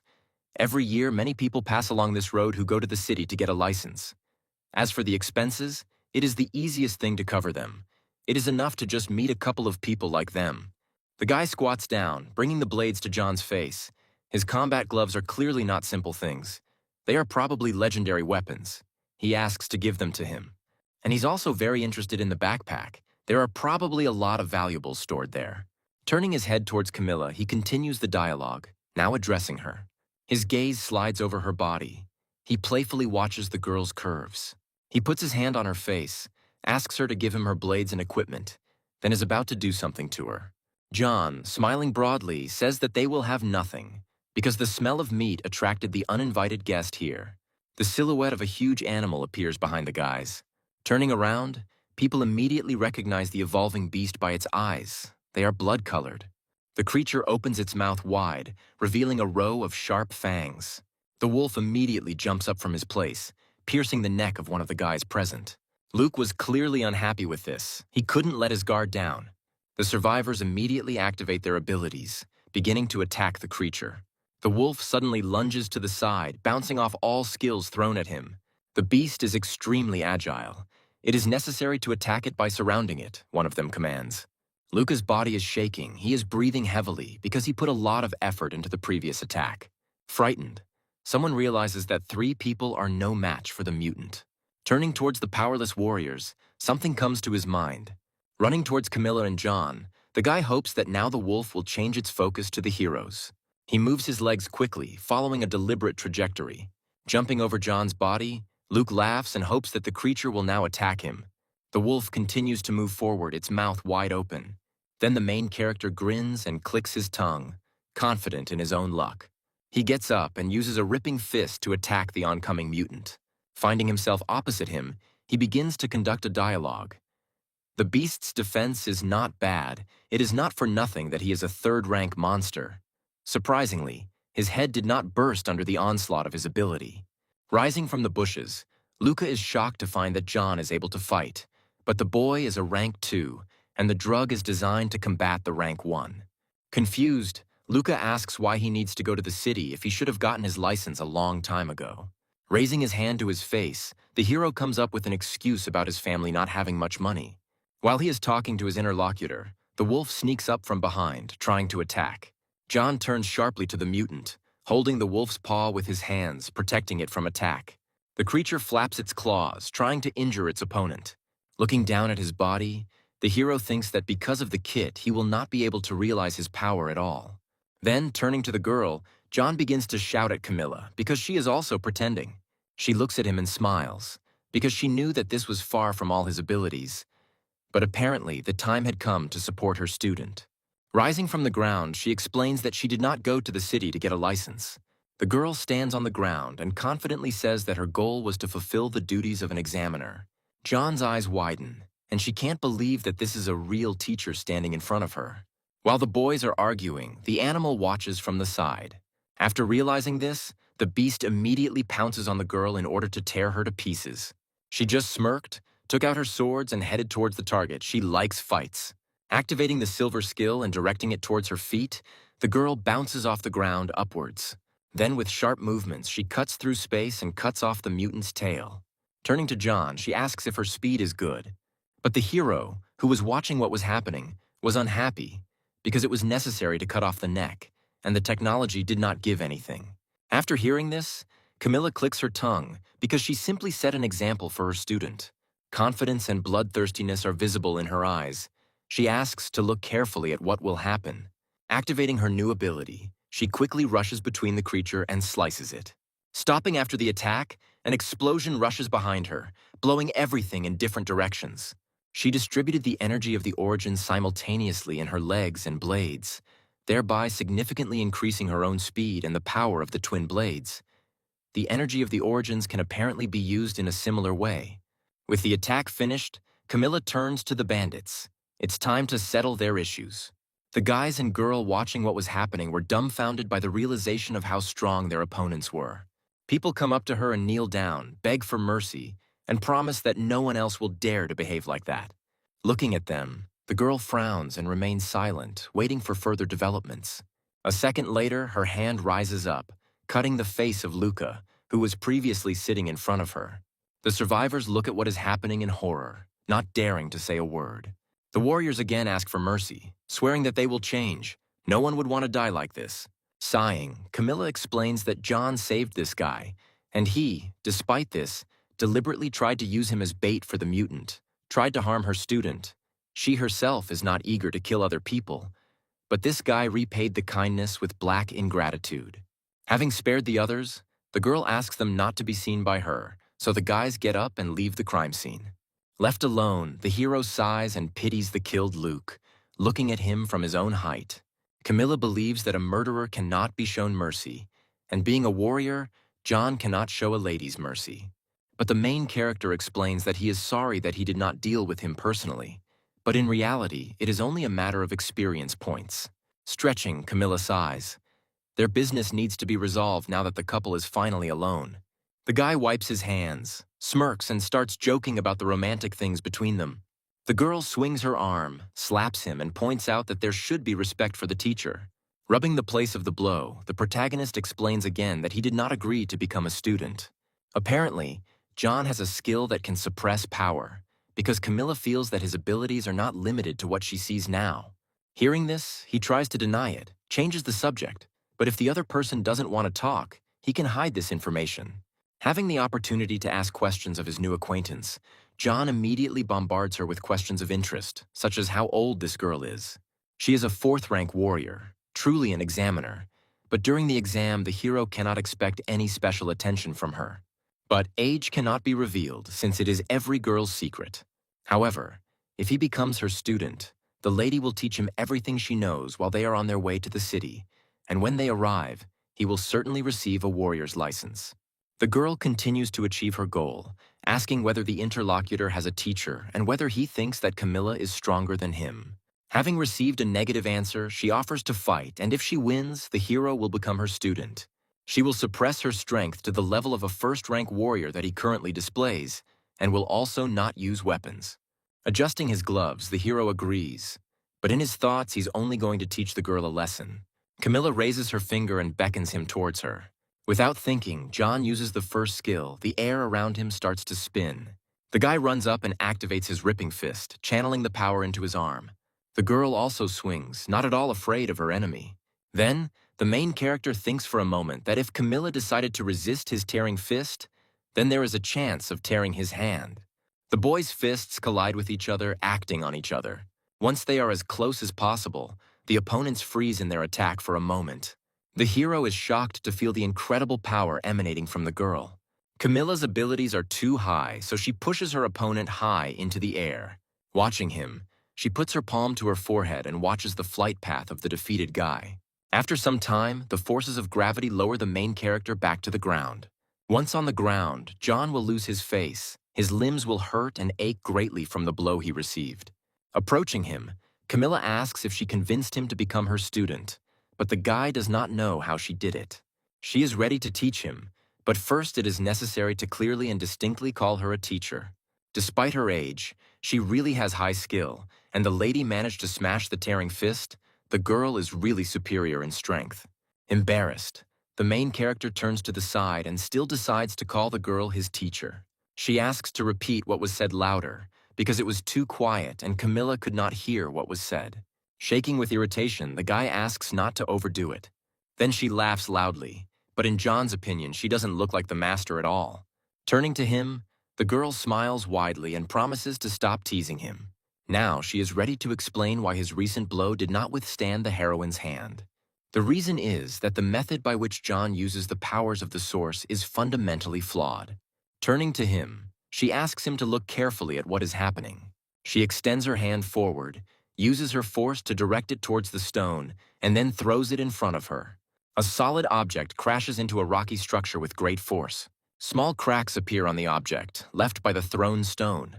Despite the fact that after the infusion by the power of the sources the hardness of the stone increased, it still remained as it is. After infusing power, its hardness can increase by a maximum of 50%. So after impact, the object crumbles into dust. But if you pour energy not only into the stone, but also cover it from the outside, the result may change.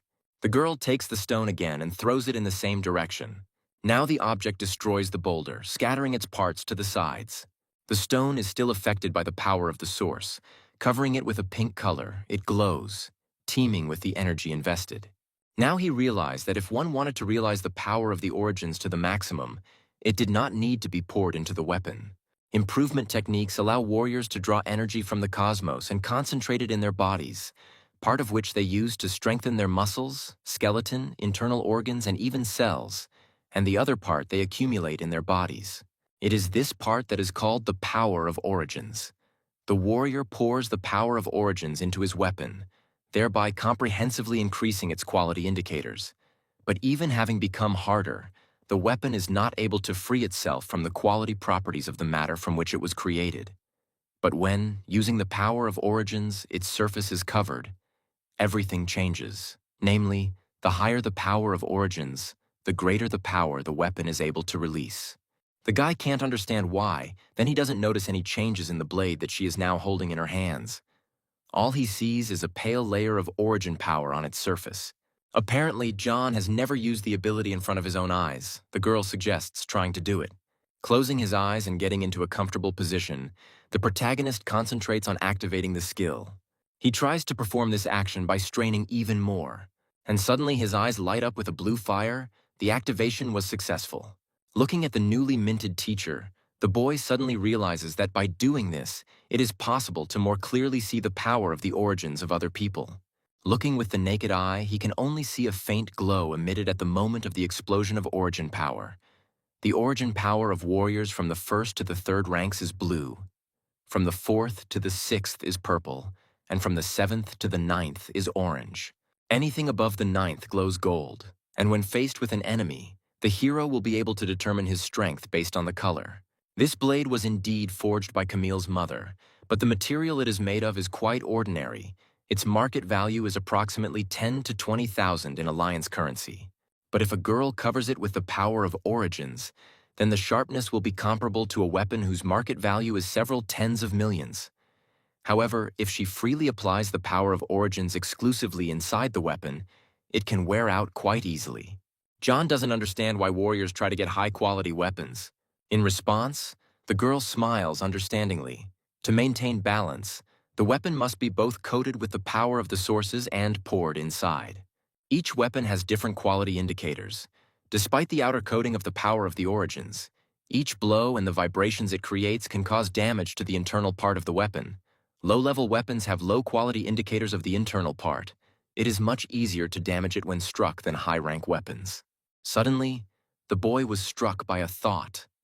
Before their fight, Camilla said that she would suppress her power to the level of a first-rank warrior. But the power of the origins that she poured into her fist and covered its surface was not at all at the level of a first-rank warrior. Rubbing the back of her head, the girl is embarrassed. It seems he's right. Hearing this, the main character gets angry because she cheated, and in this case, the bet cannot be counted. Camilla explains that he called her a teacher, so he can no longer change his mind, but asks him not to worry. Their cooperation will not turn out badly for him. She hands John her blade and suggests that he try to wrap the power of the origins around him. Taking the weapon into his hand, he examines it, preparing to activate the skill. At first, the guy directs the power only into his hand holding the dagger. Straining even harder, the hero glares at the weapon, his forehead covered in sweat. Having let go of the attempt, he realizes that it is much more difficult. Now he managed to cover only one part out of 5. The girl encourages him, explains that this is not such an easy task even for third-rank warriors. Looking at him, Camilla thinks that she has a real talent in front of her. The hero thinks about the past and catches himself thinking that Oliver did not use such a technique during their fight. Returning to his studies, he decides that he simply must learn this skill. The night came to an end. The sun rose above the horizon, illuminating everything around. The girl sits over the unsuspecting, sleeping hero. Suddenly, he opens his amber eyes and notices what is happening. Finding herself caught, Camilla jumps back, frightened by this. The hero grabs himself with his hands and asks not to touch him, because he is not one of those with whom you can be without any ceremony. Hearing this, the girl loses her temper, screaming and explaining that she noticed that John's clothes had restored themselves, and then she decided to check, but suddenly noticed that the guy was wearing weights. Stopping, Camilla praises the hero, who at that moment rubs the aching areas of his head after the blow. After this, the girl gets up and suggests starting today's workout. With the help of weights, their activity will be simply perfect. The goal will be to reach the nearby mountain before dark. John sighs and says that he studied the map and the hill is hundreds of kilometers away. Walking forward, Camilla smiles and asks to accompany the young lady on such a difficult adventure. Then, the main character stretches his hand forward, reminding us that he has weights on him. Suddenly, he turns around at the approaching noise. Several dozen man-eating birds fly towards John, preparing to attack. He suddenly pulls the sword from behind his back, drawing the weapon. Stopping in front of the enemy, the main character swings and cuts off the bird's head. At the same moment, he will be able to get the anomalous crystal from the mutant's body. Continuing to run, Camilla shouts after the student to kill the danger by continuing to move forward. The birds attack the hero with great enthusiasm, screaming and opening their beaks. The girl gives him a task to deal with the attack as he runs. Stopping is prohibited. Suddenly turning around, John finds himself face to face with the impending danger. But without stopping, he moves on and cuts off the creature's head. Camilla gave a test of accuracy, speed, and reaction speed. Now the student needs to determine the location of the crystal and remove it. The guy gets angry because running away, killing them, and also taking out the jewelry seems impossible to him. He sees the impending danger before Camilla and warns her. Then, the lady pulls out the blades from behind her back and is going to prove that it can be done. As she continues on her way, she waves her arms and deals with all the birds. The anomalous crystal flies through the air until it is picked up. She explains that John only needs to achieve unity in speed, accuracy, and reaction speed. Turning to the student, Camilla opens her palm and shows the boy the precious stones. The hero tries to do as the girl asked and delivers an accurate blow. But in front of his face, the crystal shatters into small pieces. The guy doesn't give up, continuing to try again and again, but he can't make an accurate cut. Breathing heavily, he sits down on the ground, speaking of extreme fatigue. Throwing his head back, John asks for a rest, since they have already run quite a long distance. Turning to the teacher, he asks why the birds attacked only him. Smiling wryly, she admits that she rubbed John's clothes with something that attracts these birds. Hearing this information, the hero opens his eyes wide in surprise. The guy starts frantically examining his clothes and sniffing the fabric.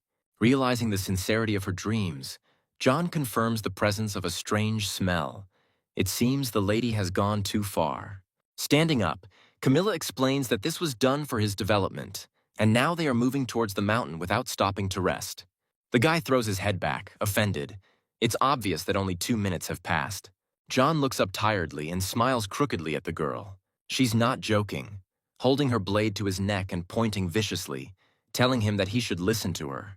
Slowly getting up, the guy agrees. He leans heavily and holds onto his legs.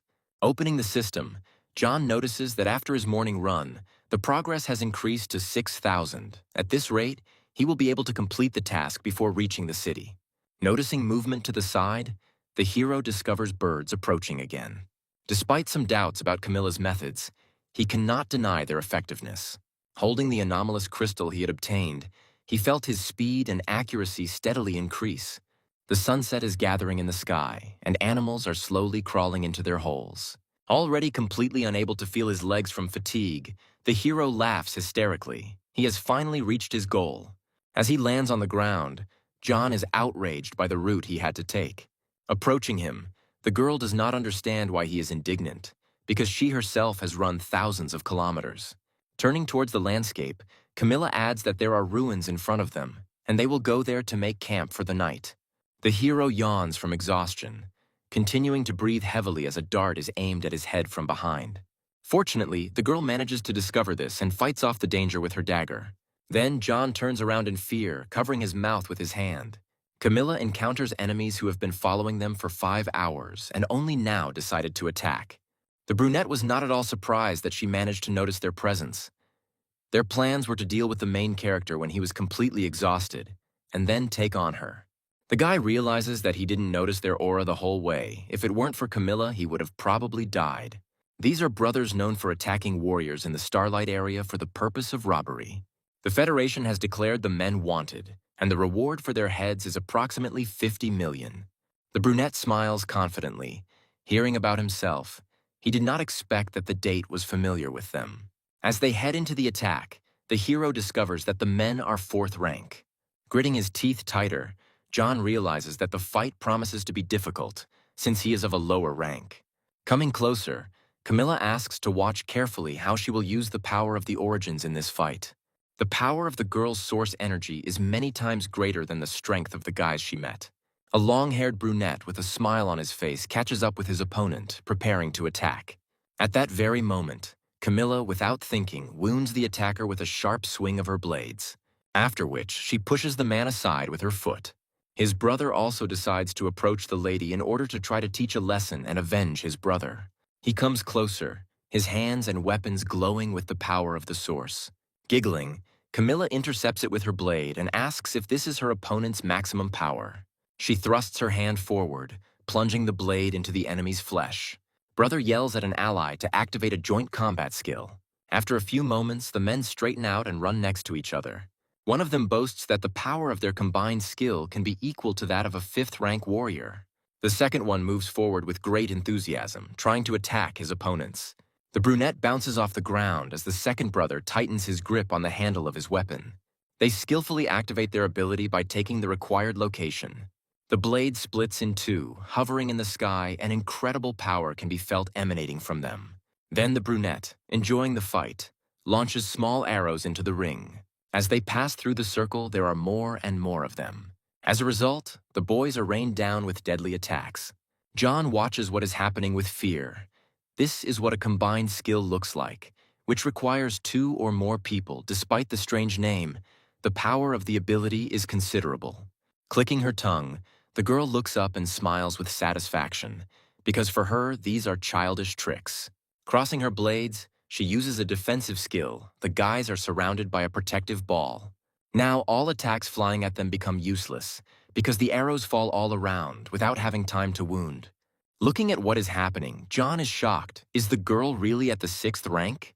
He had heard that some high-level warriors, after reaching a certain level of cultivation, were able to forcibly shrink their body in this way, achieving a rejuvenating effect. I wonder if it is likely that Camilla is not a young lady, but an adult woman. Having jumped to the ground, the guys do not understand where such a fighter came from, because only weak warriors should walk along this path. Smiling sweetly, Camilla decides that it is time for her to begin her attacks. Taking hold of the blades, the girl immediately activates the golden skill. Her hands glow yellow. As she finishes the phrase with the name of the ability, she smiles smugly. Against the backdrop of an orange sunset, bloodstains and human remains fly off. Seeing this, John is horrified. Apparently this is what the power of a 6th-rank warrior looks like. Her enemies were defeated in the blink of an eye. Coming closer, the hero notices that the fighters are still alive. I wonder if they will give him experience. John moves awkwardly towards his target and raises his sword. He thrusts the weapon into the enemy with a sharp movement. Turning to the student, Camilla watches him questioningly. The guy has such hobbies as well. Frozen in the same pose, he does not understand why nothing happened. Apparently the system does not work that way. Suddenly, he receives a notification that John has received over 3 million experience for both warriors and has risen to level 16. The girl looks at the students with apprehension and asks them not to tell her that after running he had brain fatigue.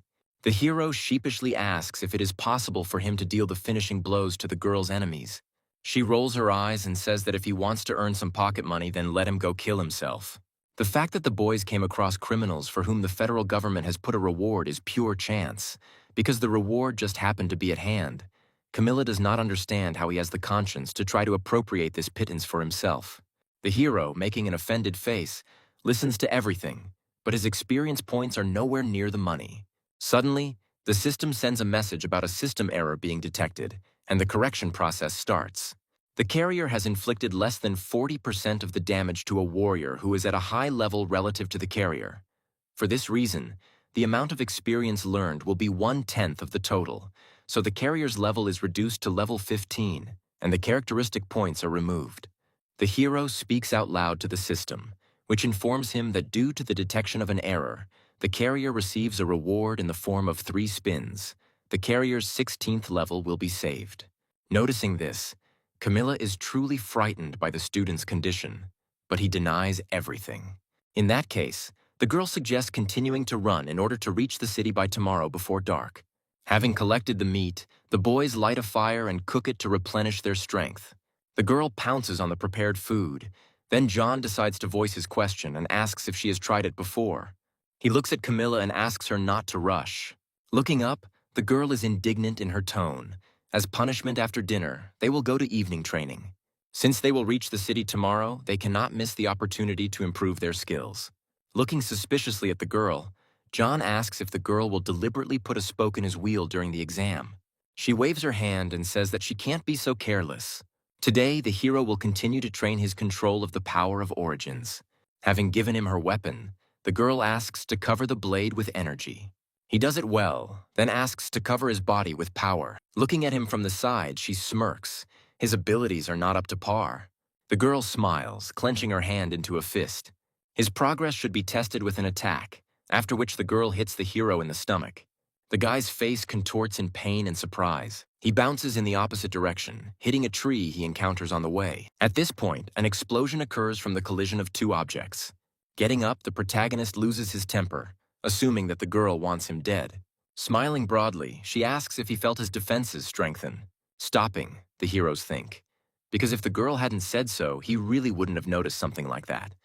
The force of Camilla's blow was quite high. Logically, he should have been injured, but he only feels a little pain. Right now, the protagonist's energy is still quite weak. As it becomes stronger, covering his body with the power of the origins will provide him with even greater protection.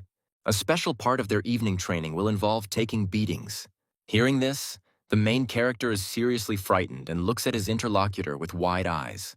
He doesn't have time to react when a fist flies into his face. Then the guy starts running from tree to tree, trying to avoid new attacks, asking for mercy. John is offended and indignant because he asked not to touch his face. The girl is going to somehow make amends. Then the interlocutor laughs and offers to pay with his body.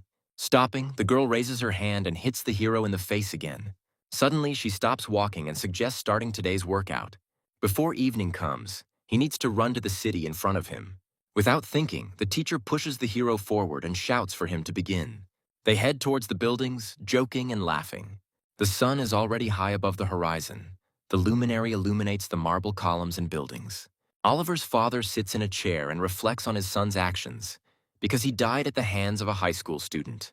The butler comes up and says that there is no way this guy could have done something like this on his own. They suspect that someone was helping him from the shadows.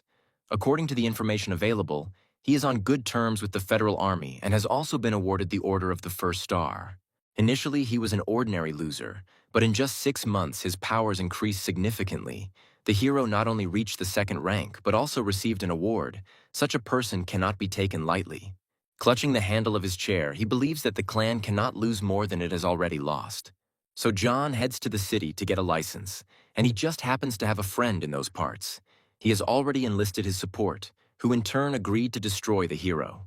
Finally, the guys reach their goal, walking freely through the city streets. They approach a prominent building called the Hall of Hidden Treasures. The girl suggests looking around the place, and the guy in turn gets indignant because she calls him a student in front of people. Turning around, Camilla teases the hero, continuing to call him that over and over again. A pretty salesgirl greets people who have arrived. Her assortment includes combat skill cards, anomalous crystal, weapons, and combat equipment. Camilla confidently moves forward and asks John to follow her. The teacher will pick out a couple of combat skill cards for him.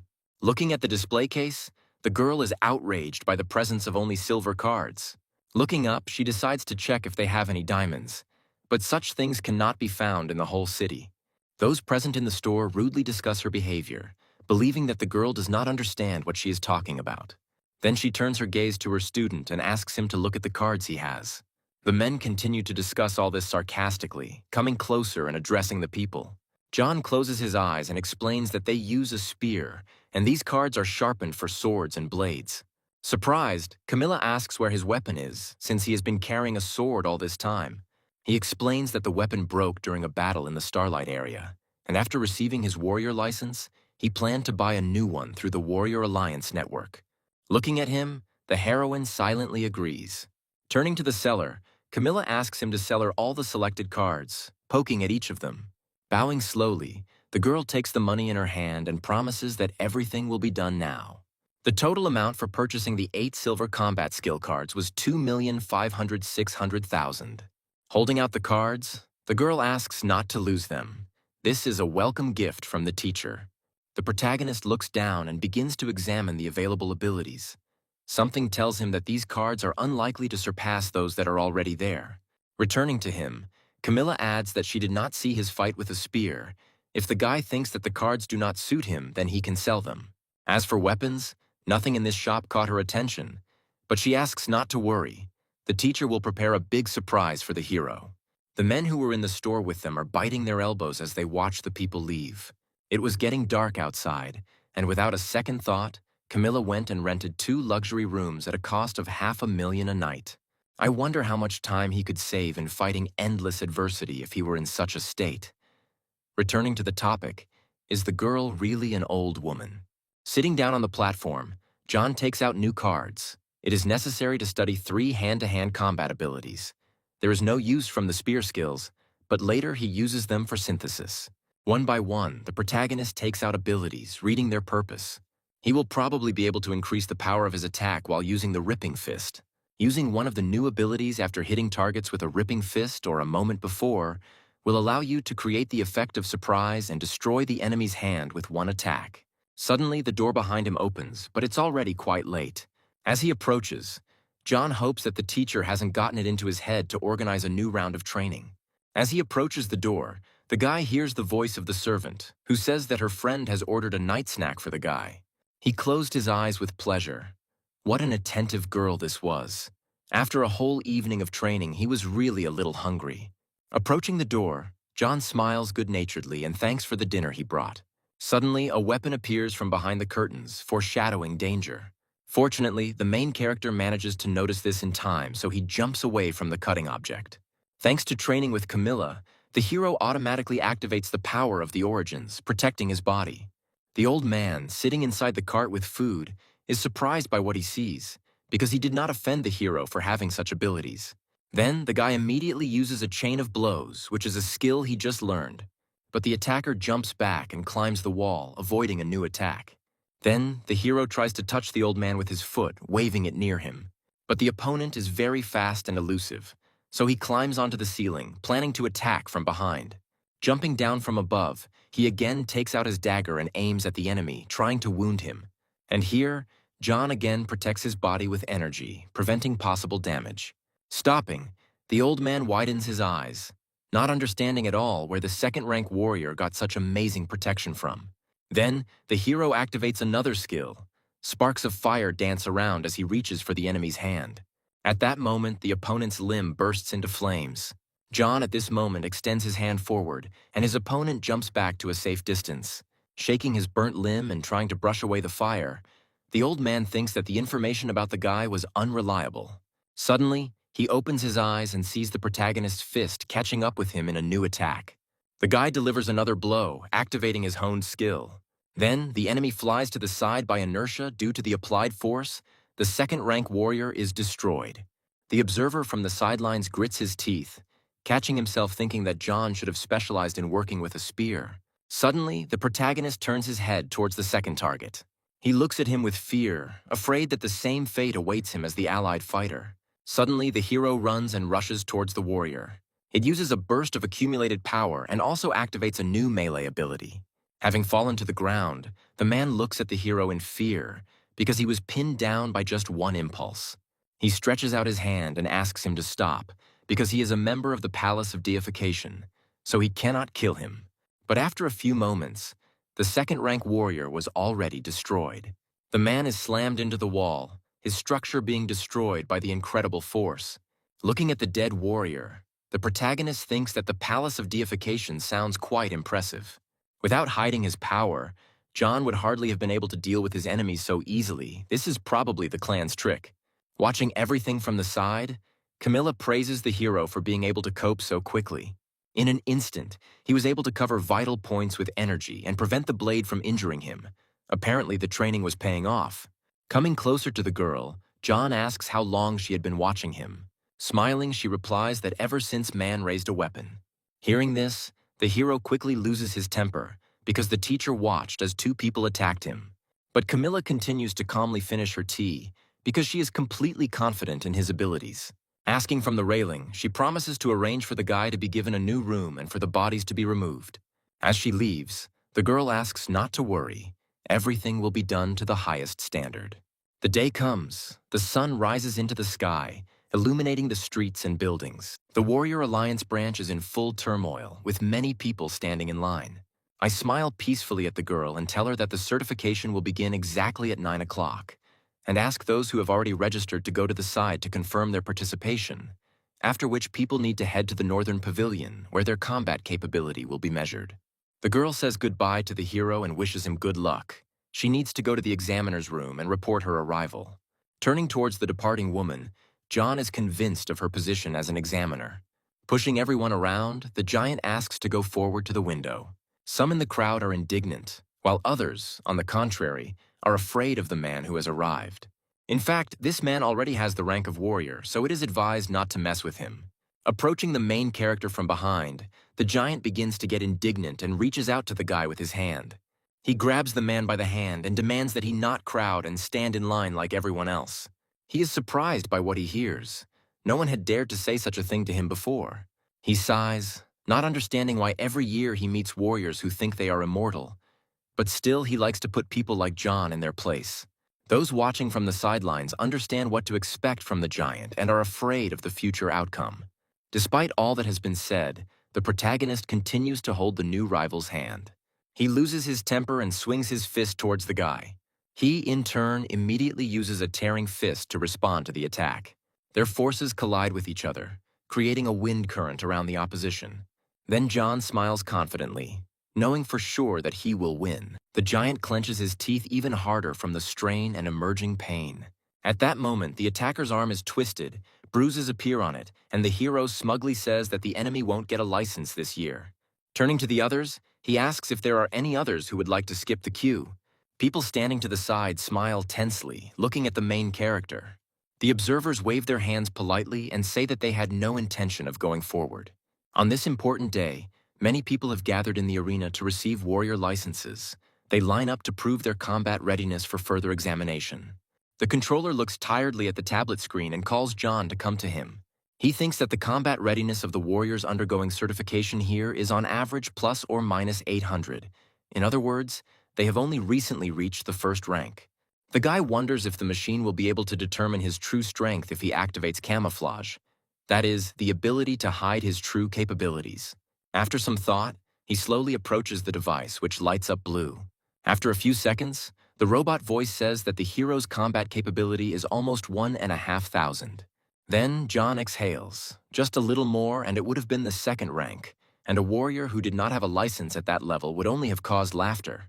The observers look at him from the side and now understand why the main character was able to defeat the giant with such ease. A voice from the speakers asks the warriors to enter the hall for a strength test.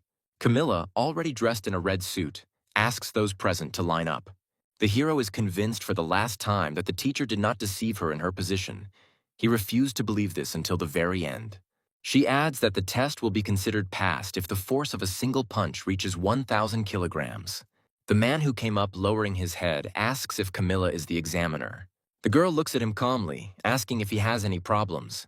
Then the candidate laughs, turns around and receives support from the rest of those present. Looking at her, the men continue to tell jokes, trying to offend the lady. Lowering her hand, Camilla begins to speak in a calm tone. She decides to prove her strength to her offenders. Remaining in the same pose, the girl hits the device with her fist. Without taking her eyes off the men, Camilla asks them to open their eyes wider and take a closer look.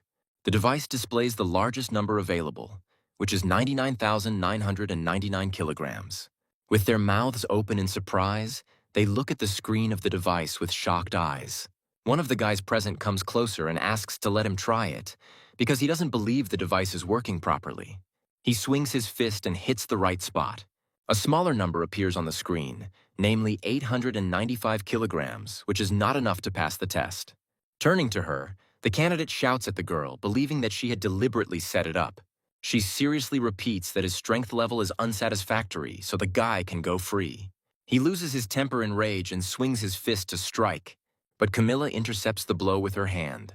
Without looking up from her tablet, she coldly twists her offender's arm. He screams hysterically in pain, holding onto the injured limb. The girl turns to the candidate once again and says that he has only 30 seconds to leave there. After a slight pause, she continues that otherwise, he will remain in this place forever. The candidate stands up abruptly, apologizes, and immediately leaves the scene of the crime, smiling embarrassedly. Turning to the others, Camilla asks if there are any other doubts that need to be cleared up. Returning her gaze to the list, the girl frowned and her eyes darted over the names. Suddenly, she looks up and excitedly calls out to her own student. An indignant John approaches the heroine and again asks her not to call him that. Rubbing his forehead, he talks about his doubts about the girl's position. She smiles widely and continues to brag, saying that she is also a 3-star member of the Warrior Alliance. The guy's eyes widen in surprise. The hierarchy of the Warrior Alliance members has 5 ranks, with 5-star members essentially being the leaders of the alliance. 4-star members are heads of various states or warriors who have made great contributions, while 3-star members of the alliance are at least outstanding warriors with great strength.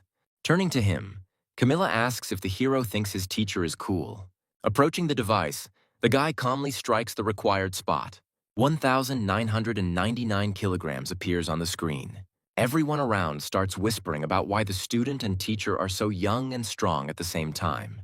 The girl is not happy with the efforts made and says that John will have to run a 100-meter race next, which will test his explosive power, as well as a 50-kilometer marathon, which will test his endurance. After some time, when the main character passes all the necessary tests, he is congratulated on joining the Warrior Alliance. The administrator hands John a card. The identification number is on the back of it. The initial password is the last 6 numbers of the identification.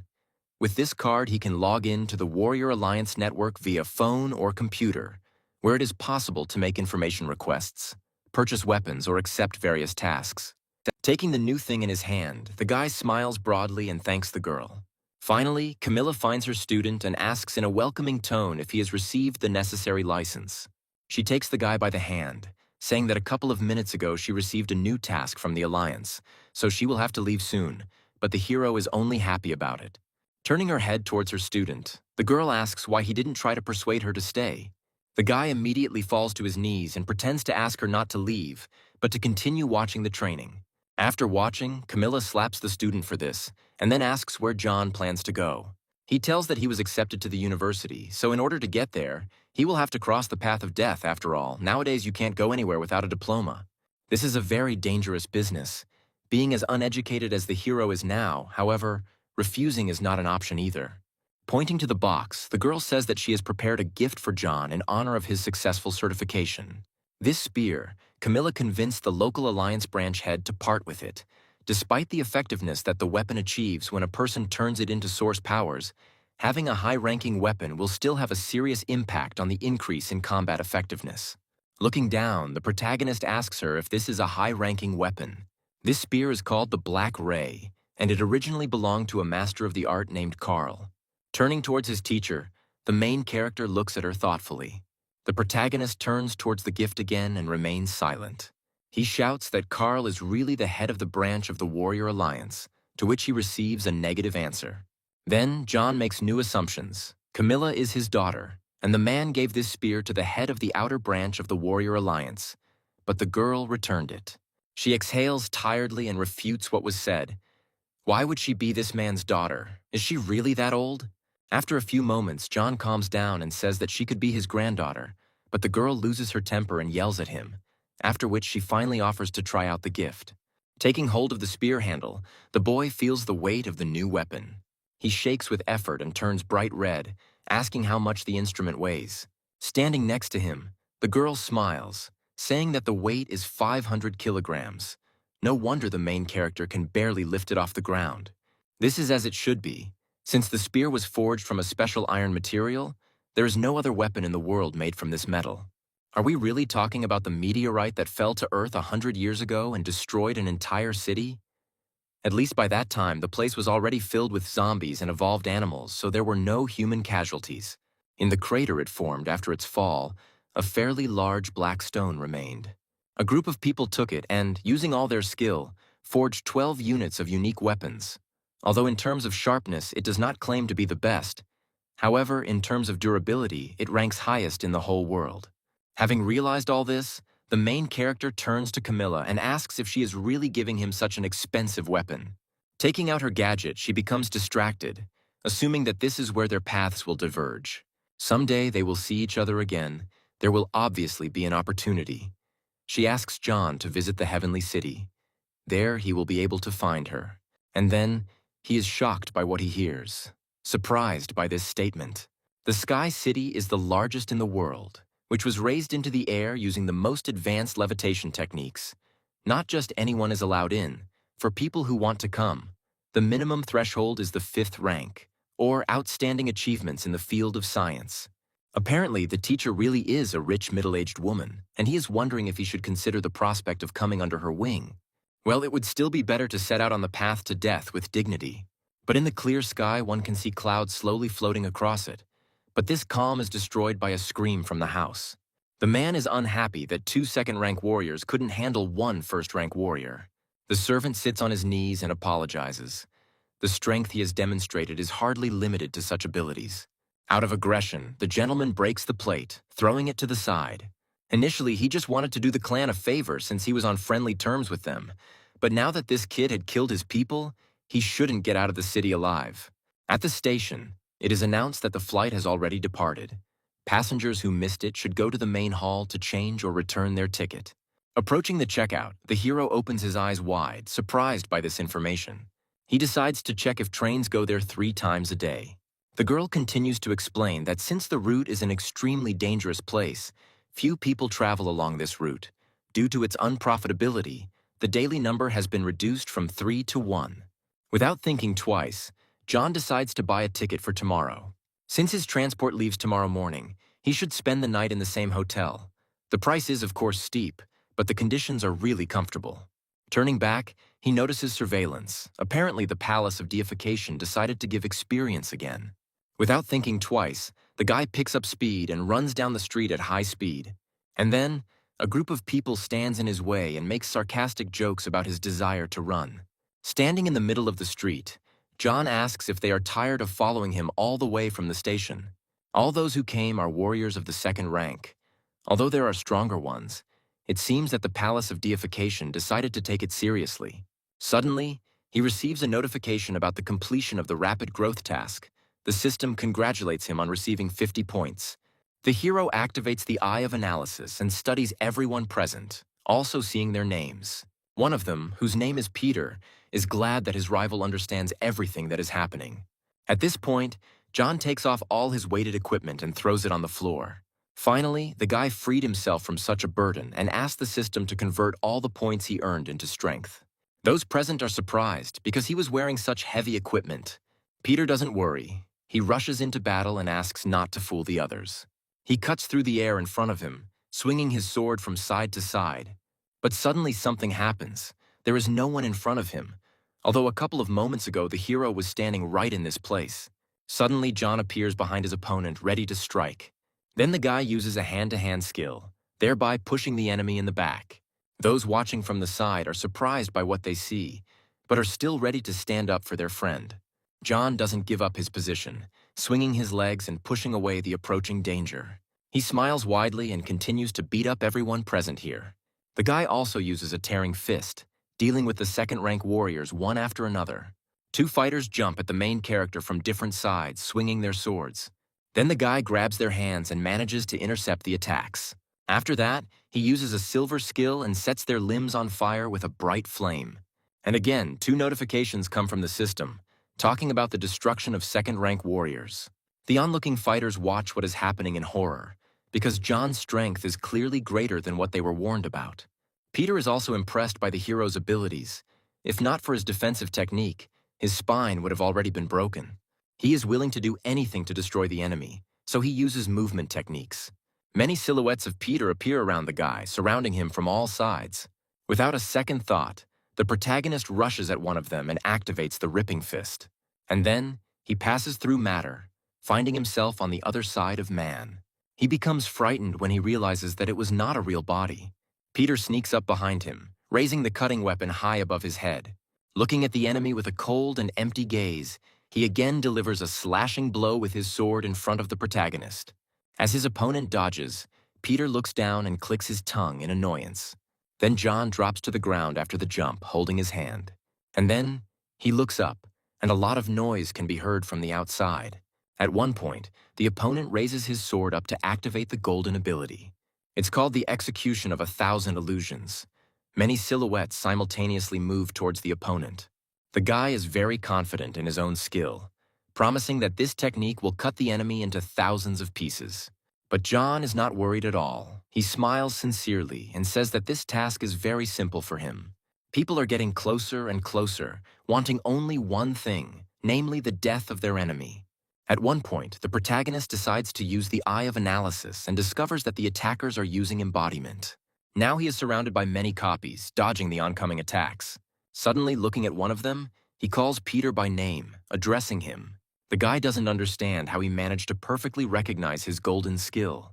John smiles widely, and his fist immediately lights up with ability, but he's not going to reveal anything.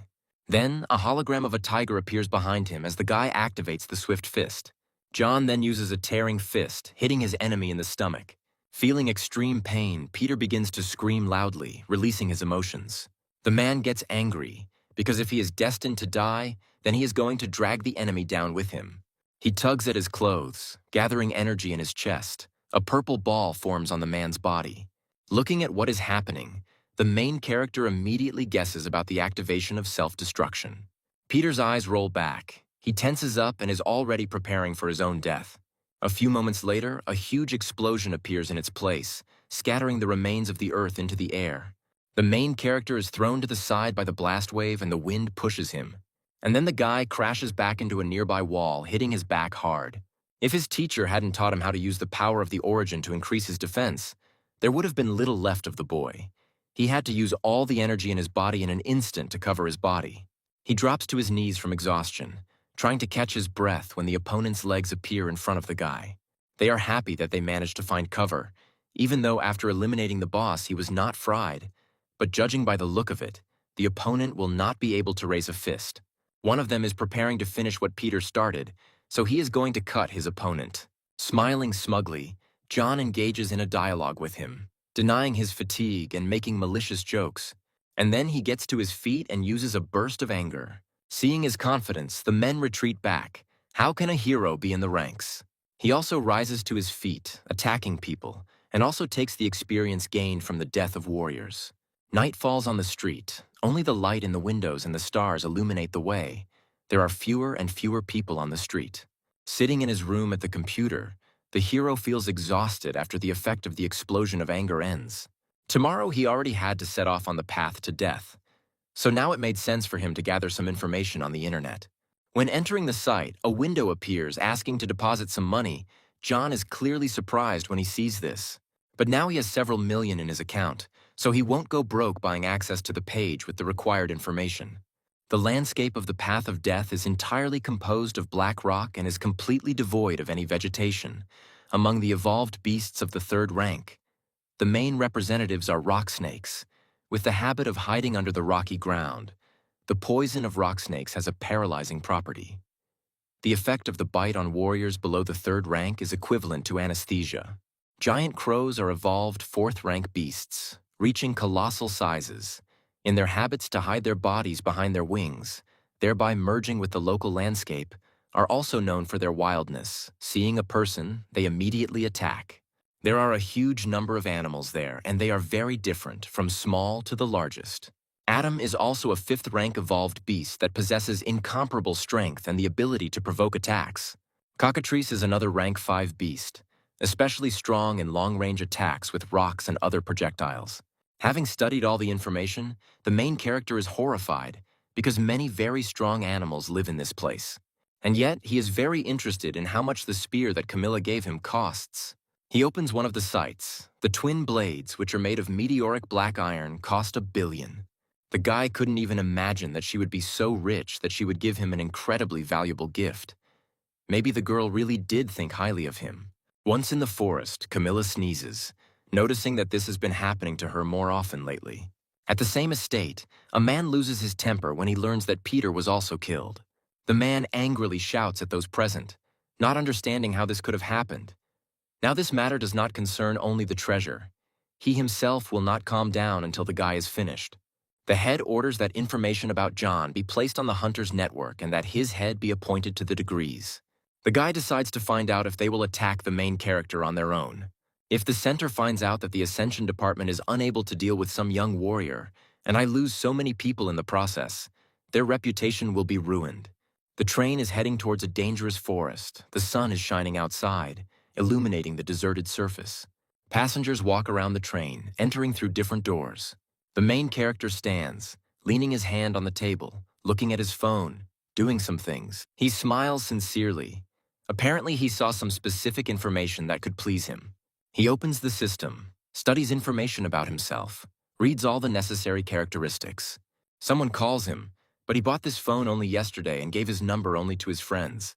It turns out that it is a teacher from a previous school calling.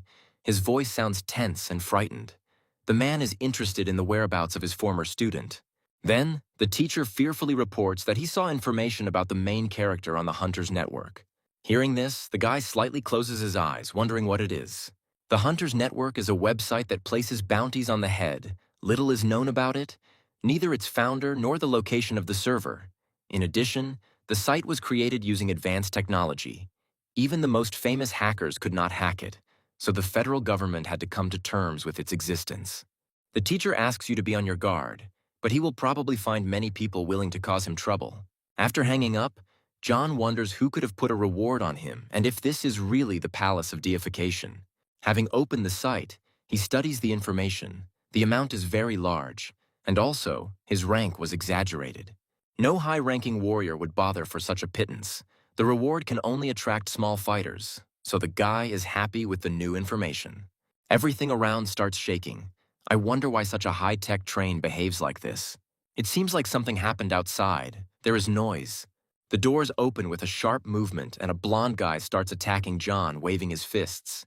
Without thinking twice, he also defends himself and responds to the attack in his direction. The guy not only hits with his hands, but also resists with his knee, attacking the opponent's stomach. Then he falls to the ground, shaking with pain and discomfort. Turning towards the approaching strangers, the hero looks at the new people with interest, wondering if someone really got it into their head to hijack the train. In such a confined space, warriors using large weapons are at a disadvantage. The plane flies far overboard, circling and making noise in the air. Suddenly, the protagonist begins to realize that his opponents knew about this and decided to prepare. While he turned away, the same man appeared behind him again, preparing to attack him. But the guide jumps up with a sharp movement and grabs him by the hand. And at that very moment, the enemy's flesh catches fire, swirling around, destroying the structure of the skin. The man is frightened by what is happening and then screams hysterically. Before he could even notice, a fist was flying towards his face, intending to hit him. A few seconds later, he was already flying in the opposite direction from the general battle. The lifeless body now lies in the corner of the train, among dust and dirt. Hearing a noise behind him, the protagonist turns his head in that direction, looking seriously at the enemy. One of the dead man's crew threatens an innocent man with an axe, laughing and mocking him. Then, the main character flies into it, activating the ability of the tearing fist. He turns towards the person and asks if everything is okay with him. The man wipes his forehead in fear and thanks John for his help. Looking ahead, he crosses his arms over his chest and asks who this team of people is. This is a criminal group specializing in robberies and scams. He did not expect that people would dare to attempt to seize the train. The Allied forces of the city had already received news of the attack. Now all people can do is hold out until help arrives. They need to stand behind the man. But the main character doesn't care about this indication. He rushes forward, attacking everyone. He kicks and punches the soldiers in the face, striking one after another. Is all today's youth really as tough as he is? The passenger asks himself. The train is rushing at great speed while many planes are flying around it. One of the attackers reports that Allied troops are already nearby and that they need to leave. A group of people runs towards the exit, trying to escape what is happening. And then one of the planes falls to the ground and explodes. Smoke, dust, and fire are swirling around the speeding train. The man is happy about the arrival of help, but the hero runs towards the retreating enemies because he needs to collect as much experience as possible. Then he warns the men, catches them in his tenacious hands. Entering soldiers ask you to remain in place and not resist during the inspection. One of the passengers asks not to shoot because he is peaceful compared to those who attacked. The man points at John and says that they are too late because he has already dealt with the attackers and the Black Tiger group. Soldiers point their guns at people and ask them to show their travel tickets. Looking at them, the men are convinced of the veracity of the words, because now they are sure that those present are passengers. Just now, the Black Tiger group tried to hijack the train, but the brave soldiers of the Allied army have already eliminated the threat. The station workers sincerely regret the inconvenience that had to be experienced, so the company will pay all passengers appropriate compensation. Still hesitant, the man asks what will happen to those killed by soldiers who lost their lives due to negligence. The girl bows shyly, asks for forgiveness again, and promises compensation. Turning around, John comments on the situation, saying that if a person is heading down the path of death, he must be prepared to die at any moment. Hearing this, the man runs after him, introducing himself as Omar and offers to unite. Turning around, the protagonist asks what he can offer for their cooperation.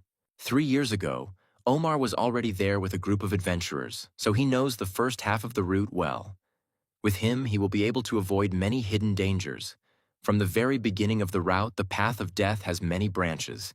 Any wrongly chosen road can lead to death, and without a guide, it is difficult to take even a small step. Then John thinks about agreeing, and then asks why the other person is going to this place. But the man says he plans to find a rare plant, so he needs help in the fight against the evolved beasts. Returning to his compartment, the hero promises to think about it and asks to find him when the people reach their destination. And finally, the train reaches its destination. Then dark clouds gather in the sky, foreshadowing death. The guy's starting point will be the only place on the way where people live, namely the Iron City. And then, they start moving forward, trying to get there as quickly as possible. Suddenly, an unknown hand approaches the main character from the side. The guy explains that the path of death is a dangerous area, and then offers to give him everything valuable for safekeeping. Smiling, John decides to clarify whether he wants to rob him. The hero thinks that now he can get precious experience points. But at that moment, their dialogue is interrupted by an unknown creature that stands between them. A second-rank animal pounces on the guy as he falls to the ground. The mutant roars loudly, opening its mouth to reveal a row of sharp fangs. And then, when the guy's screams die down, the beast comes up and begins to sniff the killed victim. John, watching the events, mocks, quoting the dead man's phrases. Suddenly, the beast turns towards him, looking angrily at its new target. From the side, a man asks to be careful when the mutant begins to advance. The protagonist is curious whether the attacking creature considers him weaker than the previous target. And then he activates the ripping fist skill, swinging his arm. The guy suddenly cuts through the air and hits the enemy in the face with an attack. An explosion flashes in front of him, showing the power of the damage inflicted. Omar, watching everything from the side, is shocked because he did not expect this from the hero. This happens in this place. Sometimes animals get through the fence and attack civilians. And yet, there are people who decided to stay and live in this city. Those present look after those leaving, discussing where John is going because he is strong and the aura feels very low. The girl didn't think that the main character would be so nice. She would like to join a group with him. An unknown old man sits on a chair, not understanding why today's youth is so eager to meet their own death. The warriors are outraged by his words and ask him to tell them about the evolved animals that live along the way. There are a huge number of animals, and his memory is not very good, so he will not be able to answer the question. And then the fighter knocks the smoking pipe out of the old man's hands, shouting that he must answer his question. But the old man is a fourth-rank warrior. There can be no lower in this city, otherwise the person will become lunch for an animal. The offended man reaches for his pipe on the ground, looking down. The bald man swings his leg again to hit the old man. He is furious at the thought that he is ignoring his questions. Then John sneaks up behind him and pushes the offender. How can such a grown guy not know about basic respect for elders? Holding the painful area, he looks up and prepares to fight the hero. John looks at the enemy with cold blood and offers to either get out on his own or leave the human world. And then the bald man clicks his tongue and steps aside to his company. As he leaves, he advises to look back more often, otherwise it could lead to trouble. Turning to the old man, the main character asks him how he is feeling. And then, having heard a positive answer, John is already getting ready to leave and says goodbye. But the grandfather asks to wait, after which he takes the pipe in his mouth again, clouds of white smoke hovering around. Few young people respect age, and the old man would be sorry if he died prematurely. So he advises that after 500 meters of travel, he should start taking a detour. Omar ponders what is happening. The hero must have intervened on purpose and seen his grandfather's strength. As John heads towards the path of death, he watches the departing company. And then, when 500 meters have been covered, the guys follow the advice and take a detour. Turning around, the bald man criticizes this act. Who would turn off the straight road? And then, the guy is tapped on the shoulder and called hesitantly. The man looks ahead in fear, not understanding at all what he encountered on the way. He sees a huge dark silhouette on the rock, but he can't make out what it is yet. And then, people notice that it consists of a bunch of insects that are looking at the target with interest. When danger approached, the warriors believed that they were facing second-rank black locusts. Suddenly, a squad of dangerous insects attacks one of the warriors, who screams in pain. In a few moments, all that remains of the person is a gnawed skeleton. One of the fighters runs towards the rest of the team, in horror, demanding that they leave quickly. But he doesn't have time to catch up with people when insects attack him too. The entire attack takes place far from the protagonist and his companion, so they watch it without unnecessary tension. The man who saw everything from the outside was very pleased that the boys decided to listen to the old man and turn off the road. The protagonist puts forward the truth. One should not mock a person who seems weak.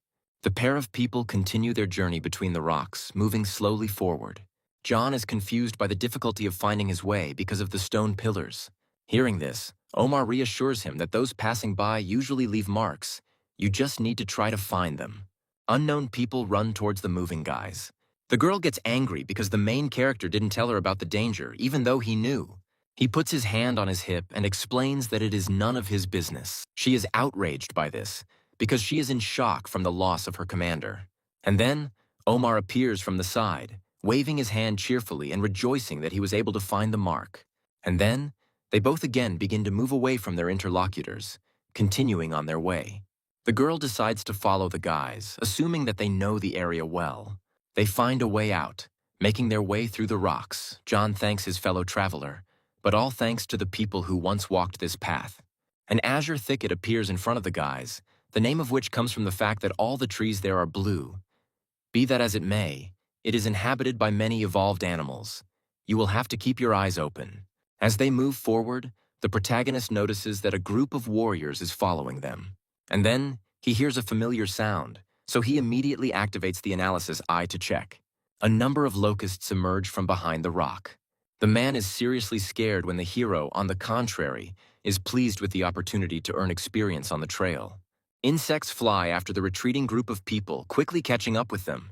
The guy immediately jumps up and runs towards the danger, smugly thinking about how warriors are afraid of animals just by looking at them. Although due to their numbers, size, and bloodthirstiness, the creatures can indeed be difficult to defeat. A few moments later, when the bag is opened, the spear jumps out, ready to begin the fight. With a sharp movement, he grabs the weapon by the handle.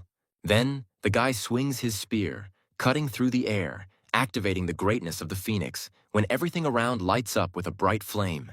Under the pressure, insects die one after another, and the system sends notifications about this. Continuing to move, the hero thinks that little experience is given, but the number of animals should compensate for this. The dead beetles fall to the ground as their delicate wings burn out and smolder. After the fight ends, John falls to his knees, hitting the ground with his knees. Even with a little skill, one can obtain over 100 pieces of rank 2 abnormal crystal, so it is no wonder that the path of death is called a place where one can make a fortune. Those present who saw this fight stand aside, shocked by what they saw. Omar thinks about what happened, hoping that he will be able to get the right plant this time. As he moves on, John shouts enthusiastically and suggests that they continue on their way. It turns out that Omar needs to go through the azure thicket and get to the Black Lake to find that flower. Some of the evolved animals were influenced by the terrain and took on a blue color, so you need to be careful. During a rest stop, the main character opens his phone and begins to study the hunter's website. Seeing the reward for salt crystals, he decides to ask Omar where he can get them. The gem can be mined at the bottom of the Black Lake, but they are very rare as they form once every 10 years. The fellow traveler's target was in that area, so John decided to try his luck and take on this task. Suddenly, the hero is distracted because he feels a thirst for blood. And then a dangerous beam of light flies at the men, but they manage to jump away in time. Having moved to a safe distance, John asks his friend to be careful. They are dealing with a sniper. The hero begins to move forward, avoiding being hit.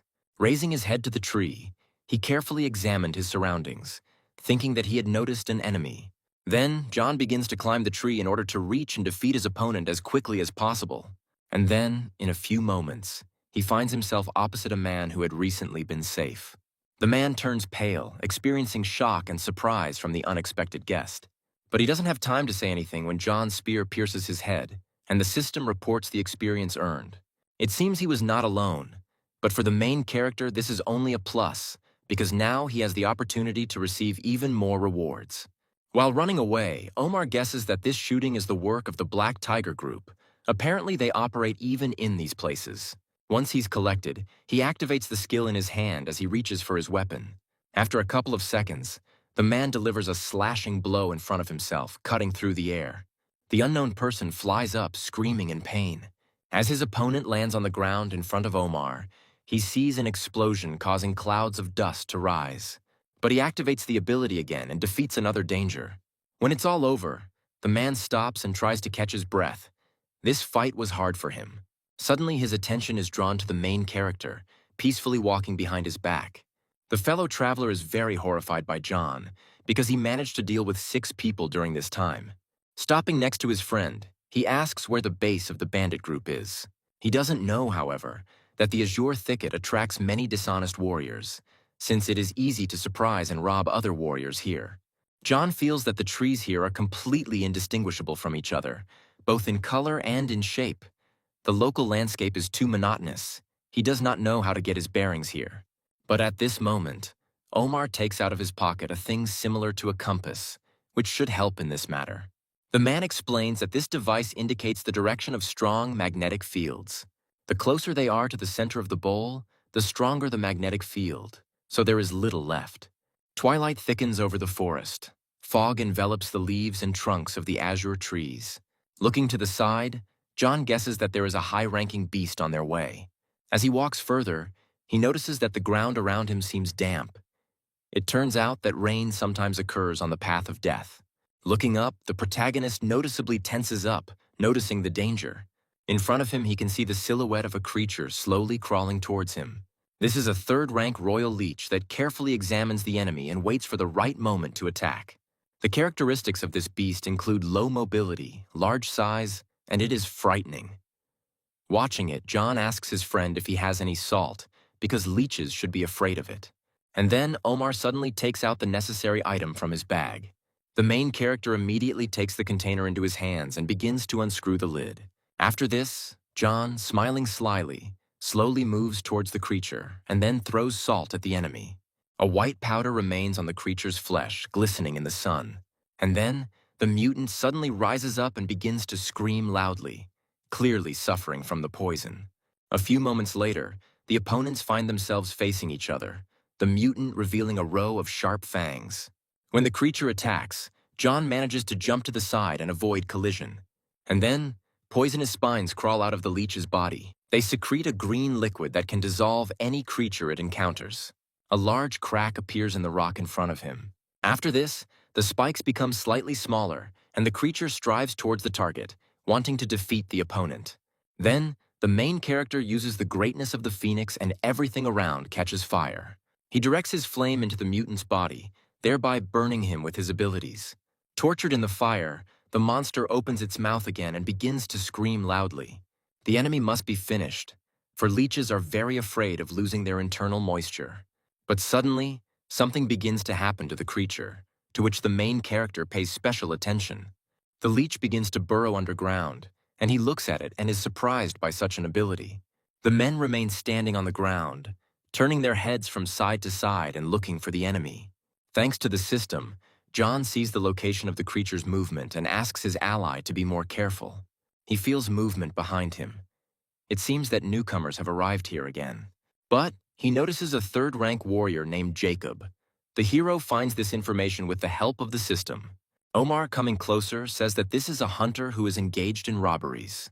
Turning to the newcomer, the man asks what he wants from them. Jacob smiles slyly and says that Omar knows everything himself. He needs money and jewelry. The guy warns the guy that if he takes a step, he risks ending up without legs. And then the hunter smiles at such boldness. In all his years of robbing, he has never heard such impudence from his prey. After this, Jacob steps forward, deciding not to listen to the words spoken by the protagonist. Immediately after this, the man falls into the leech's trap, finding himself surrounded by its body. He looks at her with fear, realizing who the enemy is. And then, Jacob's leg and clothes begin to dissolve from the poison released by the monster into him. Suddenly, the man, losing his temper, swings his weapon, trying to chop up the mutant. The guy watches what is happening in confusion. How could he kill the leech with such ease? But, from its belly, a gigantic number of larvae jump out, which can move quickly and drink human blood, sucking onto the human body. Small insects begin to quickly crawl up Jacob's leg, eager to get a snack. The man tries to brush the creatures off himself to protect himself from their tenacious paws.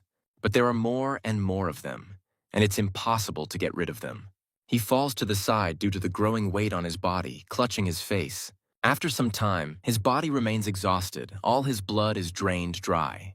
Omar suggests looking for another way to get around the creatures and not end up in Jacob's place. Still, this is a huge opportunity to gain experience for the protagonist, so he jumps up and rushes into battle. Running towards the larvae, he takes out his spear and begins to activate a pear-colored flurry. He makes multiple attacks with quick movements, concentrating on the skill. He receives notifications informing him that a certain number of monsters have been destroyed. Continuing to attack, John didn't even think that such a small thing could give so many bonuses. The destroyed larvae fall to the ground one after another. The protagonist continues to swing his spear, killing small creatures, and after some time he stops, trying to catch his breath from fatigue. Omar looks down in confusion and finds himself thinking that John destroyed everyone in a minute. The mother leech lies alone, cut into 2 pieces, on the ground. The main character is frightened by the fact that this monster did not die in the end, which means the fight is not over. And then he raises his head up and sees the leech ready for battle again. He jumps back from the attack with a sharp movement, dodges and runs away from it. And then the guy decides to activate his ability, and a fire starts to burn around him. The protagonist once again uses the greatness of the phoenix, trying to roast the leech with his flames. He feels movement behind his back and turns his head in that direction. Now the mutant runs away from John, who catches up with the enemy and screams. Afterwards, in order to finish off the creature, the main character activates his ability again. He decides to hit the ground with his spear in order to burn the leech. The turf bursts into flames, heating the surface to high temperatures, and finally the royal leech is defeated, and the guy's level finally rises to 17. The experience is truly enormous, and the 4th rank anomalous crystal can be sold for more than $1 million, and the leech skin itself should be a good material. There is a quest on the Hunters Alliance website to collect leech skins, the reward for which is very good. Opening the system, John decides to invest all the points he gets into strength. The men continue their journey. Following this road, they will soon reach the Black Lake. And so, closer to dusk, the guys reach this reservoir. Finally, Omar confirms that in front of them is the very Black Lake they were so eager to reach. Approaching it, the main character puts his hand into the water and notices that its temperature is very low. Then, the fellow traveler falls to his knees and begs the protagonist to get the salt coral from the bottom of the lake. A man cries. His daughter has been infected with a deadly virus that is gradually destroying her immune system. When its symptoms finally manifest themselves, even the slightest cold can take her life. In recent years, the lobster had been rushing from side to side, asking questions, looking for information, and finally found out that the salt coral growing at the bottom of the Black Lake could cure her ailment. There are certainly strong evolved beasts in this lake, but their strength should not exceed the 4th rank. In time from the journey he had a chance to see what John is capable of. Finding this plant should not be a problem. The guy listens to his ally, silently watching the events unfold. He turns to Omar. Without such a person nearby, the hero would not have been able to get here, so he is ready to help. The man hands his ally protective glasses, which also have a spotlight, which will make studying the lake much easier. Omar decides to warn John that finding the crystal is highly dependent on luck. He puts on protective equipment, determined to get the plant he needs at any cost. And then, the main character jumps into the lake from the shore, plunging into the water. Once there, John feels only cold on his body. But he finds a way out. Wrapped in the energy of the origins, this problem is not felt so critically. The guy didn't meet a single fish in this large body of water, which causes strange feelings and doubts. When he reaches the bottom, he sees neither salt crystal nor coral there. Suddenly, the main character sees something white. Apparently, it is the necessary plant. And then he notices movement in front of him. It turns out that it is an evolved beast. This is a huge fish, ranking 4th. The guy noticeably tenses up and becomes more serious, because he is in a disadvantageous position, especially with such a strong enemy nearby. The creature swims past him, pushing with its tail. The speed of the mutant is enormous, so the main character will not be able to dodge his attacks. And then he decides to activate the explosion of anger in order to save his own life. At the last moment, the guy avoids the creature's claws and swims away. He finds himself again at a small but safe distance. And then John swings his fist, concentrating all his strength on it. Suddenly, the guy activates a tearing fist and rushes forward at the enemy. Once he gets in his face, John hits him with great force. And then, under pressure, the monster flies to the side. Due to being underwater, the tearing fist was unable to show its strength. It is unlikely that this fish died. there was also no system notification of its death after it. At the bottom of this body of water there are many bones, most likely killed by this creature. There is something shining among them. These are probably the salt crystals that the main character needs. Taking a closer look at the area, he notices that there is also the required coral there. Swimming closer, John is happy that he has finally managed to find the necessary resources. But he doesn't have time to take the jewels, because the guy is overtaken by a mutated fish. The protagonist suddenly opens his eyes, seeing the approaching danger. It turns out that his fist-splitting skill was useless. The guy uses the ability again, aiming at the creature's body. After this, he begins to swim away when he realizes that it has not affected the fish in any way. She opens her tenacious claws again to catch the protagonist. The guy realizes that his attacks in the water do not cause any damage, and as soon as the timer of the explosion of anger comes to an end, the chances of surviving in the water will greatly decrease. Then he decides that he needs to get to the shore immediately and begins to surface. The creature, in turn, continues to pursue its goal. Do not leave John behind. He starts to panic because he is fighting with life at this moment. And then, a brilliant idea comes to his mind as the guy turns and looks at his opponent. The claws click loudly, squeezing the protagonist's body. But it turns out that this was a diversionary tactic, and John was alive and well. He hopes that this combat gear will be durable enough because it costs several million. The boy narrows his eyes and prepares to swim out. And then, the main character finds himself high above the water, dragging a giant monster with him. Omar, seeing this from the side, is horrified by the size of the creature. And then the guy grabs the animal and throws it forward, throwing it to the ground with such force that sand and dirt from the shore fly high above the ground.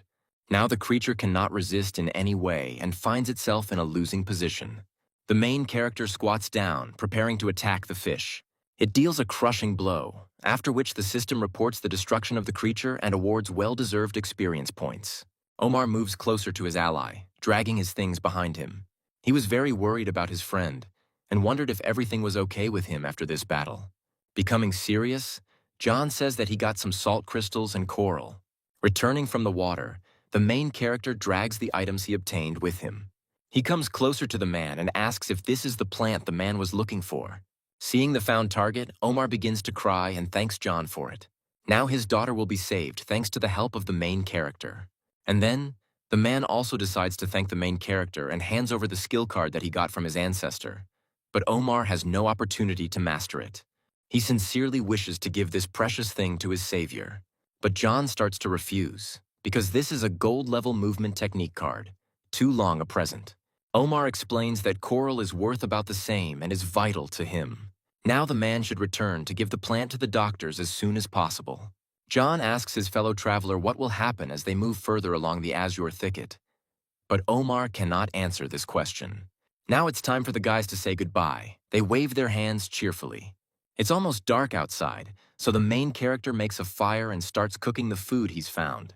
He looks at the resulting movement map and finds its name quite cool. The guy already feels how his body becomes light and smooth. The ability is truly impressive. Lightning flashes in the sky, the clouds thicken. John seems unhappy because of the clothes that have just been hung out to dry. In the end, the rain turned out to be too heavy. Maybe it was worth finding shelter. Suddenly, a scream and cries for help are heard from the forest. The girl runs away from the high-ranking beast. She falls in front of the protagonist when he looks at information about her through the system. Her name is Louise, and she is a third-rank warrior. The hero extends his hand to the girl to help her up, but suddenly he notices something suspicious and raises his fist, preparing to defend himself. She looks at the guy with fear, not understanding what is happening. She manages to dodge this blow, thereby protecting herself from certain death. Turning to the protagonist, she does not understand why he attacked her, so she asks the appropriate question. Then John names the girl's name and rank. She's probably a hunter who plans to rob him. After hearing all this information, Louise is shocked as to how he could have known all this. For her, none of this matters, because the network of hunters has placed a large reward on John's head, and that's what worries her. She raises her hand up, offering to begin, and at that moment several men emerge from ambush. One of them immediately jumps up and runs towards him, preparing to strike. But the main character deftly jumps away from the attack. He slides his feet across the wet ground and then uses a pear-colored flurry. The attacker finds himself surrounded by sharp spear blows. The first warrior is destroyed. Under inertia, he flies into the air and then dies. Three unknown people also run towards him to destroy the main character. One of them knows how to blacken the eye, uses the skill, and starts waving his arms from side to side. The next one also activates the ability, but it requires a rectangular object to do so. The last one, like all the others, uses the skill but takes a wrench as a combat weapon. The protagonist looks at everything that is happening and then uses the verdict and mirrors each of the attacks. He grips the handle of his spear tightly, swinging the weapon. The guy activates the pear-colored flurry again and destroys the remaining enemies. Louise looks at what is happening with horror, because he should be much weaker. The girl smiles slyly. For her, this is even more interesting. She laughs loudly, excited at the opportunity to take on a strong opponent. And then, Louise immediately moves away, spinning around herself. The girl's speed is truly impressive. She probably uses movement technique. She delivers clear and accurate blows towards the main character, who defends himself using a spear. Suddenly, he intercepts her attack with his weapon, thus blocking it. That's when Louise jumps back, smiles widely, and praises the guy. The girl swings and activates the Fallen Dragon skill. A purple light glows around her, causing her instrument to fly forward towards John. He looks up and sees blades flying over his head, but the guy manages to dodge them. Turning to the enemy, the main character is happy about this because he successfully avoided the attack. But turning back, John notices that the weapon is returning and could hurt him. Then he turns in the opposite direction and knocks away the tools with his spear. But they circle around, acting along a certain trajectory. The blades move closer and further away from the guy, but he doesn't back down and works on his defense. The protagonist becomes even more tense as he realizes that the blades won't come off him. Louise laughs hysterically. The more force he puts in, the faster the blade bounces back. They won't stop until they cut the guy. The completely cut-up hero runs towards the girl and decides to deal with her first. He screams with effort as he moves towards Louise to strike. She is only surprised by the hero's riskiness, managing to jump to the side. Grabbing her weapon again, the girl suggests that the enemy was not appreciated. She immediately uses Sickle Slash, straining herself from activating the skill. But at this moment, the main character will accumulate a blow of accumulated power. So he uses it as well as Pear Blossom Barrage, chaining these attacks together. A loud, bright explosion is heard. Particles fly in different directions. The girl is surprised. She doesn't believe what's happening. John's strength has suddenly increased. But the third-rank warrior is finally destroyed. The system says so. The tired hero finally emerges from the forest and continues his journey across the field. He finds this region strange because there is a dense forest nearby where rain falls with great force, and next to it there is an arid desert. Luckily, John has some supplies. He brought along a drink that can keep the body hydrated. And so he steps on the spot and his foot sinks into the sand, and it looks like he's in trouble. A worm appears in front of him, which has high mobility, and is also able to hide perfectly among the sands, and is also able to destroy a person with one blow. The creature stands on its hind legs in front of the guy, baring its teeth, showing sharp fangs. And then, the main character puts his hand behind his back and grabs the handle of the weapon. He takes a fighting pose and prepares to attack, activating the greatness of the Phoenix at this moment. After this, the monster opens its mouth as a fiery projectile flies towards it. The protagonist's powerful skill hits him right in the face, burning it. The creature falls to the ground, letting out a painful cry before doing so. The main character watches the enemy with a smile. Did he really manage to defeat him so easily, even though the enemy is of impressive size? And then, someone starts laughing behind his back, so John turns his head towards the sound. An unknown company catches up with the hero. They rejoice at the sight of the killed mutant. And then the man turns his head towards the guy and doubtfully asks him if he killed the monster. One of them throws caustic comments in his direction. Feeling the worm, he does not believe in John's abilities. And then he looks at his interlocutor and says that the prey is his and he will take the reward himself. A man turns to his colleague and asks for help in taking teeth and crystal from a dead creature. A dark-skinned girl approaches her colleague named Pierre and asks him not to do anything stupid. The man continues to ridicule both her and the hero. Hearing this, a girl named Margot loses her temper and yells at Pierre, saying that she is tired of putting up with him. The guy watches what is happening with confusion, not knowing how to react to the situation. As the others continue to laugh, a seemingly dead worm rises up behind them. The blonde girl is shocked and asks to turn around so that the men can protect themselves from danger. Hearing the sound, the man turns his head back. And then Pierre doesn't have time to save himself because the mutant attacks with lightning speed. John looks at what is happening with irritation, because by killing the fighter, he could take experience points from him. One of the warriors begins to accuse the main character of being the surviving mutant. The guy calmly repeats that the monster is his prey. The man continues to run towards him, swinging his weapon to attack. The main character quotes a phrase about how one can die at any moment on the path of death, and then cuts off the warrior's head. Margot, seeing all this, opens her eyes wide in surprise, and then John turns to her and asks if the girl will attack him. She begins to explain that the men were only traveling together but were not in league, and in any case, Margot herself wanted to finish him off. The blonde looks towards the main character again, screaming, trying to warn about the approaching monster. The guy looks down in irritation. Apparently the creature wasn't satisfied with his previous attack. He grips his spear tighter, waves of fire swirling around him, surrounding his hand. The guy looks forward confidently, activating the ability. And after that, John lunges forward as spots from the skill dance around his body. The creature once again receives a share of the flame, which flies into the worm's evil face. After this, the creature noisily falls on its stomach, feeling disappointed at its loss. Observers are amazed by this skill. The worm usually has a very strong shell, but this attack is aimed at causing internal damage. Finally, when the 4th rank beast is defeated, the system sends out a notification to inform you of this. After this, the main character begins to move towards the defeated target. With a sharp and skillful movement, he penetrates the creature's flesh and takes out the precious stone. The observers continue to stand in place and discuss John's abilities. The dark-skinned girl still decides to head towards the guy to discuss some things with him. She becomes embarrassed and asks to leave some of the worm's teeth for their company to sell later. Margot offers to exchange this opportunity for other materials at their disposal. The guy turns around and offers to take everything, because he doesn't need the creature's teeth. Hearing this, the girl is delighted and with shining eyes thanks John for this. And immediately after that, she turns towards the team and calls them. No one could have imagined that the main character would agree to give it up. The blonde girl suggests that he might have taken a liking to Margot. People immediately begin to extract the worm's precious teeth in order to sell them later. The remaining fighters look out from behind the victim to check if the protagonist has left. The guy who defeats the animal continues on the path of death, heading off in search of new adventures. Suddenly, the ground beneath his feet disappears, and as he falls, John assumes that he may have run into the worm again. Having stepped onto the ground, the hero takes a fighting stance and prepares for battle. Suddenly, the ground disappears from under his limbs again, and he begins to fall.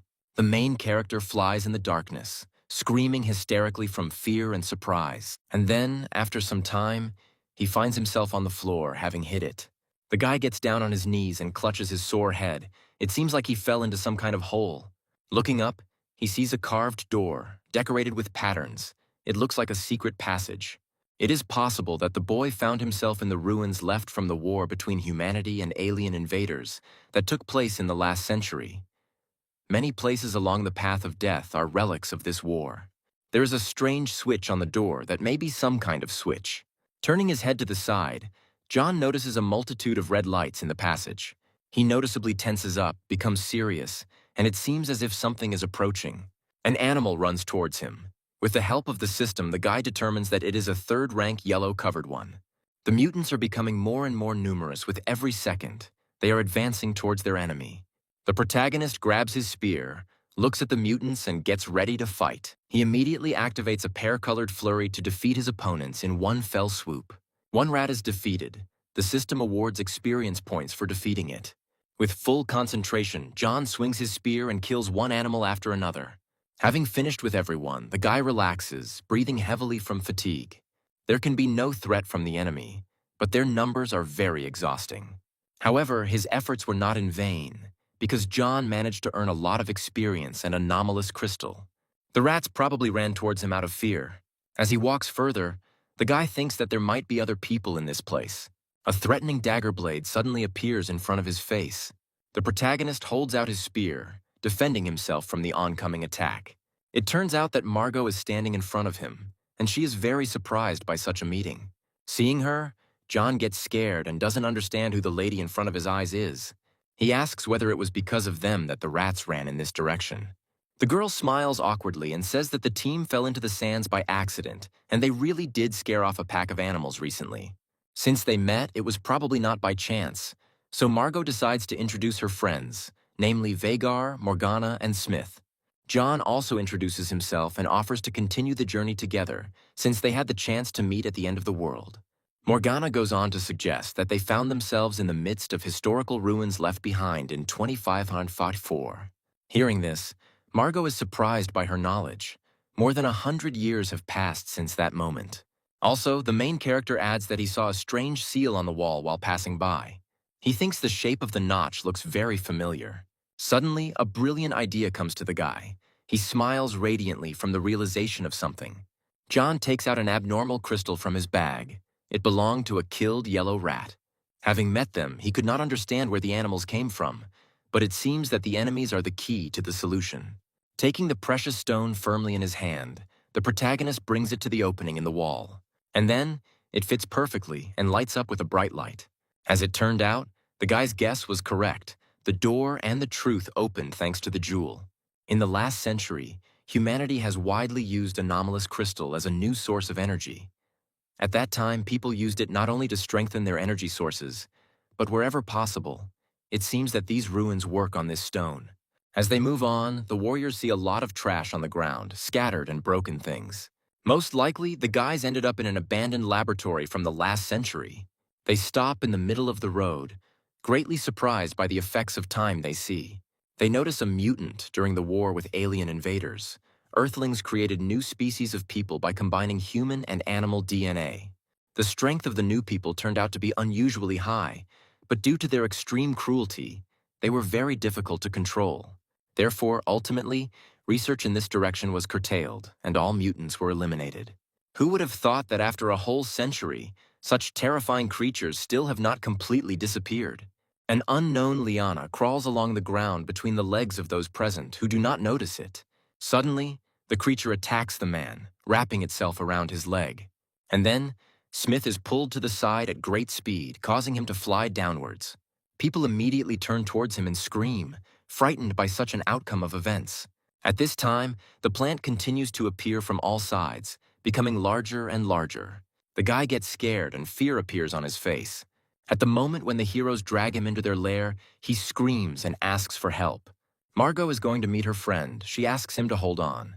But at this moment, the plant already lifts the guy high above the ground. He cannot resist it. The creature squeezes Smith's body with great force, and he is unable to resist or fight. Morgana and Vagar watch in horror. A dark-skinned girl screams at her friend, very afraid for his life. Suddenly, the main character jumps up from his place and rushes to help the guy, cutting the vines with a sharp movement. When the man falls to the ground, the guys start to come closer to him to find out if everything is okay. But there is no help for Smith. This is a very strange place. We need to quickly find a way out and get out. The hero's hand still moves, his fingers shaking, showing signs of life. The man breathes. Even though his body is pierced through, Smith's name continues to sound in the air. The boy slowly rises to his feet, his body deformed. Seeing this, the main character immediately understands that it is all about the virus contained in these plants. John shouts from the side that the guys were looking for an exit. They need to leave immediately. Then John grabs Margot's hand and pulls him towards a safe place. A fire appears behind them and the mutant crawls out of his cage. The creature screams loudly, trying to catch up with the heroes in order to attack. At some point, the guy turns in his direction and looks back in fear. He demands that the boys move faster because the enemies are catching up with them. Stopping, John puts his spear in front of him and tries to hold back the mutated Smith. The distraught boy raises his hand higher, swinging at his target. But at this moment, the main character manages to swing his spear and cut off the guy's limb. The virus is unusually strong, and infected warriors immediately turn into monsters of the same rank. In addition, even if the head is cut off, the infected person's body will continue to move, and the slightest bite will result in instant infection. To deal with him, you need to completely immobilize them, John says, continuing the fight. Suddenly, out of nowhere, plants appear, moving towards them at great speed. Fortunately, the main character manages to dodge at the last moment and is not injured. But there are more and more vines appearing around that can infect it. John doubts that these are ordinary vines, more like a peculiar unknown species of evolved beast, whose body contains a virus. Taking a fighting stance, he asks to be careful no matter what happens. The plant moves at an indescribably high speed, enveloping all the space around it. The runners use sharp movements to cut through the attacking creature, trying to avoid infection. But suddenly, Margot is surrounded by vines on all sides, enveloping her body. Fortunately, John comes to her aid and destroys the mutant with a sharp movement. He notices that the danger is high and it will be difficult to cope with the plants. It is necessary to check whether they are afraid of fire. At least the creatures resemble plants. Therefore, the protagonist activates the greatness of the phoenix. The vine begins to burn. Having confirmed his theory, he smiles widely, realizing that he has a new weapon to fight the danger. And then, John uses his skill again, launching a fire attack at the enemy. He notices movement behind him and then turns around to warn of danger. It seems the plant is about to break the tanks in which the mutants were placed and release them outside. John shouts, ordering the other guys to stop this or they will get into trouble. People around are fighting hard, trying to protect their lives. Suddenly, the fragile glass cracks under the force of the vines, and they are about to destroy the cage. At this moment, a previously developing mutant begins to fall from the flask. He hits the ground face first, remaining lying there. The rest of the monsters also appear outside, leaving their hiding place. They open their bright eyes, their gaze directed forward. Little by little, the monsters begin to come to life, putting their hands in front of them and starting to rise. One of them opens its own mouth and lets out a loud howl. At this point, the guy activates the system and learns that mutants have explosive power, as well as immunity to pain. At the same moment, the main character orders the guys to leave. But suddenly, the enemy's paws appear near his face. He manages to dodge in time, crouching before the creature's attack. The guy is very worried because he could die at any moment. To protect himself, the protagonist uses a pear-colored flurry, activating multiple attacks. But since mutants do not feel pain, the enemy does not stop and continues to move forward. Therefore, the enemy hits John, and he in turn flies forward. Seeing this, Margot becomes very scared and calls her new ally. Evolved beasts run forward, trying to cause as much damage as possible to their opponents. The girl actively swings her weapon, cutting through the air with attacks. But the mutants do not give in to this and move forward at great speed. The girl is amazed at what she sees. Nothing happens due to her efforts. Everything around is on fire. The greatness of the phoenix is activated again. It is getting hotter. And then, the mutants find themselves in a layer of flames surrounding their bodies. The monsters are attacking the poor guys who are trying to run away, thereby saving their lives. But the main character stops and tells the others to leave. He himself will stay to fight the creatures. There are still many dangers lurking in these ruins, so he needs to conserve his strength and cannot use the explosion of anger and the blow of accumulated power. So John decides to use the power of the origins to coat his weapon, making it stronger. After this, he activates a pear-colored flurry to deal multiple blows. The guy lunges forward time after time, attacking the mutant. As he expected, the main character's strength increased many times over. He grips his weapon tighter, squeezing his hands around the handle of his spear. And now, finally, the third-rank monster is destroyed. The system reports this. The main character receives more than 500,000 experience points. Seeing this achievement, he is very happy, and now he is going to destroy each of them.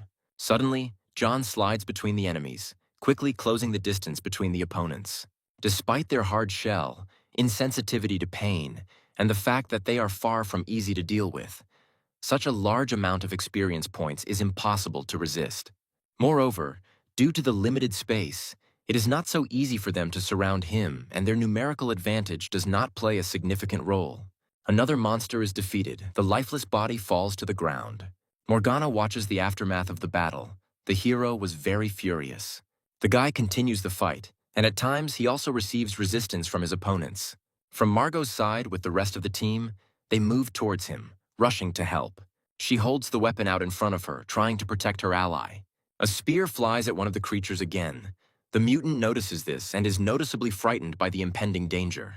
And then John pierces the monster's head with his weapon, not allowing the girl to finish the fight. The system sends notifications and congratulates you on leveling up to 18. And then the main character asks her to send 12 points to strength and the rest to endurance. He feels his power increase. Now it is much easier for the guy to swing the black beam. Marco looks at him in surprise. It seems that as the battle progresses, his strength only grows. The protagonist continues to fight the horde of enemies while the rest of the company is left behind. Suddenly, the monsters turn around and quickly run away in the opposite mood.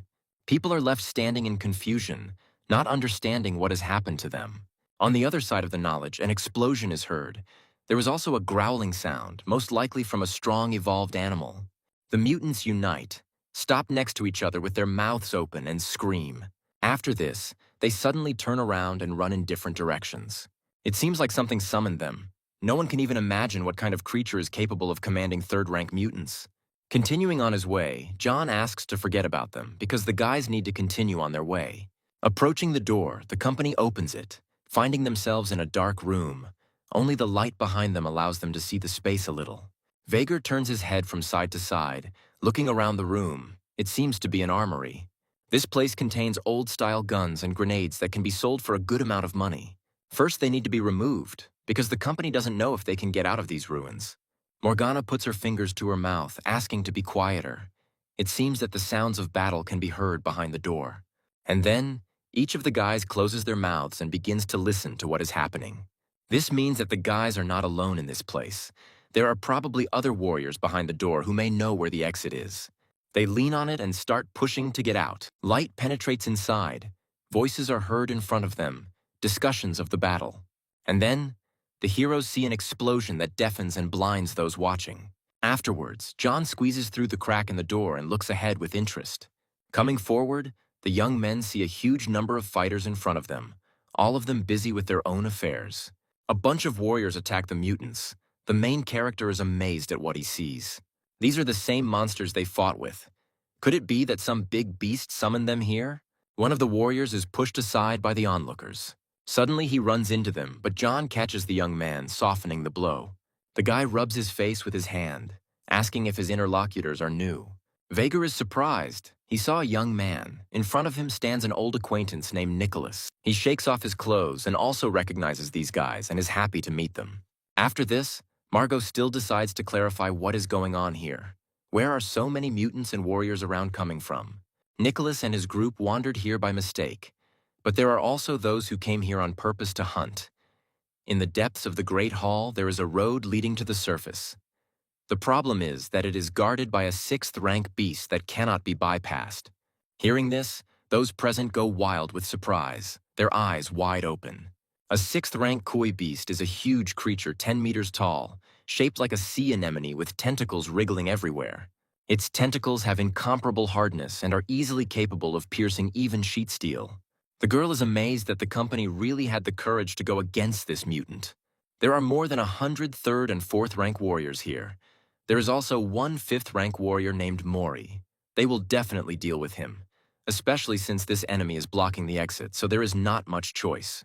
John doesn't understand, because the decision to attack the mutant like that is very reckless. Have people really gone berserk? The guy believes that instead of waiting for death, it is better to take fate into his own hands, especially since the anomalous crystal of the 6th rank costs a fortune. Besides, Mori has the latest new-style grenades, and they can probably cause significant damage. As the young man throws the weapon forward, a loud explosion is released, stunning the people around him.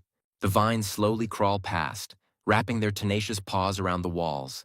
The mutant could well have been injured, because Mori's bombs have indescribable power.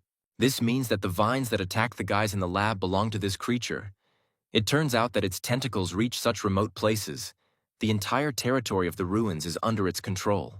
The mutants move forward next to each other, quickly moving their limbs. Mori orders them to move forward, split into 2 groups, one of which will hold back the mutants, and the other will fight the vines. One of the warriors calmly rushes forward, punching the monster. All those present confidently rush forward, screaming from the effort. The men work hand in hand, helping their allies in this difficult battle.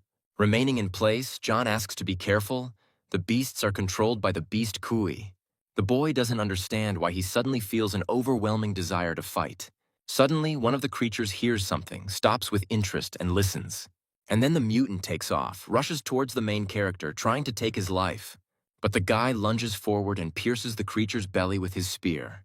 The girl also fights with opponents, actively waving her own weapon.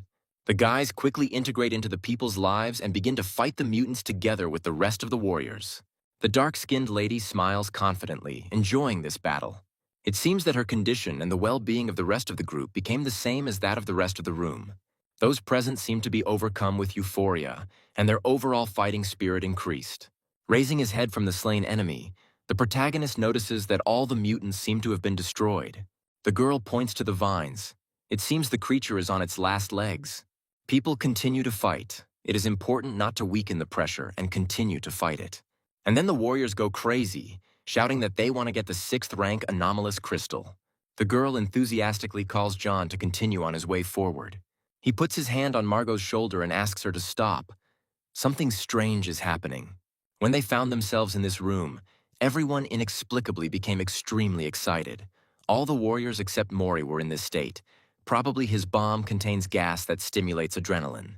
Gas of this kind dramatically increases the adrenaline level. Despite the short-term effect of increasing combat capability, it also has a detrimental effect on the body.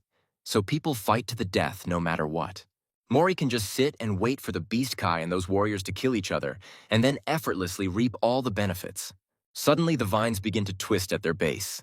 The warriors believe that the beast is running out, so they should continue the fight and not slow down the pressure. They receive blows from this creature. The vines attack people with sharp movements. The observers stand to the side, watching one of the wounded warriors. But now only an infected zombie, no longer human, is looking at them. The newly minted ones are slowly moving towards them, ready to attack. One of the guys shakes the girl, trying to bring her to her senses, but it turns out to be a futile exercise. A new wave of battles begins. People around fight with zombies, killing their own friends and allies. As the fighters got rid of all the mutants, the creature used the humans closer to create new puppets. Be that as it may, judging by the monster's condition, he doesn't have much time left. The man shouts for people not to be afraid to kill the mutants because they are no longer friends. At that moment, Mori jumps high into the air, raises his own weapon, and cuts through the air. He cuts off part of the vine, continuing to fight the mutant. And then the beast begins to fall backwards, no longer able to move. The creature's body is cut open, revealing the internal organs that previously supported its viability. The boys look at this in surprise and see the gem inside the defeated one. They immediately jump up and run towards him to take the crystal. Mori smiles widely and says that the jewel can only belong to him. And then he goes crazy, heads towards the enemy, and cuts up people's bodies as he moves. A group of people watch in amazement, but John believes that Mori does not deserve the crystal. He runs to the target and begins to dig into the creature's internal organs. When Mori laughs, the protagonist is already flying behind him, ready for battle. He swings his spear behind his head, looking at the man with a cold expression. Mori turns to look at him, looks at him slyly, and thinks that he probably decided to covet his anomalous crystal. And then the boys circle around in battle, swinging their weapons. The protagonist reveals Mori's identity, talks about the man's plan, and shares his observations about the bomb with psychotropic substances. The surviving fighters discuss this with discontent, not believing that the guy could have deceived them. Then, the warriors unite and decide to attack Mori en masse and take the reward for defeating the monster for themselves. They run towards the man, taking out their tools for battle, wanting him dead. But the enemy is not ready to retreat. He is also preparing to attack, smiling with pleasure. Watching what is happening, John analyzes the situation. He is not able to repel the attack of a 5th-rank warrior, but the enemy must have spent a decent amount of strength in the battle earlier. Therefore, the hero decides to test his strength and activates the skill, after which a small wall of protection appears in front of him. Mori subsequently receives the same attack to the face, flying into the air from the force directed at him. An explosion passes through, illuminating the space with a bright flame and throwing up dust from the ground. The angry warriors still seek to attack Mori for his betrayal. The boys' faces twist into a furious grimace as they try to overcome him. One after another, the fighters rush at the man, who actively dodges the series of attacks. The guy runs from the side and warns John of imminent death in case of resistance on the way to the anomalous crystal. But in order to protect himself, the protagonist activates a pear-colored flurry, directing the ability at the enemy. The vines of the evolved beast lie on the ground and move slowly. Noticing this, the guy turns his gaze in that direction, watching the small movements. It seems that the creature is still alive since it is able to move. Watching, the protagonist is happy and relieved because he still has the opportunity to gain experience. After this, the inspired guy activates the Phoenix's majesty and rushes forward. He kills a strong creature, gaining some experience, The system informs about it in a notification. And then the main character is amazed, thinking that the reward is rather meager, considering that the enemy is very strong. Although it's probably because John dealt less than 40% of the damage, which is why he received 1/10 of the points. Mori turns out to be alive, runs towards the main character and demands to stop.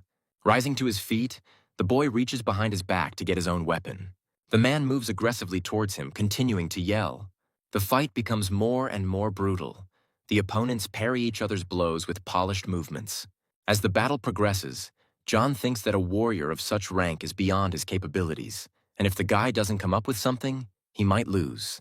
And so the protagonist activates the accumulated power strike to have a little more chance of winning. He then uses a pear-colored flurry, dealing multiple stabbing blows. As the fight continues, Mori cannot comprehend where John got so much power from. And at this moment, the main character becomes more confident, feeling his own strength. He begins to activate another of his abilities, offering Mori to test his strongest skill. Hearing this, the man noticeably tenses up. It turns out that the previous attack was not the best. The hero uses all his strength, screaming from the effort. And after that, he turns around and starts running in the opposite direction, laughing sarcastically. Seeing this, Mori loses his temper and gets angry at the hero for this trick. Approaching the door, the guy notices something in the crack, paying special attention to it. He pushes the doors, straining harder to open them. But the opponent is already catching up with him from behind, shouting at the enemy, drawing attention to himself. And then, the protagonist clenches his teeth even harder, straining with all his might to clear a path for escape. Suddenly, the door gives way and opens, creaking slowly. The man at this point comes close to John, putting his sword behind his back. And at the moment when he strikes, the main character jumps back sharply, saving himself from injury. Mori is pinned in the door at this point. He twitches and grunts. Rising to his feet, the man curses out loud, cursing his opponent for such a cunning trick. At that moment, the main character throws a bomb towards the enemy, giggling cheerfully. And then, when the weapon is in front of Mori's face, he says his last word, realizing the sadness of the situation. The moment the bomb explodes, a notification is sent stating that a 5th-rank warrior has been destroyed. Finally, the main character reaches level 19 and receives well-deserved stat points.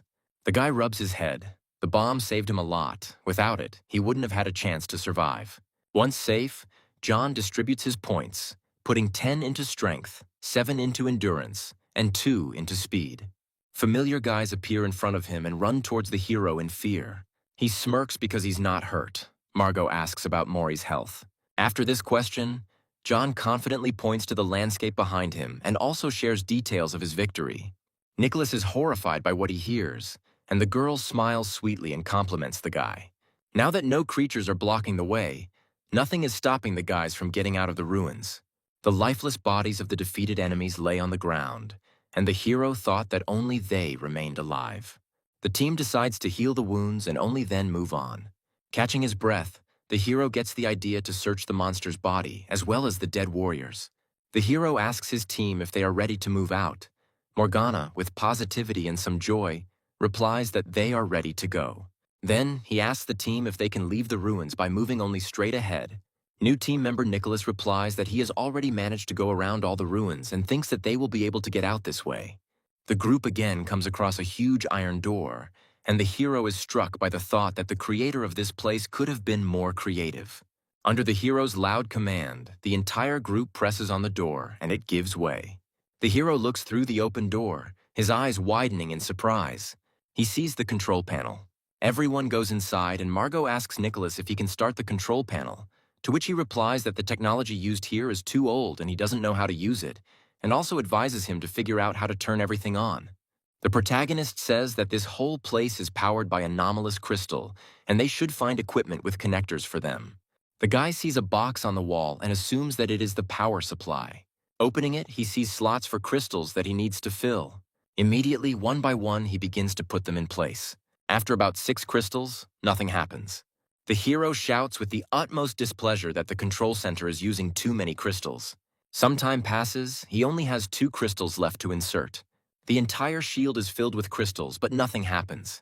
Enraged that nothing happened after 20 crystals, the hero punches the shield. The shield lights up, emitting red lightning, and after a few seconds it finally turns on. The hero notes that to launch it, he really had to hit the shield.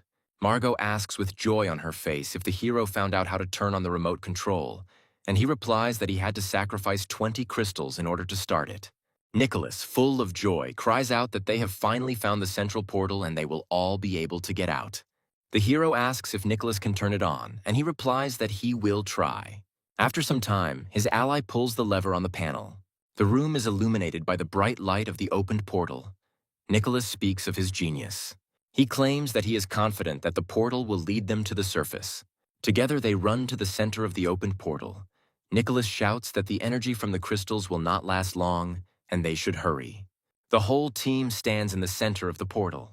The heroes dissolve in the bright light of the portal's rays, moving on to their upcoming adventures. An explosion occurs, raising a cloud of dust, and the heroes fly in different directions in disarray.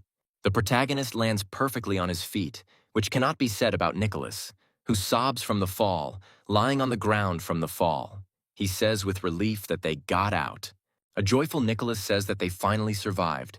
Vagar notes that they survived again.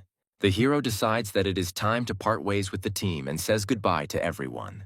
Turning her head towards her interlocutor, Margot wonders where the main character will go next. He replies that he plans to move only forward, without stopping for a second. Margot wonders if the hero is heading in the same direction as she is. Morgana asks if Margot will be bored and if she wants to catch up with the guy. The girl, looking at her ally, discontentedly notes that Morgana talks too much. Smoke enveloped the small campsite, and sparks from the burning fire hung in the night air. The hero, sitting by the destroyed wall, notes that it is quite cool in the desert at night. During the battle, the hero never learned the 6th level crystal, and that is what he intends to do tonight. Opening the bag, he sees that the crystal has acquired some human features. The crystal absorbs other crystals located in the hero's bag. And then, the guy, perplexed, wonders about the crystal acquiring a spirit. He doesn't believe that this can happen. Suddenly, the creature hides the crystal it was about to eat behind its back. Then, the guy, perplexed, wonders what he is looking at now and notices that the creature has no manners, as well as no fear. The hero takes it in his hands and asks if it is some kind of beast that simply ate his crystal. With an evil smile, he says that he will cut open his belly and take out his crystal. Suddenly, he notices that horror appears on the face of the strange little animal. The hero reports that according to his assumptions, a certain creature is able to understand him. And then the guy takes out his own phone and tries to find all the necessary information about this animal. He notes that nothing was found, but is not at all surprised, immediately wondering if it is just some kind of creature resembling crystal. The hero presses on the animal and says that it looks hard and resembles crystal, but it doesn't feel like that, and decides to keep it for himself, forbidding it to eat crystal. The hero says that he will be bored on the road and decides to name the animal Mickey. The sword pierces a huge 3rd-rank scorpion, and a notification with a reward of 150,000 experience informs of the victory. Mickey rushes to the scorpion's corpse, greedily collecting the crystal from it. The protagonist allows Mickey to keep the gem, since he has already helped him collect a lot of the mineral on the road. The guy notes that despite his unsightly appearance, Mickey is very fast and immediately collected crystal from the killed monsters, which saved him a lot of time, and also that he really likes to eat it. Walking through the desert, greenery and water appear on the horizon. The happy hero joyfully tells Mickey that he sees an oasis. The hero approached the oasis. Splashes splashed his face. He and his new companion finally felt relief after a long time in the desert. Without hiding his joy, the guy says that he gets incredible pleasure from this activity. The hero sensed something was wrong and immediately noticed the sword flying straight at his head. Instantly drawing his weapon, he blocked the blow. The only question that came to his mind was who could have attacked him so unexpectedly. The unexpected and hard blow threw him back hard. Another thought arose in the hero's head that the enemy was incredibly strong and had excellent command of weapons. Coming to his senses, he froze in surprise, seeing his opponent in front of his own face. He saw Kate standing. The girl probably felt unwell because she could barely stand on her feet. She stares at her interlocutor in surprise, not believing her own eyes. At that very second, Kate lost consciousness and began to fall right into the hero's arms. John was clearly scared, hanging over his wounded friend. He asked if everything was okay with the girl. Looking at his hand, he saw blood, immediately noticing the wound on his ally's body. Taking off the equipment from his back, the protagonist is about to get the necessary medicine which he is going to apply to her body. Turning the girl over onto her stomach, he notices a wound on Kate's back, as well as torn fabric from her suit. Kate was almost unconscious, but when she came to her senses a little, she was surprised and ordered to let her go. Indignantly, John explains to her that he is using the most valuable restorative fluid from his reserves. After this, the protagonist opens the bottle and treats Kate's wound, pouring the healing elixir onto her back. Next, having finished with the help, he asks the question of who injured his girlfriend. Kate didn't answer because she was almost unconscious. John looks at her, and this time his level allowed him to see the girl's level. He didn't expect to see the 4th rank, because her skills are much higher than those of this rank. Opening her eyes, the ally, looking at the guy with a clouded gaze, asked how the hero ended up here. The hero, with a grin and in a joking manner, answered that if she guessed correctly, she would receive a reward. But Kate clearly did not like this. She turned away and said that if the hero did not want to talk, then it did not matter to her. In turn, the hero noted that she was a very boring young lady. But he decided to share with her and, without hiding his smile, said that he was heading to university since he had been accepted there. Kate immediately came to her senses. Her eyes widened in surprise. She asked if he had really been accepted there. John, without thinking twice, replied that it was so, and added that the girl should not imagine anything, because he did not go there because of her. But he immediately received a dissatisfied response from his ally that the hero had made something up for himself, and an awkward silence hung in the air. After a couple of seconds, the guy tensed up and turned around. He heard some sounds nearby, asked Kate to be quieter, and said that someone was coming towards them. And not alone, he began to peer into the bushes. Kate looked down and told the hero that they were following her and he should leave. John didn't lose his head, quickly gathered his things. He told her that a man can't leave a girl alone and ordered her to jump on his back.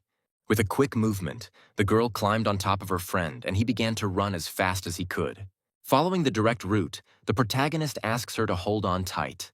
On the run, he demands that Mickey find the solution needed for recovery in the bag. Seeing the creature, Kate was surprised after realizing that the little beast was an evolved 6th rank beast. But John quickly interrupted her by saying that he would not give his faithful pet to anyone, and she should not even think about the abnormal crystal in his body. Taking the bottle, the friend calmly replied that she didn't need it. When she starts drinking, John, grinning sarcastically, said that he had already drunk from her. But there was no reaction, and John said that Kate was not nice at all. Suddenly, she turns her head back, suspecting that in this case, they will not be able to break away, because the hero carries a lot of weight on his back. Her offenders have already appeared on the horizon. The leader and his team are quickly moving in their direction. He pointed his finger at her with fury on his face and said that after the girl killed 100 members of a group called the Black Tiger, she would not be able to escape pursuit so easily.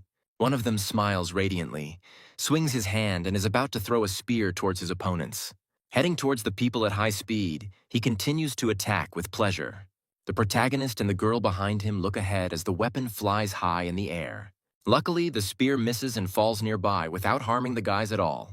John runs around him from the side, continuing on his way. About a dozen fighters emerge from the bushes, ready to avenge their comrades. John looked at them with apprehension and immediately realized that all these warriors were at the peak of the 3rd rank. He turned to Kate and wondered how she could kill hundreds of these fighters on her own and still escape. He was amazed at her frightening strength. The offender, rubbing his long mustache, tells the hero that he should give up trying because he cannot escape their pursuit. But Kate looks straight into the man's eyes with a cold-blooded gaze, confident in her own victory. The enemy looks at Kate with great anger and fury in his eyes and says that she has no chance after they injured her, and they should not be afraid of the girl. Taking a look at John, he said with a smirk that such a weakling would not be able to protect her. The guy immediately wilted and was extremely surprised by this statement. The man, licking his teeth, suggests that Kate should give in and surrender to him so that he can give her tough love. Hearing these dirty words, she puts her hand on her ally's shoulder and asks him to put her down on the ground. Once on the surface, the blonde took out her sword with the clear intention of killing Arnie for his words. John remains behind, and with a disappointed look says under his breath that he is not noticed at all. The offender begins to scream furiously, calling on his warriors. It is necessary to leave the girl alive since he plans to have fun with her, but the main character can be destroyed. The men laugh hysterically, anticipating an interesting battle for him. One of the warriors immediately rushes at the guy, screaming that he will die. But this does not frighten him at all. He does not say a word and only looks arrogantly at the pathetic fighter. The long-haired boy rushes into battle, holding his weapon behind his back to smell the attack. But he misses. Because John manages to dodge, only part of his hair ends up cut off by the enemy's sharp blade. Gripping the handle of his spear tighter, the protagonist's limb lights up with fire as his skill begins to activate. And then he lunges forward, the grandeur of a phoenix directed towards his opponent. He opens his eyes wider in fear, not understanding at all what is happening. But the guy doesn't have time to come to his senses and avoid the attack, so he ends up in the center of the flames. On the other hand, the girl also fights with men, fighting for her own life. The opponent cannot comprehend how Kate is able to fight so actively, even though she was seriously injured. One of the attackers distracts the girl, smiles slyly and calls her. The man holds his weapon tightly, smiling widely with the pleasure he gets on the battlefield. He quickly catches up with Kate from the side, and she only sharply turns her gaze to him.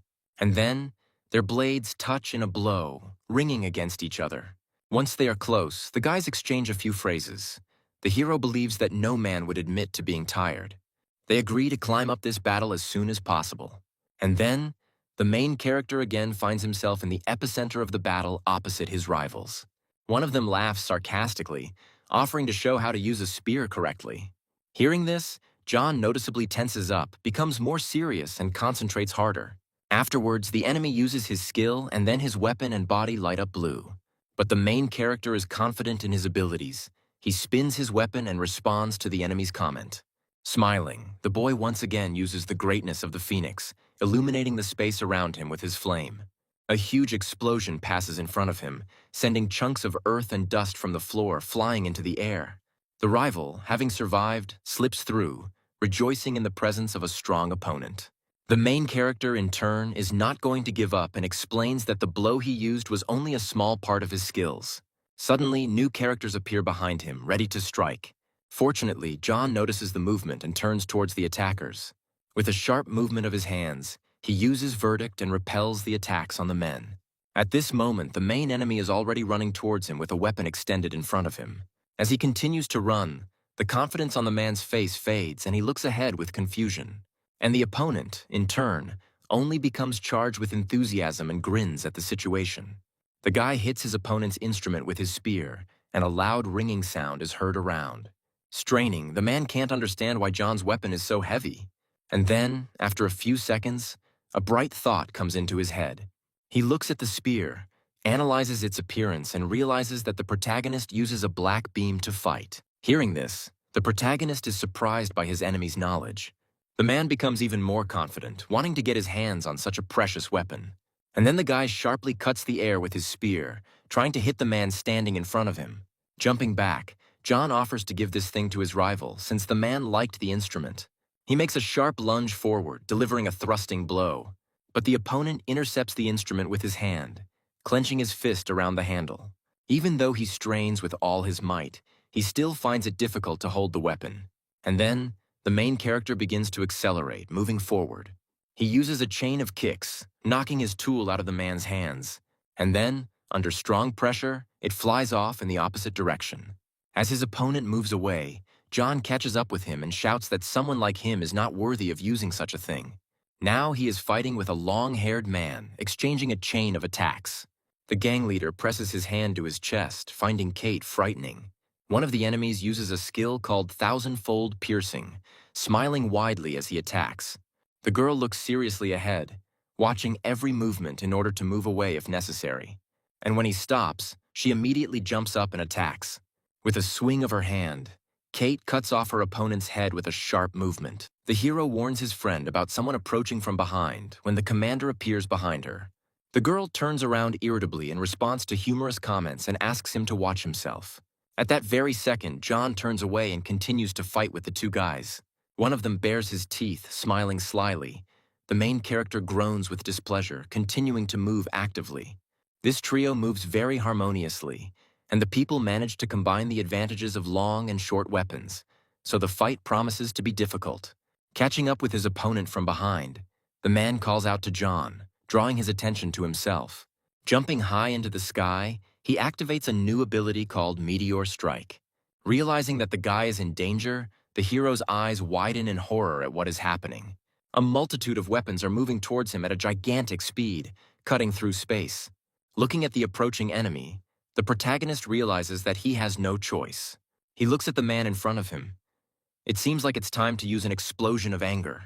And then the guy strains himself with all his might, activating his ability.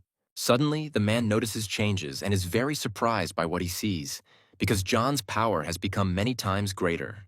He continues to push forward, determined to do his best to win. After that, the guy activates a pear-colored flurry, poking the enemy with sharp movements. Looking ahead, the opponent is perplexed. Unable to dodge, the guy's head is pierced by a spear. The system reports the destruction of a third-rank warrior. The fighters discuss the situation among themselves and decide to use their strongest skills. The long-haired boy tenses up, the air around him becoming engulfed in hot flames. He quickly cuts through the air with his swords, an ability called the Wrath of the Red Lotus. Looking at this, John only smirks and says that he is capable of similar things. After this, the main character uses the greatness of the phoenix, then his body is enveloped in fire. A hologram of a screaming firebird appears in front of the man, leaving the fighter standing there in confusion. And after that, the flame captures him in its tenacious paws. Another warrior is destroyed. The next opponent grips his instrument tighter, preparing to attack. Raising his sword into the sky, he uses his ability to attack. But John doesn't care. So by spinning his spear, the guy repels each of the attacks. Swinging his sword one last time, the protagonist seriously wishes the guy death. Realizing the gravity of his situation, he looks at his opponent in horror. But again, he doesn't have time to do anything in response, so he loses his life. Smiling, John is glad that he has finally dealt with all the dangers that were imposed on him. On the other side, Kate finds herself at a disadvantage, a battered girl clutching her wounded shoulder. The leader is already happy about his victory and asks the heroine not to delude herself with hopes about the fight. Before he could finish speaking, John found himself above his head, about to attack. When he lands, he thrusts his spear into the turf, scattering chunks of earth in all directions. Finding himself in front of the girl, the hero invites him to look around in search of his allies. And then, the man realizes the full extent of his situation and insults the fighters. Suddenly, the enemy activates the ability, squeezing his weapon in his hand tighter. His eyes sparkle with rage and desire to defeat the boys. Jumping high above the hero, he activates his ability to attack him. Looking at his opponent, John smiles confidently and tells him about the secret thing he has in store. They move towards each other, holding their instruments out in front of them. And then the main character's spear hits the enemy's weapon, and cracks appear on the axe. After this, John delivers a punch with his accumulated strength into the man's abdominal area. Having finished this fight and destroyed the enemy with the final blow, the guy continues on his way. Sitting down on the ground next to Kate, he begins a dialogue, inquiring about the girl's condition. After some time, the guy hands her a bottle of liquid and asks her not to worry, because he has never drunk from it. Bringing the container to her mouth, Kate shares that she did not expect such a rapid increase in strength from the hero. He is delighted by this compliment and begins to show off in front of her with all his might. A few seconds later, the lady rises from the ground and follows in an unknown direction. It turns out that they are both going to the institute. John slowly gets up and asks to wait, explaining that because of helping the girl, he feels tired. But Kate doesn't answer and continues to walk away, shouting after her. The guy gets to his feet and runs after her. Entering a new territory, John is glad that finally something resembling an ordinary forest has appeared on his path. Turning his head from side to side, he guesses that there is very little time left until the university. A voice is heard from behind. The man does not want to let the guys into this place. On the way of a guy named Chappie, Margot yells at him, unhappy with why he talks like that. He explains that he heard about some kind of competition among applicants and considers intimidating competitors to be a completely reasonable step. The girl looks ahead with confusion, not understanding why he decided to kill them. Raising his hands up, Chappie explains that he has no reason to do this. He just hopes that his acquaintances will turn around and go the other way. Hearing this, the guy loses his temper. There are a lot of dangers behind him, so he is not going to retreat. The guys watch the company from the side. John tells Kate that he knows these people. The main character follows them, waving his hand cheerfully. Seeing the guy, Margot is sincerely happy about this meeting and smiles broadly at her old acquaintance. He approaches Chappie, saying that he is also going to university and whether John should turn around in that case. Hearing this, the dark-skinned girl is surprised that they are both applicants, but the difference in their strengths is very big. Having heard this entire dialogue, the young man compliments Kate and calls the hero tactful. Coming closer to the girl, Chappie reaches out his hand to her and offers to let her through only if she becomes his girlfriend. Hearing this, she immediately reaches for her weapon, slowly pulling the blade out of its sheath. Before Chappie could finish speaking, Kate cuts the air between them with a sharp movement of her hand. While the guy stands there in confusion, his friend comes closer and warns him that the lady is a fourth-rank warrior. But he sees the girl's wounds and is not going to let such a beauty go. And then the main character approaches him from the side and calls out, attracting his attention. Smiling, he asks if the guys know about a group called the Black Tiger. Chappie goes into more detail about these people and then asks how the hero is connected to them. John crosses his arms and explains that the group turned against them and now they no longer exist. Chappie's accomplice screams in horror, asking how reliable all this information is. Another guy says that they don't dare to provoke these thugs thoughtlessly. Suddenly, the man asks everyone to shut up, not ready to take the main character's word for it. And then John offers to check him if he doesn't want to accept his words. Smiling, Chappie compliments the resourcefulness of his interlocutor and smiles sincerely. And then he lowers his hand and reaches for his own weapon. The man lunges forward, extending his hand toward the protagonist, intending to really find out the truth. By attacking, John ensures that the enemy goes to the next world. Swinging back, he uses a tearing fist towards the guy. It hits the enemy in the shoulder, and he groans from the piercing pain in his limb. The rest of Chappie's team, ready to stand up for their commander, jump up and run towards the main character. The guy shouts and tells to go on the attack to kill the opponent. A sharp blade appears next to his ear, and when he notices it, he gets quite scared. Holding the weapon in front of him, Kate threatens him with the slightest movement. One of the attackers raises his hand towards her and demands that she release his commander. And then John shows his fingers to the enemies and says that they have 3 seconds left. He smiles, clarifying what he will choose, death or will he decide to leave. The observing allies agree to help their friend in the planned battle. The guys are also charged up for the fight, become serious and look confidently ahead. The company gathers in a circle around the main character, wanting to help him in any way. And then, Chappie realizes the disadvantage of his position and announces his retreat, looking back at the people standing behind him. The guy offendedly clicks his tongue. Margot thanks the protagonist for standing up for her, because the enemy is quite strong and has a depraved character. Turning shyly to Kate, the dark-skinned girl says thank you. Smiling politely, John says that they are one of them, so there is no problem with this. Turning to the girl, the hero asks whether they will reach the end of the path of death if they continue to move forward. Awkwardly placing her hand behind her head, Margot asks if their group can join them. And then he agrees to this. He's going to look after each other. People reach a small camp in the forest. Many people are sitting around fires, gathering strength to continue their journey. It seems that they are all heading to university as well. There are really a lot of applicants. Turning to the boys, John asks them approximately how many enter the university each year. Margot, lost in thought, says that there were 5 people selected from their academy, and about the same number from Chappie's academy. It turns out that only 10 people came from her city, and only John was taken from Starlight. She shyly says that they are all very far from the strength of the main character. This year, a person from the Sky City who reached the 5th rank was enrolled. Kate intervenes in the conversation, saying that she studied with him in the same academy. Everyone present screams in great surprise and bombards the girl with questions. Morgana is thrilled, as most people don't even get a chance to visit the city in the sky. At the edge of the rocky surface, a crowd of warriors who deserve to be here gathers. The number of applicants has exceeded 1,000. Even the weakest of them are at the initial stage of the 3rd rank, and all those gathered here are around 18 years old. Margot thinks about how the path of death ends in a steep cliff, and wonders where the entrance to the university is. The guy guesses that the passage uses a teleportation mechanism, and perhaps his guess was correct. A giant aircraft appears in front of the applicants. The ship's ladder is pulled out from a certain compartment, slowly lowering in front of the people. A teacher named Mason appears before them, the man tasked with escorting the newcomers to the university. Before that, he decides to warn the boys, since the school is not located at the final point of the path of death.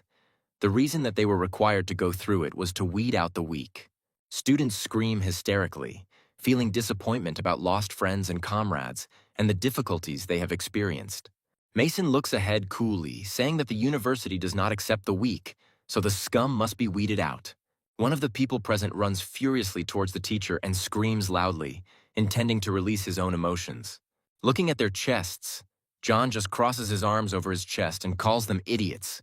One of the incoming students was very hurt by this news and, screaming about his life, rushed at Mason with an axe. But he did not even move, and a slight smile appeared on his lips. At that very moment, the teacher literally delivered 3 precise blows in a split second and quickly calmed the unruly student. He fell to his knees, dropping his battle axe from his hands opposite him. The teacher still stood in place, seemingly not even moving from his spot. He eventually fell on his back, unconscious, his clothes showing holes from the teacher's blows. Everyone who stood and watched what was happening literally froze at what they saw. Mason, still with that slightly strange smile, waved 2 fingers, and at that very moment a cleanup team emerged from the ship behind him. He gave the command to act and simply stood there watching. The fighters moved in a scattered manner, going around the teacher like a river flowing around a stone, beginning to open fire. Literally a few moments later, all the rebels were already lying on the ground. Mason began to walk forward, and after taking a couple of steps, said that anyone who disobeyed the rules would face the same outcome. Stopping in front of those who were entering and were not going to rebel, the teacher informed them that they should take out their acceptance letter. The heroes' faces looked quite surprised by what had happened. Each one took out his notice without saying a word. Finding an example in his things, the man demands to tear off the protective layer from the backside. Grasping the thing more firmly, he says to apply it to his body. He looks ahead with a cold, grinning expression and says that it is time for the final test. The main character looks at him with an anxious heart and sometimes waits, guessing what will happen. And then Mason raises his hand and shouts that only the person who has received 3 notices will have the right to board the ship. After listening to the teacher, the main character realizes that he guessed correctly. By raising his hand, the man announces the beginning of the test. He looks at the warriors who have arrived and wishes them luck in obtaining information from those present. One of the guys approaches Kate with a crooked smile and asks her to give him her piece of paper. Turning in his direction, the girl asks him not to overestimate his strength in relation to her. But the guy is not embarrassed by this. He stretches his lecherous hands towards the lady, making caustic comments. And then, Kate stops standing on ceremony and with a sharp movement of her sword cuts down some of the fighters. Stopping after using the skill, she absent-mindedly looks straight ahead. Seeing this from the side, the other warriors bare their teeth and watch the girl's new movements. Having taken a whole stack of the necessary sheets, Kate hands them to the main character.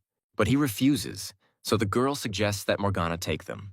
Seeing this, the lady is delighted. Sparks play in her eyes. She thanks her savior. One of the guys applying to the university takes away her acceptance letter, hitting Margot hard in the shoulder. At that very second, the blonde comes up to her and offers to take the sheets. They are enough for 3 people. Rubbing her face, Margot says to share them with Vagar and Nicholas, and plans to get her own. As Chappie approaches his acquaintances, he comments on the number of notifications he has received. Suddenly, the guy grabs his weapon and runs towards them, demanding that they hand over the sheets. But Margot stands in front of the girl, thereby protecting the prey. The sound of heels on the ground can be heard as the stranger moves straight ahead. The man is amazed by Kate's speed and offers to board the ship after presenting 3 notices.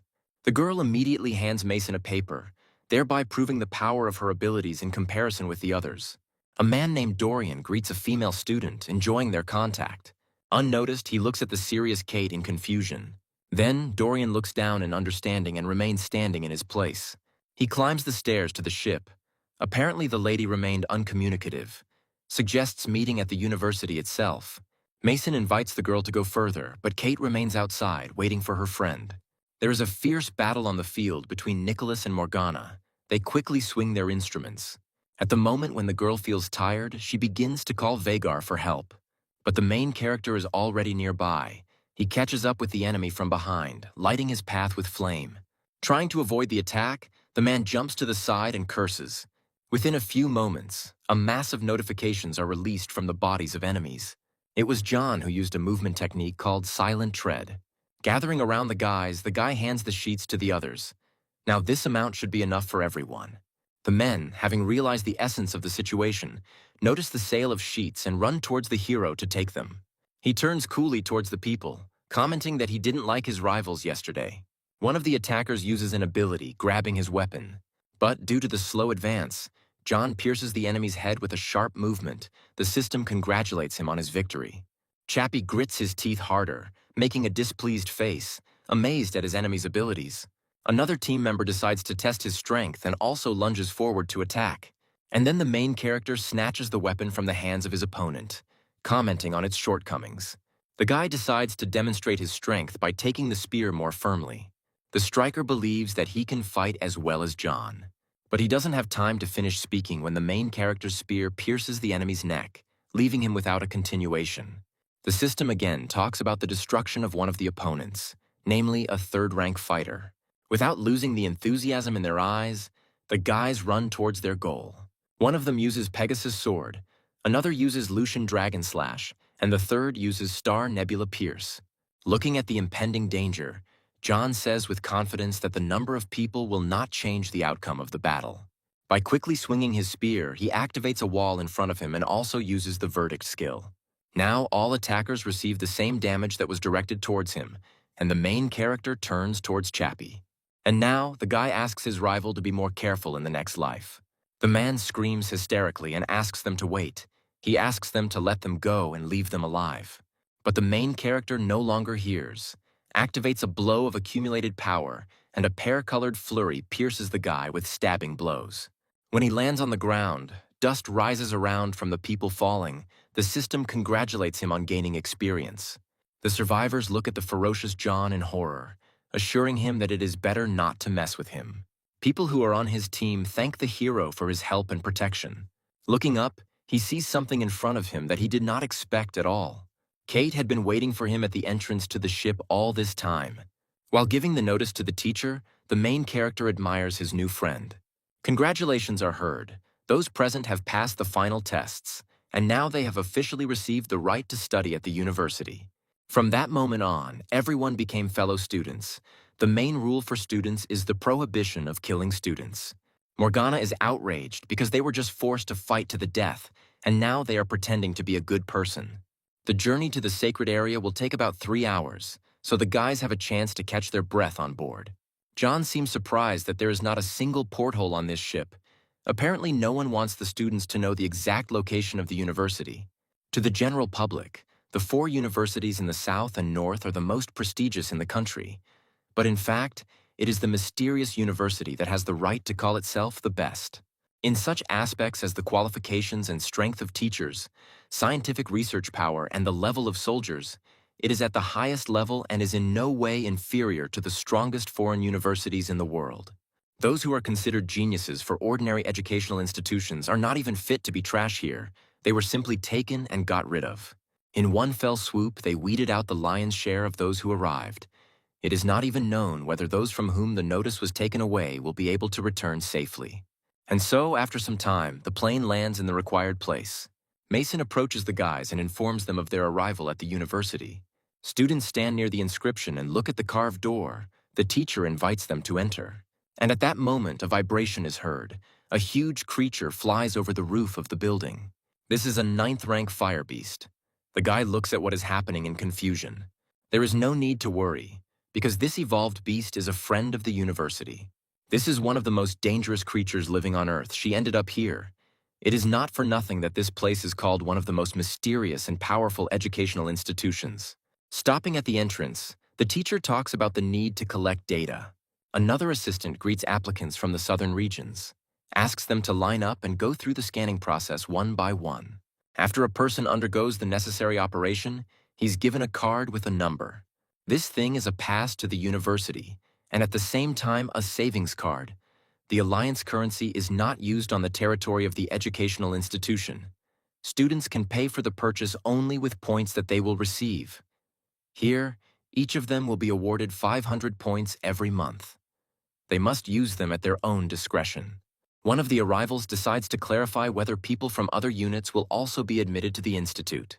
In addition to them, people from northern places are coming, whose number in total amounts to 641 students. Their tests began earlier, were carried out in the northern region in the zone of extreme cold. Approaching the girl, the main character asks about the meaning of the number on the card. And then Kate shows him hers, with the group number written on them. The guy understands that due to the effect of camouflage, the equipment has assigned him to the 10th group. Taking into account the girl's strength, she falls into the first group. Mason calls people over, asks them to come over. Any minute now, scientific leaders will arrive to lead the groups. This means that the number represents the class number. Margot clarifies the number with the main character. He shyly raises his hand in front of him and shows the inscription on the map. Those present feel incredible happiness upon hearing this. Now John has familiar classmates. Kate silently watches what is happening from the side, looking at the guys with an unperturbed gaze. People in identical suits approach from the side. Mason raises his hand and introduces the leaders.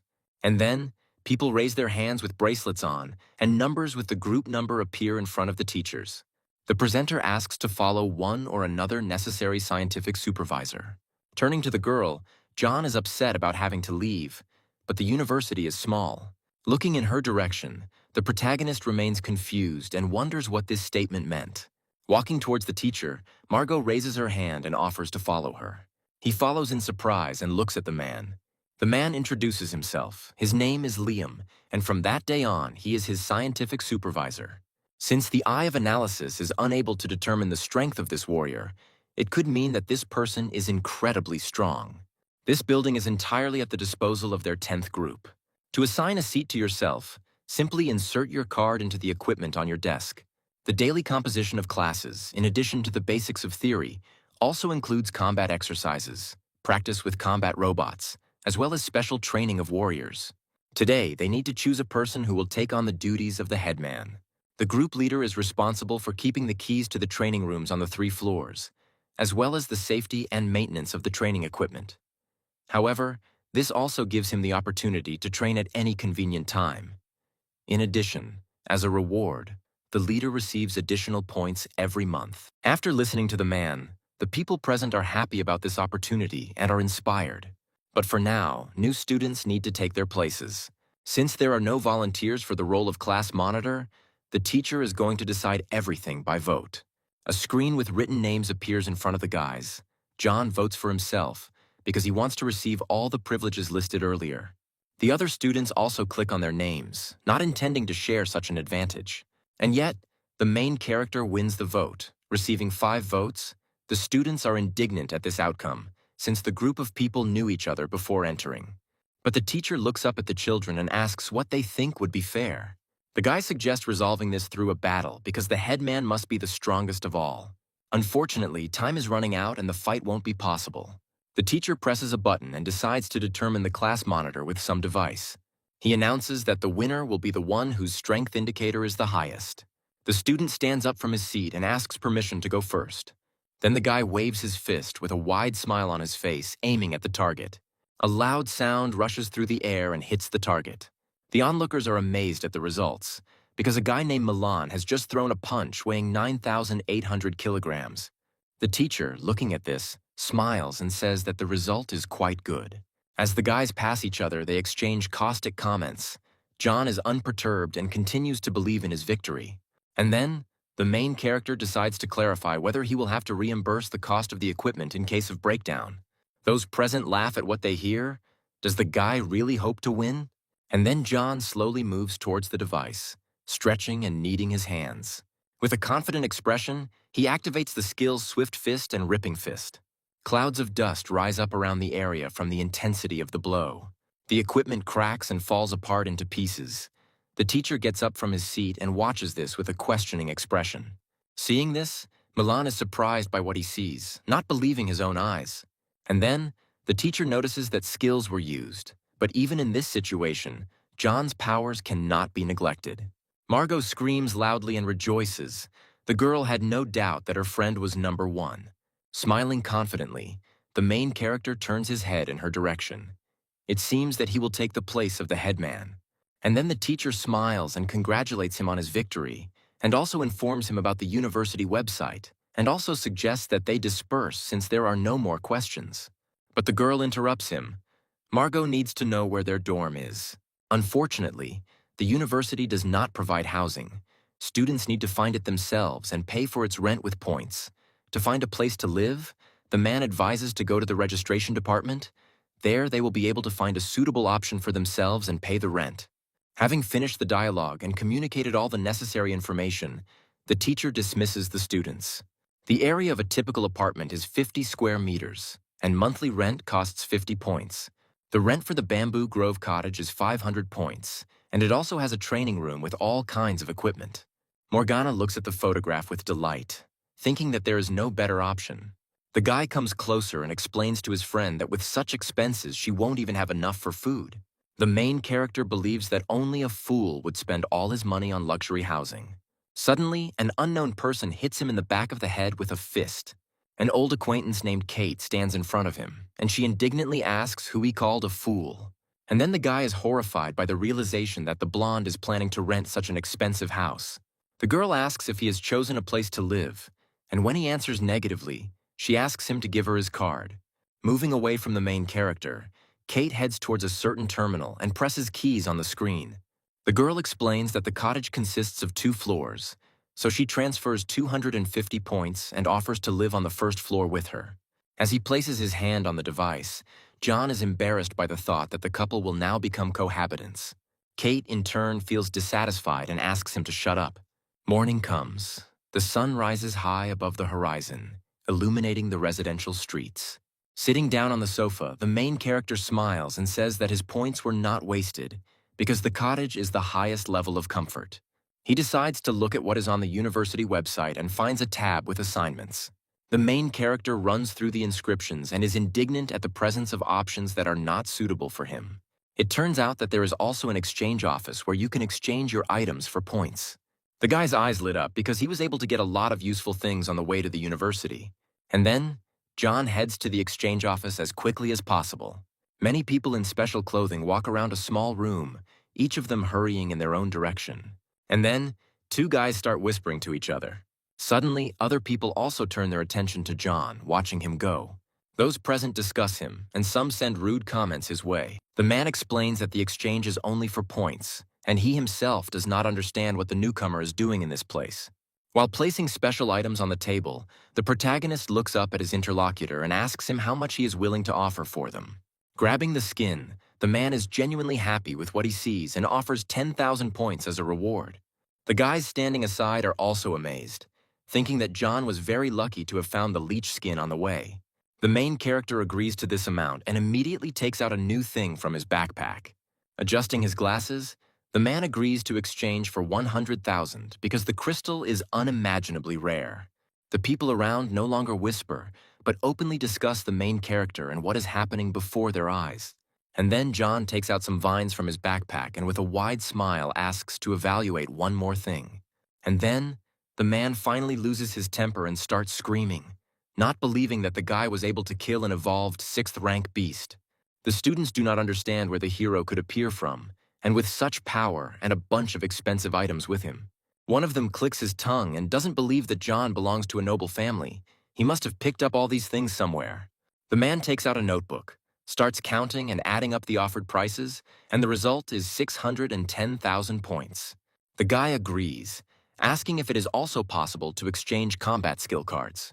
And then the seller answers negatively, because the university produces such things in sufficient quantities. He recently pulled out a diamond blade technique card, hoping to exchange it for 1,000,000 points. But John also asks if it is possible to purchase a rank 6 abnormal crystal. Having returned the card to the hero, the man reports that he has deducted the required amount from his account. The price was 80,000 points. The day is coming to an end. The sky is getting dark, covered with red spots of sunset. A couple of sunbeams still illuminate the space. Raising his hand to his head, John sighs and says that something happens to him on a permanent basis. Turning back, the hero demands that the strangers come out. Now is the perfect time for a robbery, since there is no one around. And then, after what was said, several guys come out of hiding, among them a student named Max. He noticed that in the exchange center, the hero exchanged items for many points. He urgently needed 10,000 points, so the guy thought that John would not refuse to lend him some. And then he clarifies how he will do this if there are no devices nearby that could help with this. After that, Max comes closer and insults the hero. These cards have a translation function. John looks down at the object in surprise, amazed by such news. In this case, he offers to transfer his points to him, smiling sarcastically at the enemy. Max moves away further. He was going to rob him. How dare his interlocutor treat him like that? Looking confidently at his opponent, the main character has no doubts about his victory and asks the guy what he thinks about this topic. And then Max loses his temper, swings his fist and rushes to attack. At that very second, John uses a movement technique called silent tread, and the guy's goal disappears, and he looks ahead in confusion. But the main character is already hiding, delivering sharp blows to his opponents, quickly moving between people. He ends up behind the guys, slowly walking straight ahead without turning around. And then Max realizes that his opponent used the technique of movements and begins to worry a little. The protagonist turns to him with a laugh and asks how he views his abilities. Before the enemy can respond, John activates a chain of blows, followed by multiple kicks. He also uses another ability. His palm lights up with flames. But Max is not going to retreat. He then uses the fist of the Great Snake. His hand, with the help of a hologram, becomes the head of a reptile. Seeing this, the guy turns around in fear and pays attention to it. He doesn't have time to dodge, and the enemy's attack hits him in the face, pushing him aside. Max is extremely unhappy. He decides to do something bad. John shouldn't have provoked him. He still demands the money back, but the protagonist advises them to be glad that they ended up at the university. If the battle took place outside the school, the boys could have been experience points for John, and then he uses a tearing fist. And then Max laughs loudly, not doubting his own victory, and also uses his ability. After a couple of seconds, the boys merge into a dance of attacks, their fists touching. And then the opponent feels his arm being twisted. It's all about John's ability. Max falls to the ground and screams in pain and resentment, ordering his friends to take him to the hospital immediately. Coming closer, the main character angrily comments on everything that is happening and is not going to let people leave. And then the guy's eyes widened in fear. He doesn't understand what could happen now. Raising his finger and smiling broadly, John asks for 10,000 points to be transferred to him from each of those present. Hearing this comment, the guys get angry and refuse this condition. But the main character is not going to retreat. He offers to break the arms and legs of his opponents in exchange for this. Of course, Max would not like to get even more injuries. He promises to send him a transfer. Moving away, the guy asks how the transfer of funds can be carried out. Crying in fear and pain, Max takes out his card and explains that he needs to press a button on the side, which will cause a display to appear on the front of the card. After this, the guy asks the hero's account number, which he needs to know in order to make a transfer. Clicking his tongue, he finishes the action and sends the money to the account. Beaming with happiness, John is delighted that he managed to earn about 30,000 points to his account in a matter of minutes. Turning around, he thanks for the points he received and also says goodbye to the guys. Max is confident that he is not going to let the hero get away with all this. The people who remained safe are discussing what happened. They were quite frightened by the murderous aura. Is John really a first-year student? And then one of them is going to put all his money into getting a big group together and causing a lot of trouble for the guy. Arriving home, John calls his friend by name, after which he suggests having lunch together. Kate sits in her room, an aura hovering around her. The girl is focused on using some skill. Using a monitor in the living room, you can order delivery without leaving your room, she says. The guy treats her, offers to choose whatever she wants. But for now, the girl should take a shower after fruitful work. As she gets out of the bath, she's surprised at the speed with which the delivery arrived. There are many different dishes on the table in front of her. The food looks so attractive and appetizing. The hero also spears a piece of meat on a fork and joyfully brings it to his mouth. He hasn't eaten for a very long time. On the path to death, all he had was protein bars and bland fried animal meat. Turning to the guy, she asks where he got so many university points from. Smiling, John offers to kiss him in exchange for information. Hearing this, Kate immediately takes out a gun and brings it to her friend's neck, who is jokingly scared and surprised by the presence of a gun at the table. During his defense, John calls his friend his big sister, which makes her even more angry. Kneeling down, the protagonist is ready to call the girl whatever he wants, especially considering that they are roommates. And then Kate really loses her temper and then pushes the hero to the side with her foot. Once on the battlefield, she offers to come closer and show him the heights of his strength. Hearing this, John is surprised because Kate has already taken a shower and the training has long since ended. He wonders if she's probably decided to follow the example of her previous teacher and use the training as an excuse to give him a dressing down, if he's surrounded by only explosive girls. Kate becomes more serious. How could the guy dare to relax during a fight? During this, she lunges forward, delivering a stabbing blow with her sword. The main character clicks his tongue and drops of blood appear from his mouth. But it's not about the girl's attack. She looks at her friend with surprise and horror. While he coughs, Kate asks when John could have gotten injured. He smiles and explains that he visited the exchange center in the evening, exchanged materials from evolved beasts for a considerable number of points, and eventually a second-year student noticed this, and a fight broke out between them on the way, and in the end he was given 30,000 points as compensation. The girl turns away in displeasure, and then throws away the medicine for healing wounds, which restores blood vessels. It must be taken twice a day, 2 tablets at a time. Looking down at the jar, John doesn't understand why he would waste medicine for the sake of a scratch. Turning towards her interlocutor, Kate points to her forehead and says that he is sick after all.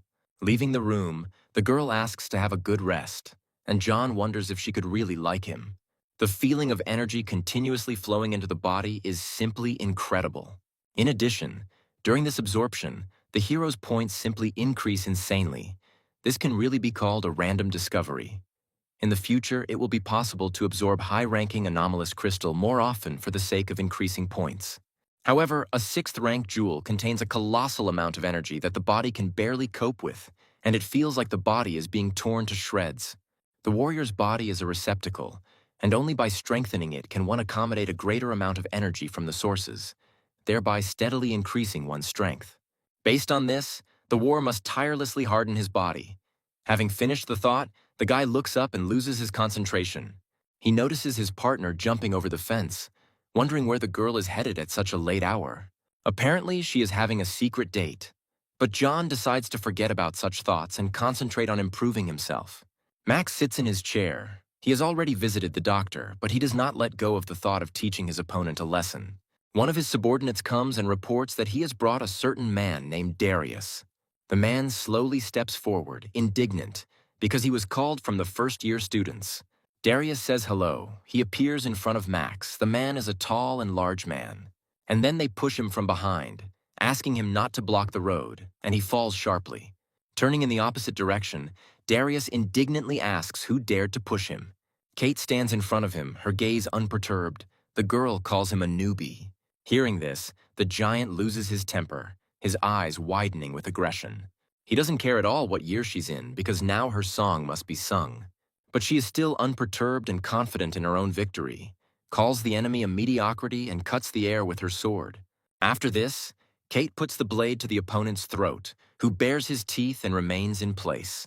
She looks menacingly at Darius and explains that if he moves, he will definitely die. Max intervenes in the dialogue, reminding that murder is prohibited on university grounds. And then the girl turns to him and offers to check if she has enough courage to break the ban. And then Darius recognizes Kate and calls her this year's talented newcomer. A little later, he says her name again and remembers something. Probably they already know each other. Max says her name once again and is surprised by the realization of some things. He realizes that the girl standing in front of him is from a certain clan of the Heavenly City. Hearing this, everyone around is horrified, because each of those present has heard about this kind. If this is true, then the girl really can get away with murder within the walls of the university, so the guy falls to his knees and shakes with horror. He asks for forgiveness. He didn't understand who he was dealing with and went against her friend. He asks to show generosity and spare them. He promises to never get in the way. The girl looks at Max with confusion and looks at him for a long time. Lowering her weapon, she immediately turns around and walks away. Feeling extreme fear, the giant falls to the ground. Darius inhales slowly. The girl has finally left. The atmosphere around her is too scary. No one knew, even to think, that he could be connected with such important people as Kate. The night ends. The sun rises from the horizon, illuminating everything around. The birds wake up and begin to sing. Yawning, the protagonist gets out of bed and calls his friend named Kate. And so, going out into the living room, the guy is surprised at what he sees. There is breakfast on the table. Apparently, the girl leaves for university very early. Although she looks cold, she is actually quite caring. Arriving at the site, the main character notices students from his new class. The guys make snide comments, hinting at cohabitation with the blonde. The teacher announces that the theoretical lesson is over, and that the students will now have some time for independent study and training. The university has an unusually free academic atmosphere. Students can attend theoretical classes at their own discretion, and absence will not affect their credits. From what they heard, most people are happy and smiling, because now they can safely skip classes. However, tests are held monthly and exams are held every 6 months. So if the grades are at an unacceptable level, then one should not blame the insensitive punishment. And now, students are upset because they won't be able to skip classes because they need to prepare for exams. One floor above their office are the strength training rooms, where students will find all the things they need for their daily workouts. Since the main character is the head man, he's given a map. The room opens at 6 in the morning and closes at 12 at night every day. After use, it is necessary to clean up. After that, he asks to give his card to get 500 points. Finally, the man takes the object in his hand and sends it into the hole on his table. Seeing the gigantic sum on the screen, he is shocked by what he sees. The teacher decides to find out where the main character got so many points from. The students discuss what they heard, look at each other, and are surprised by the number. This is impossible. Yesterday no one had points, and today there were so many, this could not have happened. The guy gets up from his seat and accuses the protagonist of hacking the university system. The teacher looks at the students angrily. Do they really think that the system can be hacked so easily? It clearly shows that those points were obtained by exchanging materials from evolved beasts. And then, the students learn about the existence of an exchange center at the educational institution and decide to also go after classes and exchange some things. Watching this, John inhales slowly and makes a rude comment on the behavior of his classmates. The teacher praises his student for his skills. It's amazing how much he managed to gain on the path of death. After that, he asks where the hero got his friends in his second year of study. The guy scratches his head and makes up a story that his friends were worried that he might not have enough points and showed generosity. Returning the card to his student, the teacher asks him to be careful. Turning around, the man says that he is going to a meeting. In a week, there will be a meeting among the first-year students, so it is necessary to train. When the time comes, he will select the 5 strongest among them, who will compete with the rest of the first-year students for the title of the best. Hearing this, the guys are motivated and promise that they will prepare responsibly. After finishing their classes, each of them goes to the training room. People take wooden balls and swing them in front of them, while others use exercise machines. The guy also uses a wooden spear to practice the necessary strikes. Approaching him, a classmate asks him how he views the exchange of experience. Margot is already coming closer and turns to a guy named Milan, not understanding what he is trying to achieve. He explains that he just wants to warm up by fighting his headman. A classmate is sure that yesterday the hero used some trick to break the device for measuring strength. It is impossible to explain, because the aura is practically not felt. The main character does not agree to fight, because his opponent is too weak. He's afraid of accidentally injuring him. And then Milan loses his temper and swings a wooden ball towards his opponent. He in turn jumps back, avoiding the attack. The main character smiles broadly and says that the attack is too slow and offers to show how it should be done. He immediately uses a pear-colored flurry, dealing multiple blows in one sharp movement. The guy barely fights off some of them, trying to hide from the attack. But he doesn't have enough strength, so Milan flies high into the air under the onslaught of John. And then the rest of the classmates also unite. They want to help their friend and decide to attack. The team with which the hero was heading to this university discuss what is happening and also decide to help their friend. And then John dissuades them. He alone is more than enough for these weaklings. Thanks fate for providing the opportunity to assert the authority of the headman. Milan has already risen to his feet and is rushing to attack the hero again in order to inflict many more blows in order to take revenge. He raises the handle of the weapon behind his back to swing at him. Suddenly, John uses the verdict skill, thereby reflecting the attacks aimed at him. After a few seconds, he also delivers a chain of kicks, hitting the opponent. Some of the attackers were unable to stay on their feet. People fell to the ground, while others remained standing on their feet.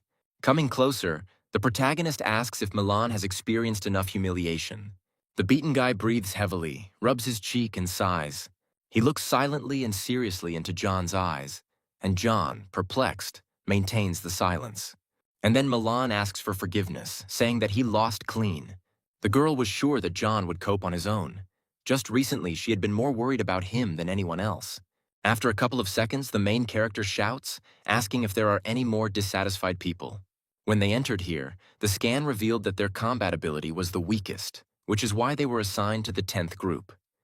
If they don't want to lose face at the freshman meeting, then John advises them to get down to training. It turns out that the school also has a gravity room. Margot offers to enter, but to do so, you need to swipe your university student card. Regular warrior training gradually hardens the body, but it is completely ineffective when it comes to strengthening internal organs. In the case of a gravity room, everything is different. While in it, the body's cells are in a state of intense exhaustion, and the load on the internal organs is also unusually great. Therefore, the use of cultivation techniques to absorb the energy of the origins and other training have an unusually high effect on strengthening the body. Moving on, the main character pays attention to the whole surrounding atmosphere. Apparently, this is what this room looks like. Everyone present is here for the first time. The dark-skinned girl pays attention to some things. She comes closer to the sign. It turns out that using the gravity room requires points. Nicholas decides to calculate that an hour under double load will cost 120 points. They only get 500 points per month. They still need to spend money on food and rent. They can't afford it now.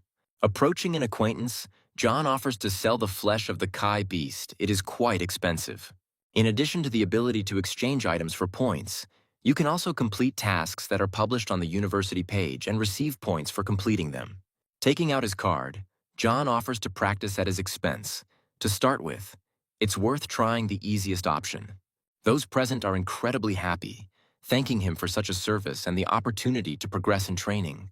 Approaching the device, the main character takes out his card and holds it to the sensor. A voice announces that the double gravity boost training has begun. Everything around begins to vibrate and make loud sounds. The students raise their heads higher. Nicholas is indignant, squatting down. Apparently it's really hard for him. And then Morgana starts screaming loudly. Is this really a double boost? Under conditions of increased gravity, the body's cells are in a state of continuous exhaustion, and at the same time, they are continuously disintegrating, giving birth to new cells, stronger and in greater quantity. Under such conditions, using the cultivation technique to absorb the energy of the origins of the abnormal crystal will be much more effective. After a moment, the students sit in relaxing poses and concentrate. Those present were very tired. Could John's strength really be so high that after an hour he was able to continue training? Nicholas gets up from the ground and is about to leave, commenting that if he stays in this place for a while, he will fall apart. 3 hours later, the protagonist opens his eyes and looks straight ahead. He raises his head. I look around. Apparently he is the only one left. Since this is the case, we can try triple amplification. The guy approaches the device again, applies the card, and the triple gravity amplification training is launched. And then, he is suddenly pressed to the floor. The guy hits it hard. He's bleeding there. He's straining himself a lot. This load is really heavy and great for him. The body is torn apart by pain. It seems as if the internal organs and skeleton are about to be torn apart. However, the system shows that experience points are growing at an impeccable pace, even faster than when killing evolved beasts. The remaining students return to the training room to continue to hone their skills. The dark-skinned girl is worried, because the main character has been sitting in a gravity room for 5 hours already. Morgana explains that this place is equipped with an intelligent system that will turn everything off and issue a warning if it detects that a person cannot continue training. Entering the room, one of the students reports that the headman is currently improving under triple amplification. Those present are horrified. Is he really that strong?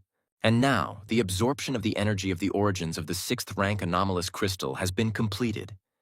After classes, it will be necessary to go to the exchange office and buy a few more pieces. Under the triple force of attraction, his reaction speed slowed down significantly. The power of the tearing fist also weakened unusually. And yet, if under the triple boost, he released the tearing fist with all his might, its power could also be increased threefold. The system offers training in conditions of high gravity, intends to use the first level. Suddenly, an unknown object rises and directs red radiation towards John. The machine releases a fire laser at incredible speed, directing the attack toward the student. The main character didn't put on any equipment. If he was hit by a laser, he could very well die. He shouldn't have started training so recklessly. A couple of seconds later, 2 lasers are already flying at him. He dodges them with quick and sharp movements. The guy uses the silent step movement technique when there are more and more dangers around. 30 minutes later, the training is over, and John feels like he was on the verge of death. As he leaves the room, he calculates his finances and finds that the 5.5 hours cost 820 points, but their effectiveness is comparable to about 2 weeks of previous training. Margot was very worried about her friend and asked if everything was okay with John. Nothing could have happened to him. He asks the guys to continue training, and he himself goes away on a small matter. Nicholas is surprised because he was in the gravity room for about 5 hours, and he looks like he went for a walk. While the sun is shining outside, high above the horizon, the main character heads to the exchange office. Unfortunately, he didn't have enough for even a dozen anomalous crystals. He can't sit and rest on his laurels. He needs to find a way to earn more points. That tall building must be the competition tower. Anyone who can break into the top leaders there will be able to get the corresponding amount of points every day. The competition tower consists of 100 floors. The university ranks the students based on their strength, and the students in the top 100 become the masters of the corresponding floors. So even defeating the master of the first floor of the tower means falling into the top 100. The weekly ranking and floor distribution are updated based on the battles that took place in the competition tower. In order to encourage the hosts and the precedents, the university has set different rewards in the form of points for the hosts. The higher the floor, the higher the reward. There is also a weekly ranking among students of each year. For being in the top 10 of the ranking, the university also gives out an award. The newcomers of this year turned out to be quite strong. Someone on the second day already managed to challenge the 20th floor.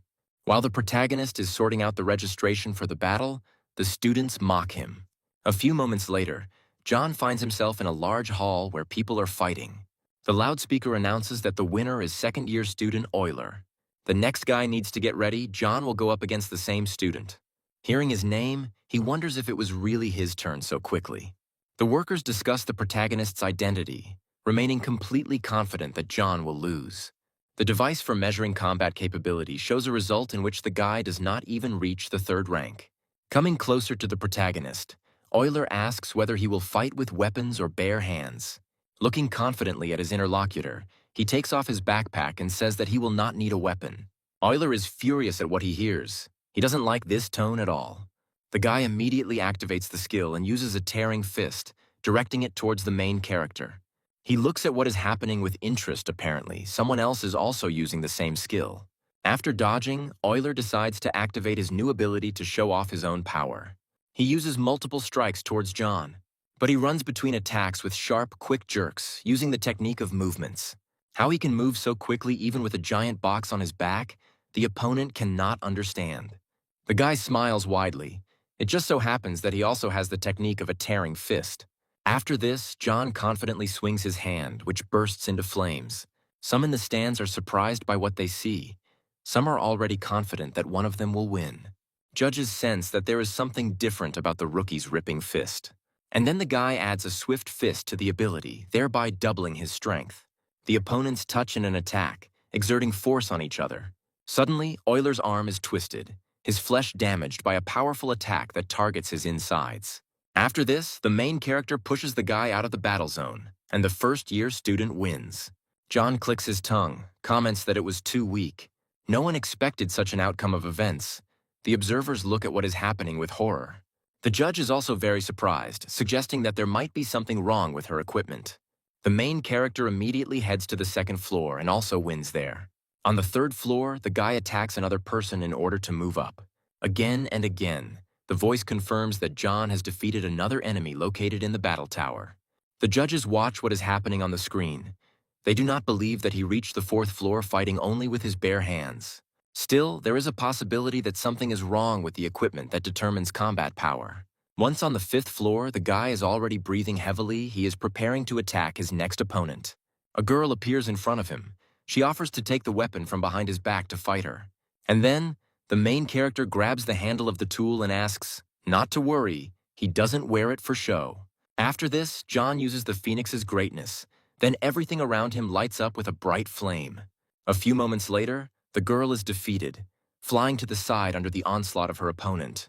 On the seventh floor, the main character slides along the ground, smiling confidently, and once again defeats the enemy. The girl is terrified. The freshman can't get to the 20th floor in one breath. A second-year student named Becker appears in front of John. He is the owner of the next floor. The guy has a premonition that the battle will be serious. Here he is no longer confident in his superiority. And then, the opponent says that the current first years have made it clear to everyone that they cannot be underestimated. Today, the man defeated one of them. He brings the sword to his face and says that he would be interested to see how long the new opponent can last. But the guy has no hurry, so he plans to put in maximum effort in this fight. At that very second, they cut into the air with their weapons, swinging them sharply from side to side. Someone is going to watch the live broadcast from the competition tower, which is the man who made it to the 20th floor. Students in the first group pay attention to this, clarifying who he is. It turns out that John is in the 10th group. The guys are shocked by what they hear. If a student was assigned to this group, he must be among the weakest first-year students. There was no way John could have made it to the 20th floor. And then the guy remembers that the main character is Kate's friend. Breathing heavily, John realizes that he is barely holding on. Probably a 5th-rank warrior is his limit. Be that as it may, he had already managed to discover patterns in his technique of movements. Becker uses Ghost Dance to dodge attacks. At this moment, the protagonist activates Silent Tread, showing that he also has the ability to move. Becker doesn't understand how John was able to predict where he would end up. And then, suddenly, his shoulder is wounded by a sharp blade of a spear, cutting through the enemy's flesh. After a few moments, the opponent comes to his senses and stays on his feet, smiling broadly. He was still angry, after all, because a 5th-rank warrior was hit by a lesser student, and in front of so many witnesses. Having fully realized this information, Becker finally loses his temper and rushes forward, pointing his blade towards his opponent. The protagonist defends himself by holding the handle of his spear in front of him to prevent himself from being injured. But still, this force is not enough. So under the pressure of the enemy, he flies in the opposite direction. Once at a safe distance, John creates the impression that his opponent's energy is very high. Those present continue to discuss what happened. No one would have thought that the newcomer would be able to wound this warrior. Today, he is not showing himself very well. Becker promises to be serious, since his opponent managed to really piss him off. He points the gun towards John and promises to put several holes in his body with his weapon. The man swings the blade with quick movements, cutting through the air, also hitting the enemy's spear. Suddenly, one of the attacks ricochets into the protagonist's shoulder and he tenses up. And so, one after another, movement wounds his body. The guy feels the enormous power of the 5th-rank enemy. Even the residual energy from the swings of his weapon is capable of injuring. Becker smiles widely, ready to see how many of his attacks John can avoid.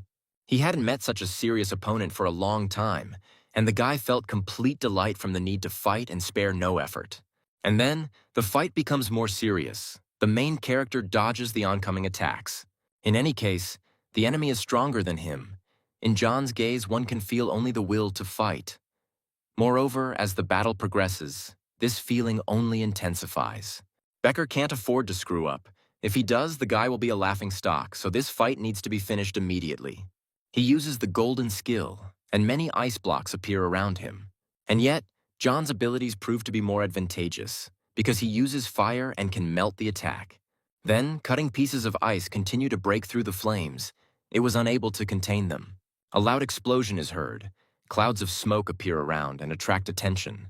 When everything clears, the main character appears before the people, who finds himself walled up in a piece of ice. People are shocked by what they see.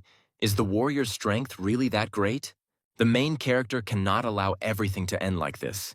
He immediately uses an explosion of anger. The judge announces that victory is awarded only if the opponent does not resist for 10 seconds or is outside the arena. Becker begins to move towards his opponent, intending to throw a boulder from the battlefield. And then the elements begin to crack at the seams. The ice makes loud sounds and breaks apart. Suddenly, the enemy's eyes widen in horror at what he saw. He did not expect such an outcome at all. As he gets closer, a fiery whirlwind appears in front of the guy and spreads around him. No one understands how the enemy could use a combat skill while in the ice. It was good that John managed to activate the explosion of anger just before he was chained, and combined with the grandeur of the Phoenix, it was not difficult to get out. Now it's time to finish off the opponent in one fell swoop. He immediately catches up with the opponent. Becker still can't comprehend how he managed to get out of his ice so quickly.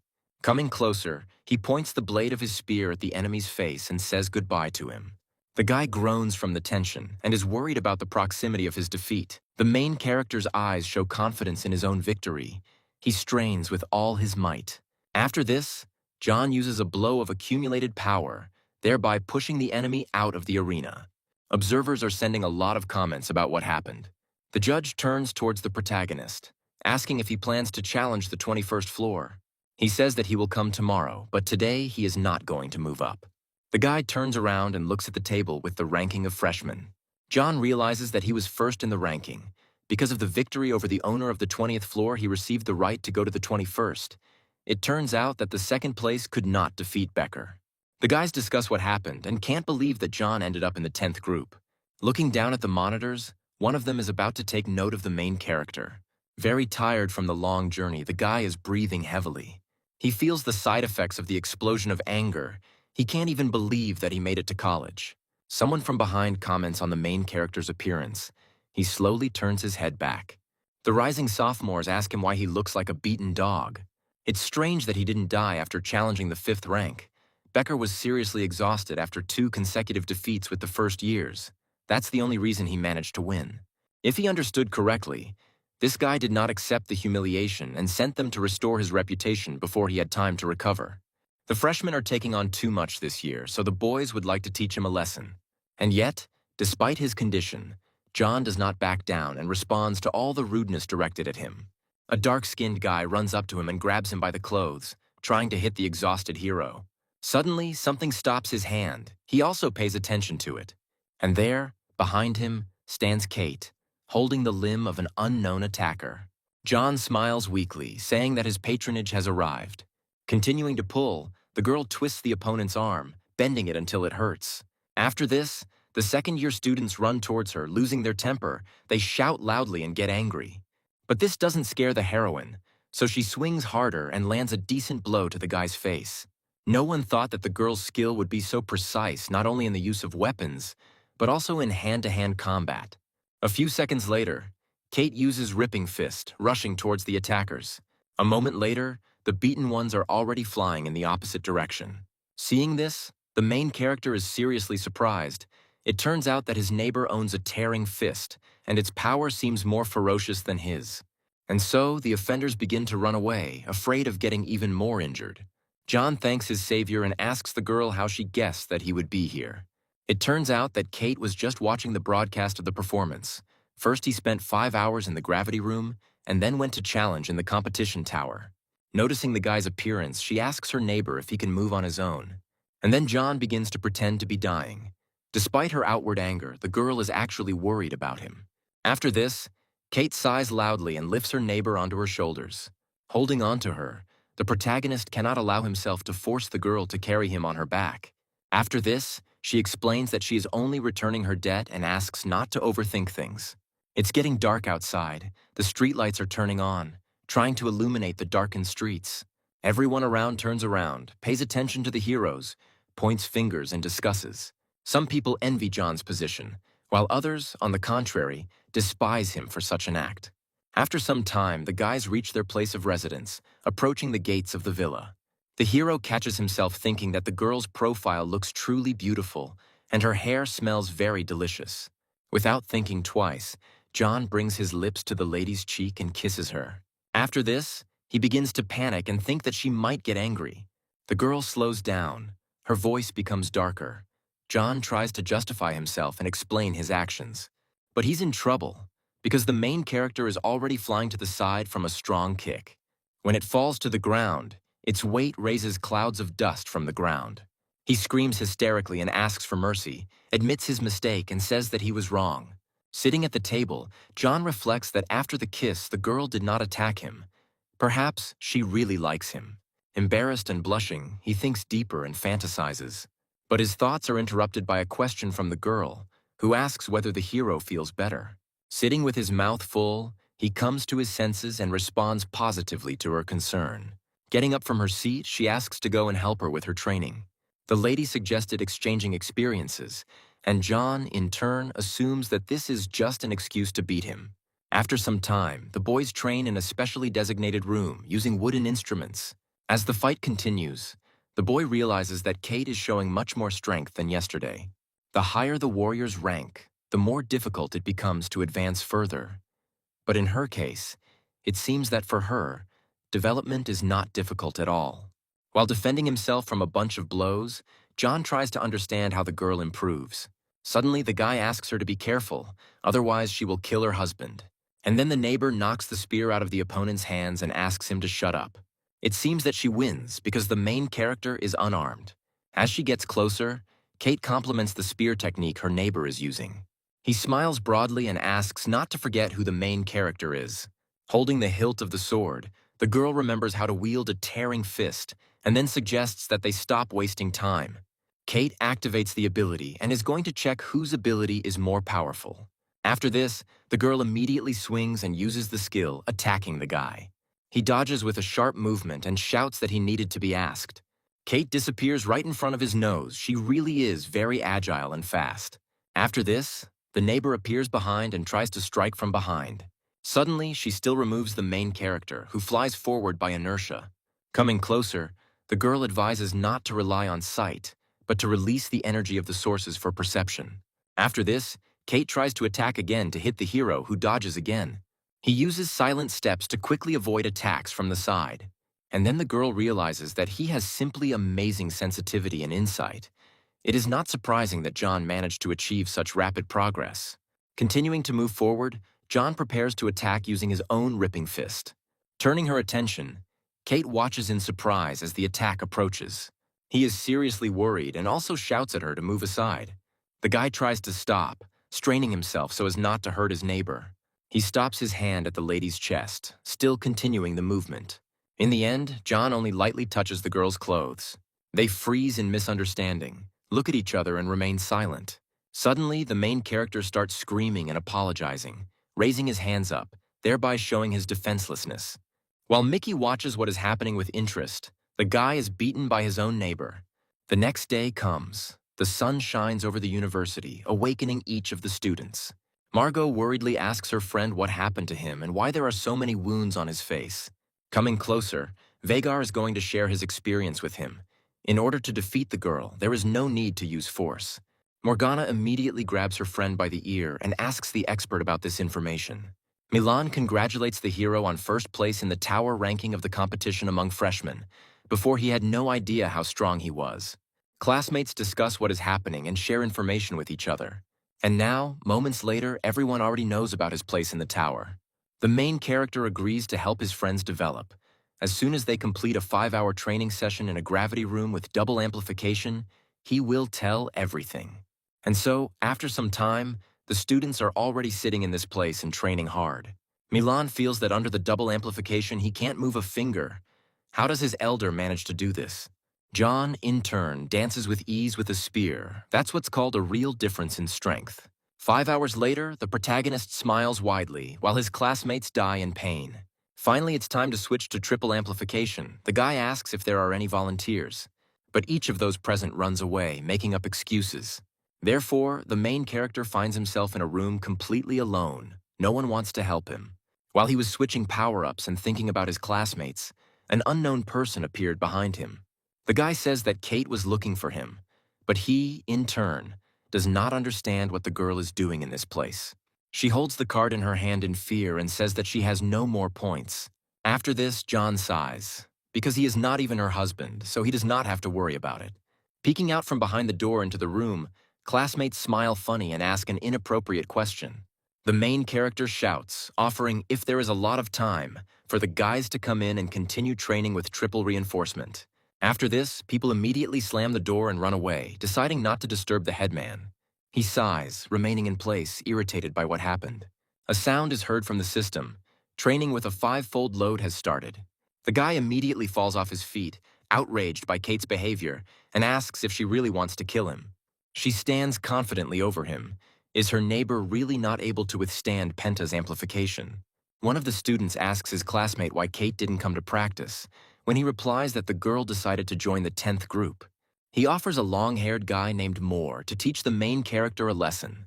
First, he asks to find a couple of people and teach a lesson to the horde of scum from the 10th group. The guy breathes heavily, saying that quadruple would be just right for him. But this level is beyond his limit. The lady doesn't seem to hear him and tugs at the handle of the device, thinking that all this is too weak. The system reports that training with electrical voltage of 10,000 volts has been started. Naturally, the main character is very outraged by what is happening, because he did not expect such torment to await him. The girl takes the chains in her hands and says that she's been training in this way since childhood. She's being picky with her words. It seems like John just said she's not human. The main character slowly steps back, not intending to run into the angry lady. The girl becomes more serious, waving the weapon from side to side. Suddenly, it hits John, causing electrical circuits to spin around his hands. Vagar is sure that the more beautiful the girl, the scarier she is. So much suffering can be heard in the scream of his classmate. Seeing Morgana next to him, he immediately begins to make excuses. She grabs the guy's ear again, pulls it hard, and asks him to repeat what he said over and over again. The exhausted guy is on his knees. He feels the smell of meat coming from his body. Still lying on the ground, he analyzes today's training and comes to the conclusion that he is getting enough points. Suddenly, the girl starts throwing stones at the hero's head and says that this will be a reward for using the points from his card. He is genuinely happy, not sure that he can accept such a valuable award. Serious Kate, in this case, suggests returning the existing gift. 2 hours later, the main character is still in the gravity room, already tormenting himself with electric shocks. The guy finally reaches level 20 and gets the absorption skill, also becoming a 4th-rank warrior. He decides to invest all the points he earned and also change his rank, since it seems to him that the new ability will be of little use. The freshmen's meeting starts any day now. John should be fully armed by the time it starts. This evening he plans to study the fall of the Milky Way, the gold skill he got earlier, and then he'll go to the exchange office and see if they have any gold cards for hand-to-hand combat skills. Evening is coming. It is getting dark outside, and alarming cries can be heard from somewhere. Milan stands in a serious pose, asking his interlocutor how to understand this. The offender confidently says that passage along this road is closed for students of the 10th group. The guy explains that this is the only way to get to the exchange office, and Milan needs to get there. And then, the brunette allows him to pass only if he decides to crawl between his legs. Suddenly, the stranger's foot hits the offender's crotch, and he screams in pain. The protagonist appears, smiles broadly, and asks if he has any new objections. Classmates immediately recognize their class leader and rejoice at his arrival. One of the attackers moves towards John from the side, preparing to strike again. Then the guy uses the golden skill, and a hologram of a wolf appears near his face. But the hero is about to respond to the attack using a tearing fist. The opponents meet in a battle dance, using their abilities against each other. Yet John proves stronger as he pushes away the attackers, holding his injured arm. He decides to ask his opponent what skill he is using. After this, the main character smiles and tells about using a bronze skill, and then offers to fight again. Suddenly, someone present raises his palm in front of him and asks him to stop. The brunette introduces himself as Ronald and talks about the misunderstanding, offering to end this fight. The boy felt a weak aura from the hero, but he managed to achieve incredible power by improving the bronze skill. Striding along, John is still ready to make concessions. He comes closer to Milan and offers to crawl under him, in which case the matter will be hushed up. The guys indignantly point their fingers at the hero and talk about his impudence. After this, he immediately activates the ability and deals multiple blows to the person standing nearby. Ronald is not going to give up since the hero decided to act this way. He uses a skill called Thunder Palm, striking the enemy in the back. The brunette boasts that his palm is capable of destroying a 3rd-rank beast and suggests enjoying it properly. The system reports an external energy attack and prompts the hero to use the absorption skill.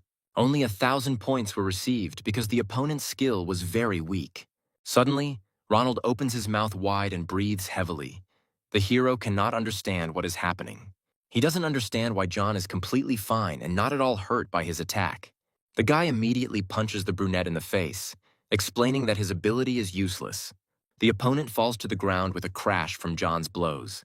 A stern voice of a teacher appears before the warring parties, informing them that fighting is prohibited on university grounds. Ronald immediately turns his head in fear towards the speaker. He suggests ending this because everyone got what they deserved. The man turns to one of the students and demands that the guys be sent to the hospital and given appropriate assistance. Milan slowly approaches the hero and thanks him for his help in this difficult dispute. He explains that the guys attacked them on the way to the exchange office. There was no reason for this. At this moment, the main character looks at his interlocutor silently and with incomprehension. At the medical center, the teacher asks Ronald who sent them to bully the 10th group. Not wanting to tell, he says that the guys just happened to fall into his hands. The man talks about how the boys were used as cannon fodder, and the boy they fought is named John, and he is in first place in the freshman competition tower. Having heard this information, the guys are very surprised, not believing their own ears. Ronald loses his temper and blames Moore for setting him up for this deal. As he leaves, the man warns that if they lose to the 10th group at the meeting, they will be in trouble. When the guys approach the exchange point, they suddenly hear a friendly voice. The friendly salesman asks John what brings him here this time. Coming closer to the counter, the protagonist explains that he needs to acquire golden skills in spear and hand-to-hand combat techniques. A screen lights up between the people. The man moves closer and offers to study the catalog. After some time, the main character settles on the technique of tearing apart the Thunder Fist. The man sighs heavily and explains that learning this skill is not that easy. As far as he knows, everyone who tried has suffered greatly. Learning the tearing fist injures the practitioner in the process. Only after reaching a certain level of progress in learning it can the practitioner use it to injure their opponents. While the tearing Thunder Fist is an advanced version that, in addition to the tearing effect, creates an electrical discharge generated by the energy of the origins, thus enhancing the power of the technique. The seller also warns that when studying this technique, you will have to undergo serious electrical tests. Without a second thought, John raises his hand and is about to purchase this ability. On top of everything else, the guy wants to take another skill, pointing at it with his finger. After thinking about it, the main character comes to the conclusion that this technique was simply created for him, since he has to undergo electric tests and has a studied card of the tearing fist in his inventory. And so, leaving the exchange office, the guy sees the sun setting, and little by little the streets become darker. The freshmen's meeting will begin in 2 days. Today, the hero will need to focus on improving new and old skills. And then Moore appears in front of him. The guy asks if his interlocutor is John. The hero calmly continues the dialogue, clarifying what he needs. The long-haired guy begins his speech, saying that defeating Becker proves his strength, but does not mean that he is worthy of being with Kate. He advises to immediately break all ties with the girl. Keep calm. John asks if what was said is a threat, and also clarifies Ronald's involvement. Moore only explains how things really are, continuing to prove to the hero that he cannot be with Kate. Continuing on his way, he asks to forget about his affairs, suggests training harder so as not to lose to the 10th group. One of the guys asks if the main character is taking on too much. Moore thinks that he doesn't have much time left to show off, and is going to show the guy where his place is at the meeting. As he continues on his way, he thinks that a weak lineage could not have raised a warrior like Kate. I wonder what her origins are.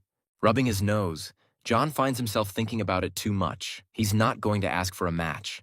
Coming home, he notices something and is very surprised by what he sees. Coming out of her room, the neighbor says that she has already eaten and left food on the table for the hero. Taking off his bag, he says that the meeting is in 2 days, and he was told that he will be able to choose between 2 districts. When he sits down at the table, he asks if the girl has chosen where she will go. Kate smirks as she turns to face her interlocutor. He will know when the time comes. As he continues to eat the treat, he wonders when the lady learned the art of stirring up intrigue. And so, 2 days later, all the first-year students gather in a giant arena. Arriving at the field, the main character notices familiar faces and heads towards Margot. When he woke up, the girl was not at home, and Kate was also not visible on the site. The teacher stands next to the blonde and asks her to follow him so that he can introduce her to the others.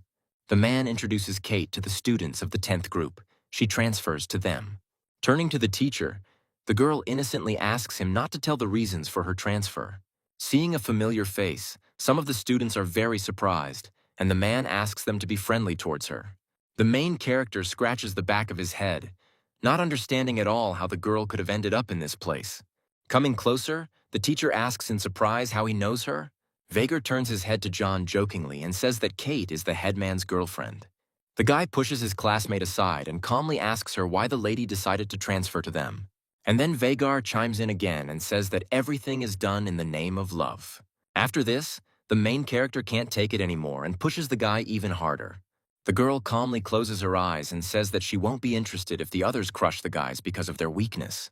John originally thought he would have to compete with his neighbor at the meeting, but that is no longer the case. Still, he hopes that the girl really likes him. Suddenly, an unknown man appears on the stage and begins to give an important speech. The man calls himself Dr. Payne, and some testing will be done today. The guy looks at him with confusion and recognizes the name of the girl who had previously rejected him. Even at a great distance, one can feel the power emanating from the leader. After all, he is a warrior of the 9th rank.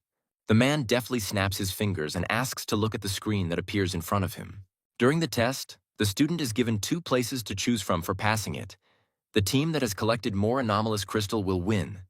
The reward will be not only points, but also special combat skill cards that cannot be found on sale. The first location is the Emerald Grove, located south of the university. The danger level of this area is relatively low. The second location will be the Ruins, which looks like an abandoned city occupied by high-ranking zombies and terrible beasts. Milan, hearing this, is beside himself with horror. One can die in this place. There was an outbreak of a terrible virus in this area. The warriors who were on a cleansing mission there were all infected and turned into high-ranking zombies. It is said that the lowest level of beasts is 7th.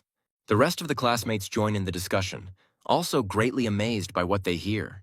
The teacher approaches the head of the class and asks to distribute the students among the 2 proposed areas. Coming to the center, the main character becomes more serious. It is necessary to divide into teams. John approaches Kate, asking the girl if she will follow him to this place, and she calmly agrees. The guy asks if anyone wants to go with him and the blonde. Despite the danger, risk always comes with opportunity, so John asks the willing to come forward. Margot immediately raises her hand higher, agreeing to support her friend. Vager slowly turns to face his girlfriend and silently examines her, as if searching for an answer in her features. He steps forward and says he agrees to go on a dangerous adventure, pulling the lady along with him. Nicholas is not going to stay away either, since 3 of his 4 are looking fear in the eye. Putting his hands in his pockets, the hero looks around and talks about the lack of one more person. Someone clenches their fist until their muscles hurt and tremble. And then, Milan raises his hand and speaks of his intention to go with them. The main character smiles confidently and agrees to his proposal. After this, John stands in front of the main group of classmates and encourages the guys, asking them to show their best. A certain number of planes rise high into the air, following a given course. Turning to his classmate, the hero asks Milan how he is feeling. The guys present make fun of the students, and Margot immediately loses her temper upon hearing this. Looking down, the guy admits that he once visited these ruins. Classmates are very surprised by what they hear and ask again to make sure they heard correctly. Holding his head, he says that he made a bet with his classmates about whether he would dare to undergo combat training there. As a result, wanting to prove his strength, he went to this place with his friends. On the very first day of their stay there, the students were bitten and turned into zombies. After that, the guy ran away so as not to get into the same danger. And then, the main character realizes that all the zombies in that place are carriers of the virus. He turns out to be right. After 24 hours, the person completely turns into a mutant.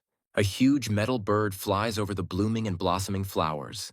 Finally, the students reach the necessary place, namely the ruins, and ask everyone to get off the ships. The main character looks at the space around him with interest. Before they leave, the host needs to be informed of some details. Both zombies and evolved animals are carriers of viruses.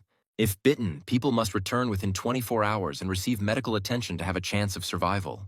The man turns his head towards the guys with a smile on his face and wishes them luck on this difficult journey. Upon hearing this information, the boys are furious at the realization that the 10th group student was right. John points towards the forest and tells the girl that they are going there. Margot and Nicholas calmly follow their commander, saying nothing. The remaining students also exit the plane and continue on their way. Each of the students is divided into groups. Some remain standing in place, some move on.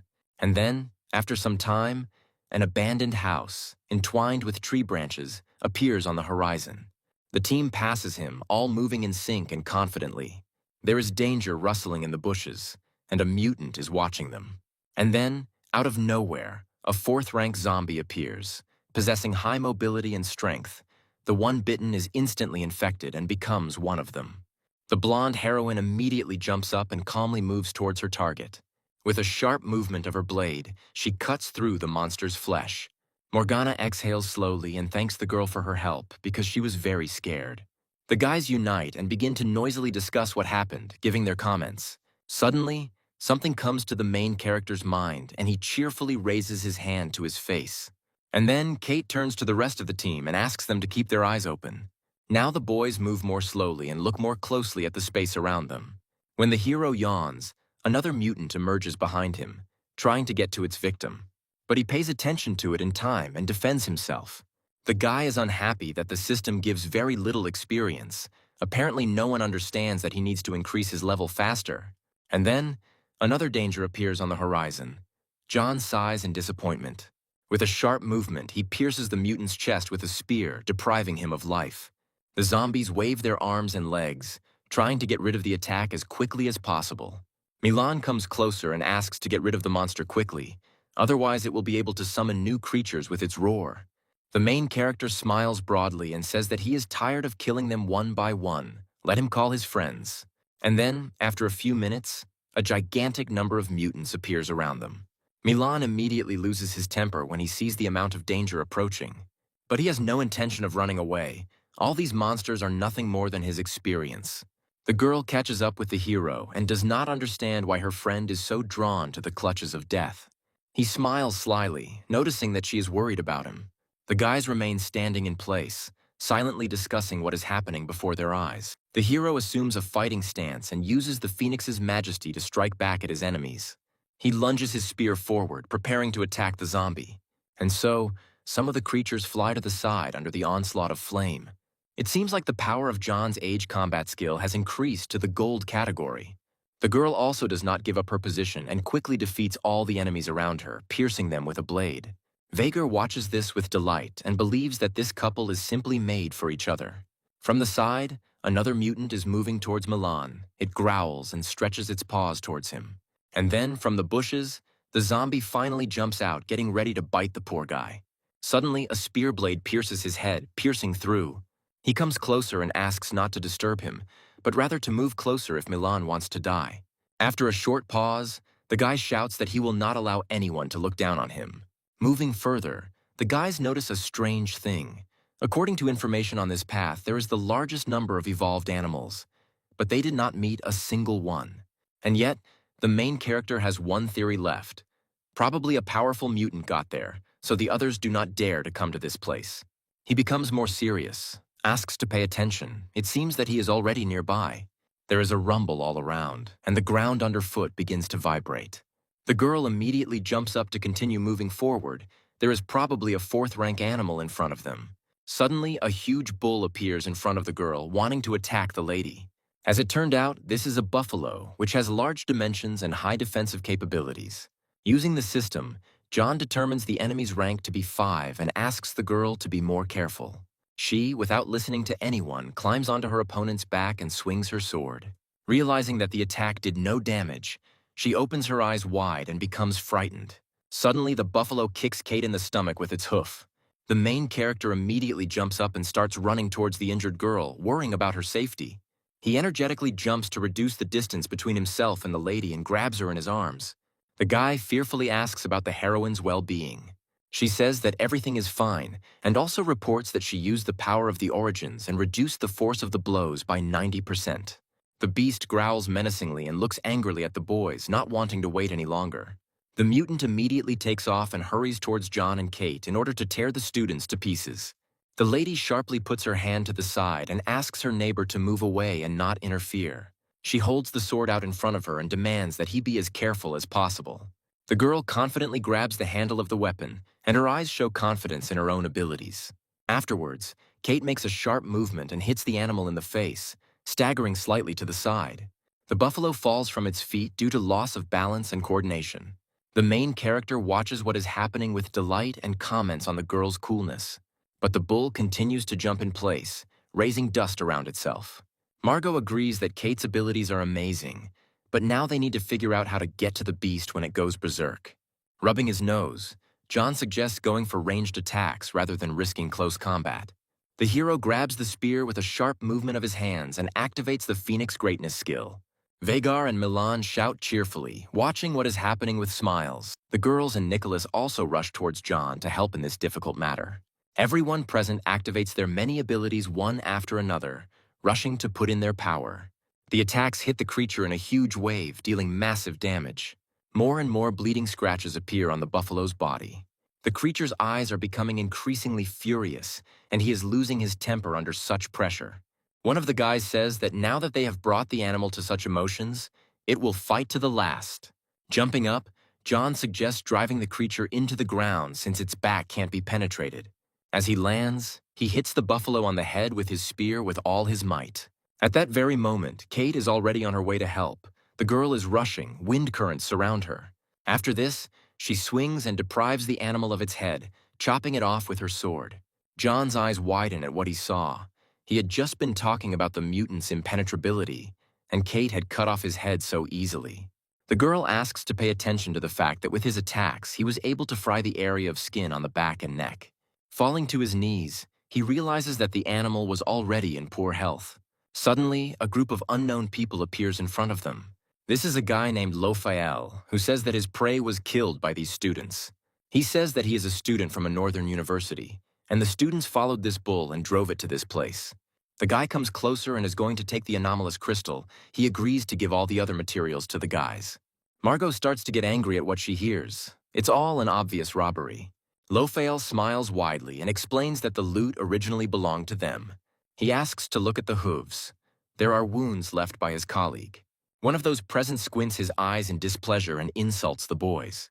And yet, the main character does not believe what Lofael said and makes jokes at them. The guy decides to challenge the students to a fight. If a couple of them die in this place, the university will not ask many questions. The girl instantly pulls the blade out of its sheath, pointing the weapon towards one of the fighters.